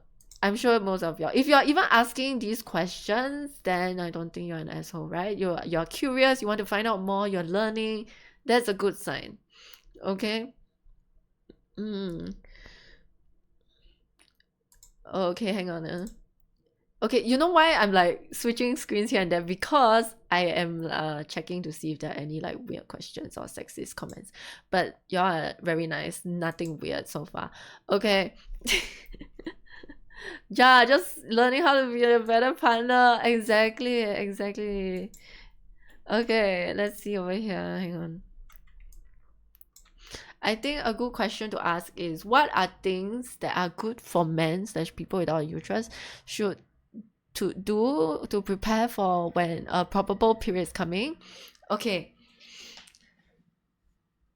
There's so much to prepare because it happens every month, right? So it's very normal for us girls or people who menstruate, right? We find it a very normal thing. So there's really nothing much to prepare. If you're a person who doesn't menstruate, right?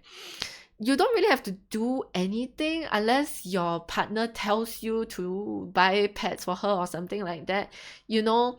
But this one, you know, Hime, you want to answer this question? Yeah, go ahead and answer it. Okay, but I feel like it depends on partner. Communicate with her, ask her if she needs anything or wants anything. I feel like just by asking her if she needs or wants anything, and by showing that you're willing to do something for her during this like painful period of hers, right? I think that is really very good. A good thing to do, right? Just show that you care and you want to help. Okay. Just listen to your partner's needs. Yeah. Okay, because just now, depending on the symptoms also, if your partner has a food craving, maybe you volunteer to buy the food for her, right? Just an example of something you can do. If she's like, oh no, I ran out of Panadol, you could buy the Panadol for her. Just an example, okay? Yeah. Hot water bottle, heat packs, pads, chocolates, or things they like to eat, nice scented candles, make sure the aircon is serviced. I love it. If you want to impress, notes of encouragement.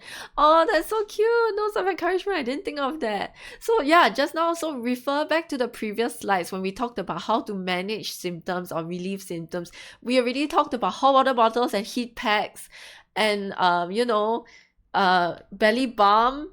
Okay, I will share with you what my partner did. Obviously, bring her the skulls of her enemies. That usually makes them pretty happy. Nice one. So much you can do. Body aches, you can give massage. Yeah. For me, I'll just buy stuff that helps them. Yeah, mostly food stuff. Some cuddles, some flowers. Yeah, if they like cuddling, cuddles are great if they're into that. Flowers, if they're into flowers. Oh, I have a friend who loves flowers, so she would absolutely melt if you just gave her flowers. So yeah, that would obviously cheer her up. So it really depends what she likes. Okay, your partner has a heated blanket too. Oh my god, I should get one. I don't have one. I just use this blanket. or like I said, a soft toy.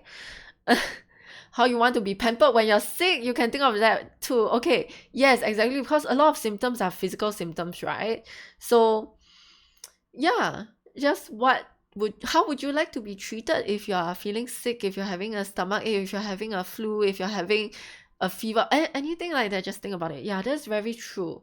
Like, do treat them how you would want to be treated. That's very true and applicable in all situations. Thank you, Hime, for saying that.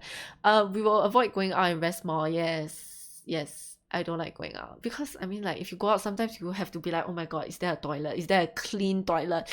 You know, is there, like, can I sit down? Can I rest? Sometimes you're cramping and need to sit down and rest. Going out can be troublesome when you're on your period, so don't expect them to like go out and party with you, unless of course they want to. I mean, it depends on the person, but we are talking about, like, generalizations here. If I sick, don't disturb me, I want sleep. Yeah, exactly. My husband cooks ABC soup. Oh, that's so sweet. Yes, that's something you could do, because hot food, right? Hot soup is good for you. You want your tummy to feel warm. That's why all the hot water bottles and warm blankets exist, like heated blankets exist. So soup is good. Yeah, soup is good. Make them a hot cup of tea. I like tea, so that would be something that is nice for me personally, but again, depends on the person.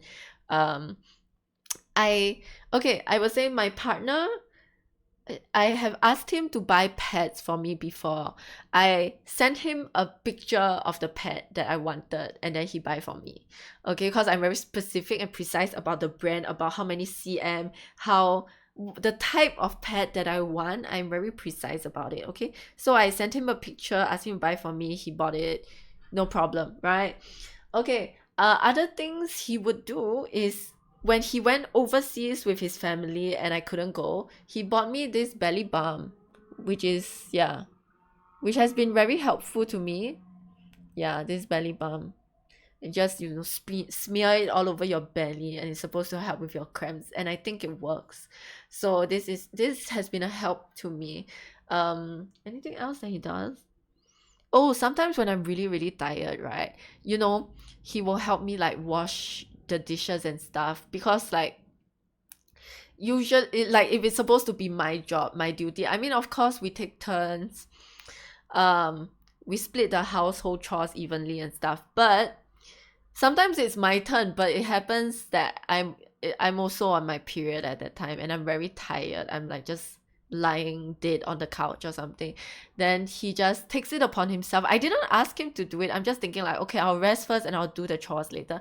I didn't ask him to do it, but he will just automatically go and do it for me. So like, that's great as well, because he just sees like, wow, she's so tired, I'll just do it lah. Like, he takes the initiative to do it. Okay, so very grateful.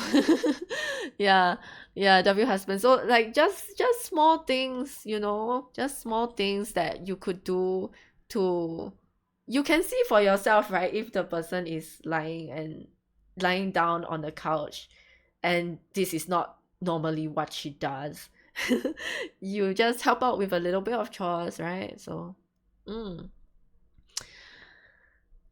so hot cup of tea. So today I work. My client really gonna say yes, spill the tea. Yeah, very fair. Yes. Okay, and let's see if there are any more questions. I don't know if there are any more questions. I thought there were only 6, but oh wait, that was question 7. Okay, there's the last question. Actually, we kind of already answered this question in the earlier part of the stream, when I talked about the signs and symptoms. You have period now? May we pause? Don't lie. You're trying to gaslight me. Sorry, just now someone used the word gaslight, so I'm using it now. Yeah. So yeah, this question has kind of already been addressed. Okay, so but the thing is, you cannot really tell sometimes, because like I said, we are very, if you have your period every month, just imagine this happens every month and this is very, very normal to you, then you already have your own ways to cope, your own strategies to like pretend you're fine and like go on with your day as per normal, right? So sometimes you cannot tell. It's not obvious, like, oh, this person is coughing, he has a cough. That is obvious, right? So sometimes you cannot tell unless they tell you personally that, hello, I'm on my period. Okay, last time in school, you can tell who's on their period, right? If they're hunched over like this. But sometimes they don't do that also. So even in school, you also cannot tell. Like, yeah. Come to ST stream can sync and start your period.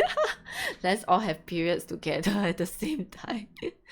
Sync your period. Usually you don't want to know unless she's your partner. Correct, exactly. So usually you don't have to know.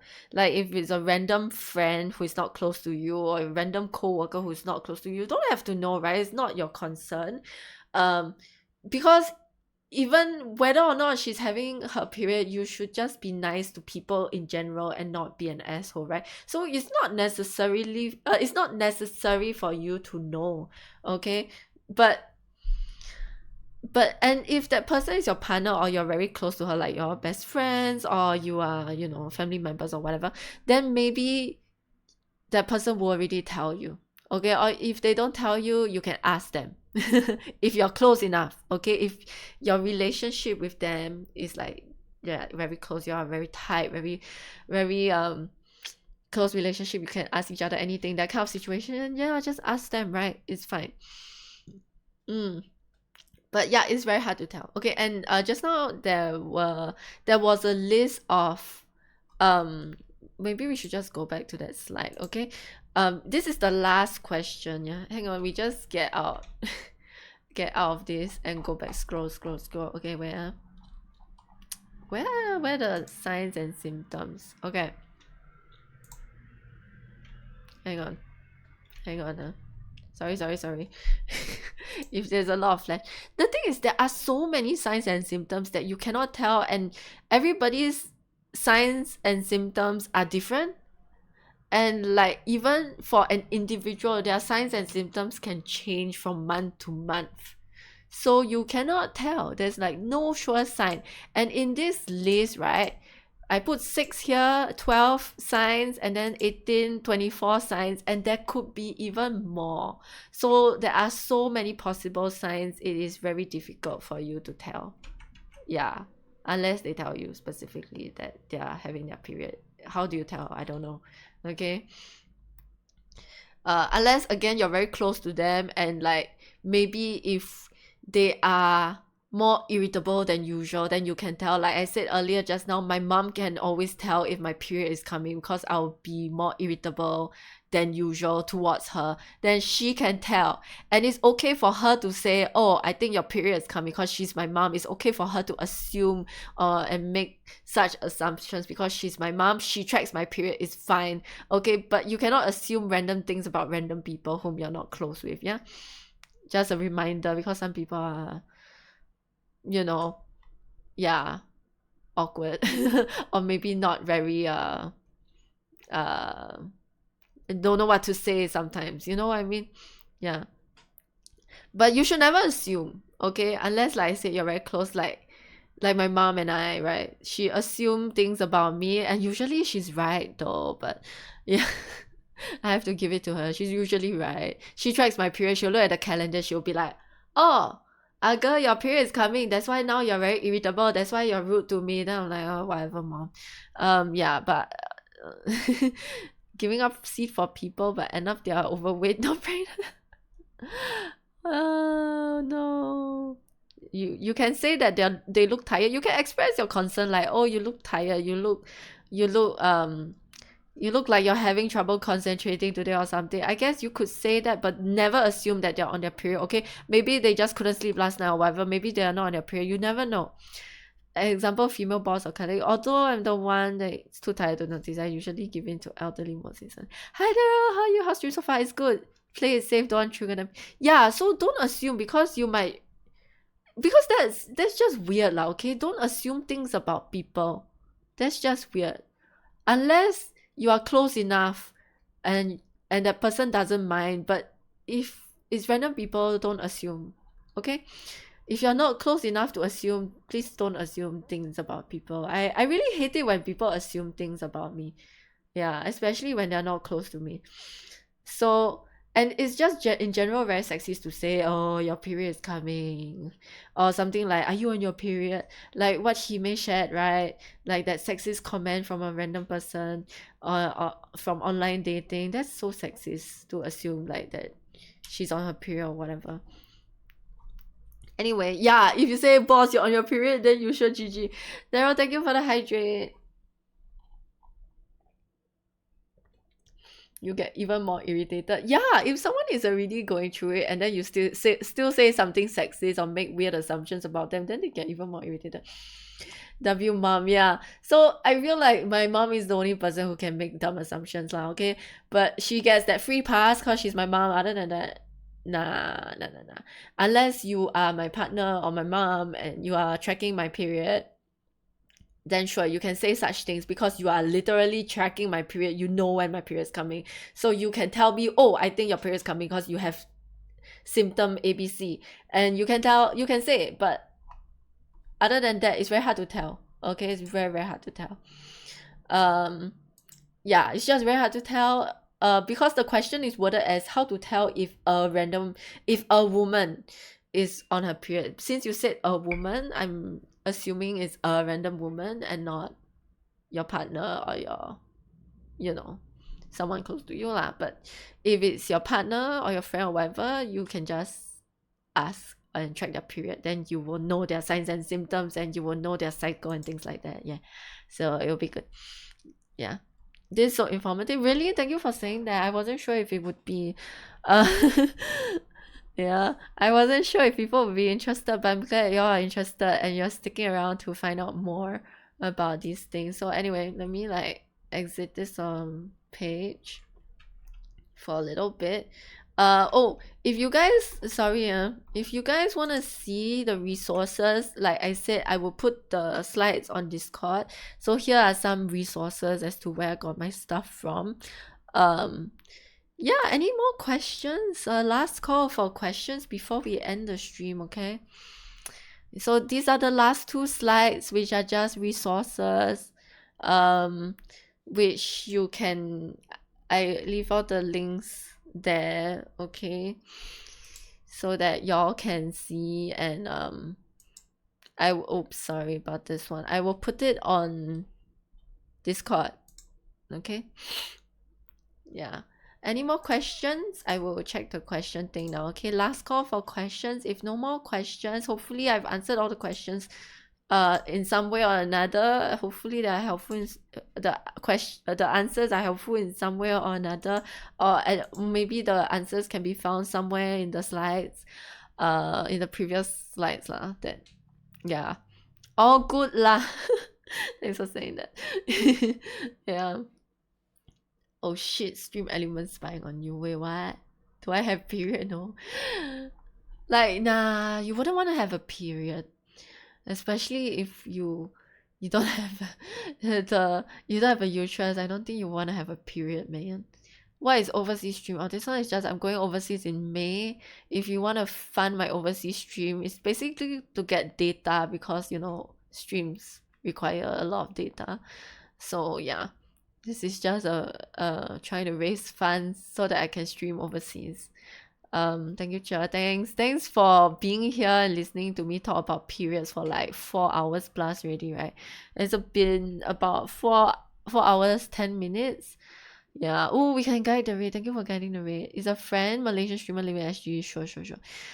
I hope, yeah, even like I said, even if you learn something small, maybe you already know all these things, but even if it's just one small thing that you learned that is something new, I hope that, yeah, you at least it's something better than nothing.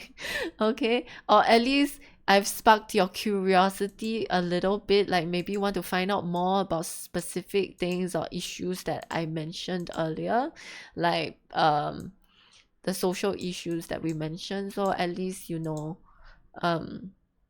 stuff about it now, or at least have heard of it before. You learned a lot about full stops. Yay. Ranger.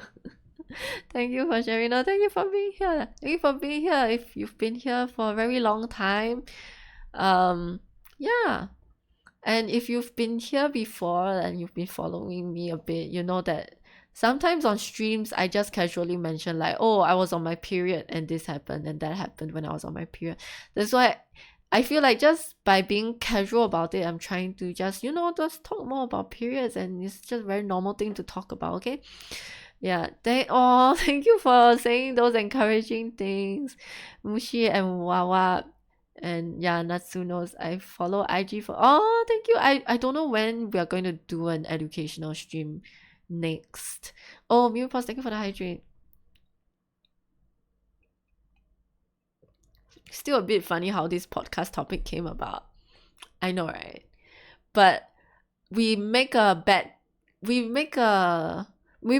good thing come out of a bad thing.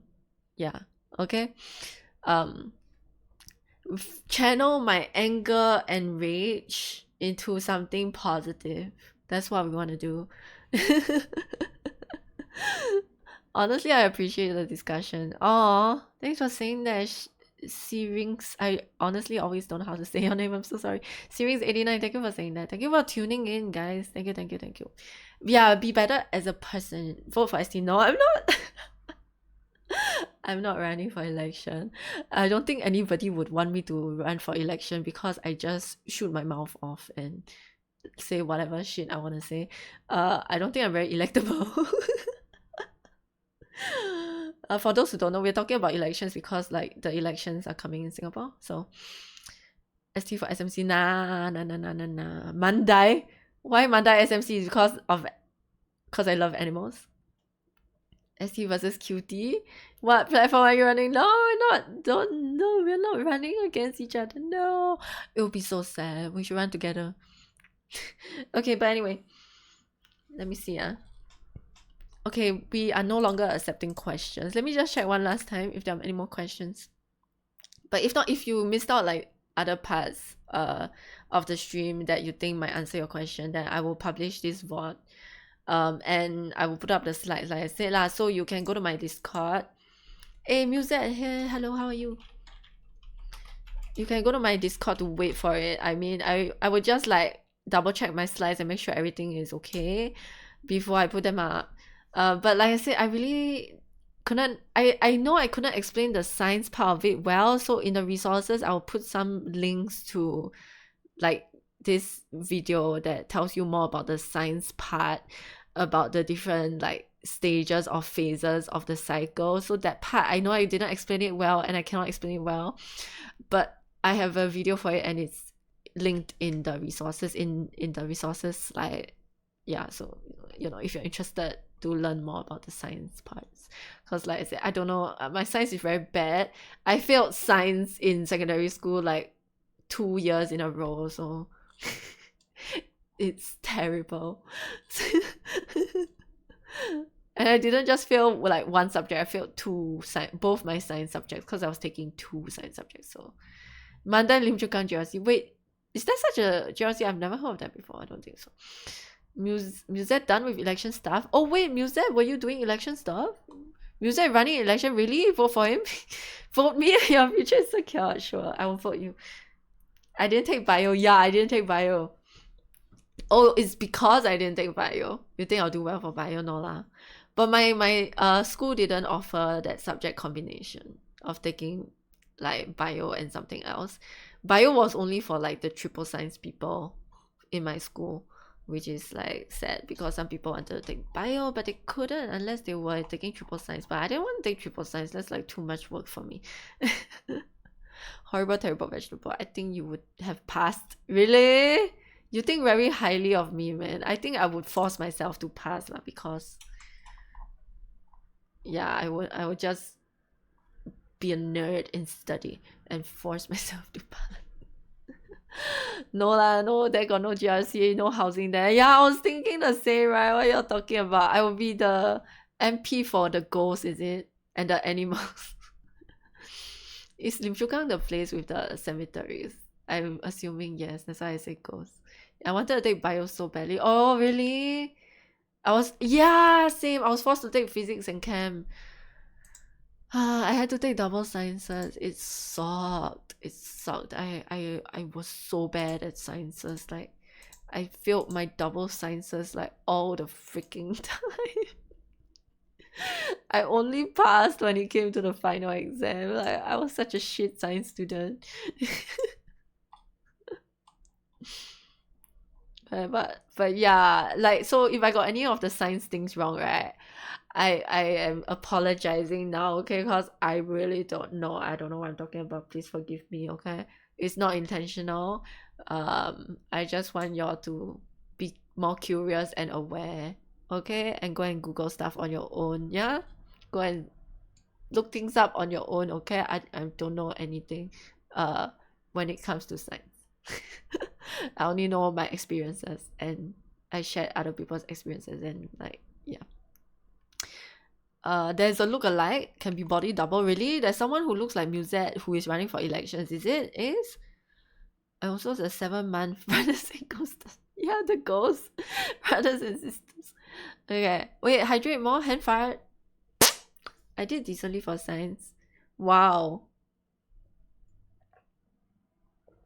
Considering you purposely didn't study, wow. That's good. That's good. You're a natural then. Oh. So my HOD scolded me because he knew I was a science A student. Wow. The teachers know your potential. Sometimes the teachers are crazily, like, scarily accurate when it comes to certain things, because like they're so experienced in teaching. They know exactly like who's gonna score what for the exam and stuff like that. Because yeah, I will just tell you my very, very brief experience. Like I told you guys, I failed both my sciences, right? And I was also failing both my math. So I was failing like 4 subjects, which is crazy. And I felt like really stupid, okay? But my co-form teacher said that he expected to see me on stage next year. And I did go up on stage next year. So I'm like, what the fuck? How did he know that? How did he predict my future? I have no idea, okay? But yeah. Crazy. Teachers are, yeah. Some of them are really, really good, really encouraging. Don't worry, today's stream can be anchored as informative and awareness. Yeah, for the average dude. Oh, thank you for saying that. That was my target audience. If you ask me anything about science, I forgot. Yeah, same. Okay, I'm gonna start the raid in like a minute. Okay, I'm gonna set it up now. I'm the same. I can't remember anything. Okay, I take out my glasses now. Did y'all like get used to me wearing glasses? And then now it's like, she looks weird without glasses now. Okay, I'm gonna check out the person you want me to raid. Hang on. Okay, we are going to raid Joyo Ile. I don't know how to pronounce, sorry. Okay, but she is based in Singapore, and she said you can Joy, not Joyo? Joy or Joyo. Oh, so we can call her Joy. Okay. Okay. We're gonna raid Joy. Huh? She raided? Oh no, she raided. Oh shit. Okay, wow, we choose somebody else. Damn it. Was I too slow? She raided? I saw that she was still live. Let me refresh. Hang on. Or did she just end stream without raiding anybody? Cause I was in her stream. Never mind, sorry, I yapped too much. Okay. Wow, choose somebody else. Now it's just ST the streamer, just not ST the teacher. Next me up, ST wait, why y'all want me to wear glasses, Ranger? Like, this is fake glasses. I don't actually need to wear glasses. This is because just now, was it Ace? Sorry, I'm very forgetful. Ace redeemed accessorized, so I wore my fake glasses. I don't actually need to wear glasses. This is fake. Yeah. It's evident that all the studies return to the teachers, correct? Oh no, it's the first for me to see you in glasses. Yeah, I don't even wear glasses, guys. Sorry, I have perfect eyesight actually. Sorry, I yapped too much. Sorry. Pythagoras theorem. Holy shit, God made cheese. You're just triggering like memories I didn't know still existed in my brain. I talked to her first. Okay, can. Yeah, this is fake glasses. Wait, Ranger, you've seen me stream for like, I don't know how many years already. You know I don't wear glasses, right? Okay, we're gonna raid Grappy. Let's go. Grappy did talk to me about the period stream as well. She said she reacted to my Instagram story about the period stream, so we're gonna go and disturb her, right? She knows that this stream is happening, so good night, rest well, everybody. Okay, take care, Ruka, Erica. Thanks for the informative stream. Thank you for being here, everybody. Thank you for being so encouraging, and you know, oh, thank you for doing exclamation mark rate. I was just about to do yeah, just thank you for being here and being encouraging, and you know, like wanting to find out more, like having an open mind and positive learning spirit and all that stuff. I love it. I love it when people are curious and wanting to find out more and stuff like that. Okay. And you know, admitting that, oh, I previously didn't know this, now I know. Like, I love those moments. And I also found out a lot of things that I previously didn't know, and y'all also told me some stuff. So I think that's all pretty cool. We all learned from one another in some way or another. Okay. And yeah, okay, so thank you for doing exclamation mark rate. You can copy that rate message, the exclamation mark rate message. If you are subbed, you can do the sub rate message, exclamation mark sub rate. And you can do the octopus rate. It's up to you. Or you can like put in your own emotes or whatever, but the main message is the meow there. We bring positive vibes. Wait, did I do hand fart already? Or is that new? Yeah, and yeah, just, you know, here are my socials. Do I owe anyone a hand fart? Cause like it's a new one. Okay. Thanks, we paused because like the redemption thing disappeared really fast because all the red messages are appearing. But yeah, we are going to raid Grappy. Grappy is a streamer, fellow streamer from Singapore. I'm not sure what she's doing today, but let's go and disturb her. Okay, I can see that in the background there are lots of keychains. So yeah, is she showing off her keychain collection or something? I have no idea what's going on over there, but we're gonna raid her. I gotta go work tomorrow also, so I gotta end the stream. I cannot do Wordle today, sorry guys. She did Repo. Oh, cool, Kevin, I didn't know you were here. Okay, bye. I hope you guys enjoy the stream and hearing me yap about periods. And I will see you guys. I gotta go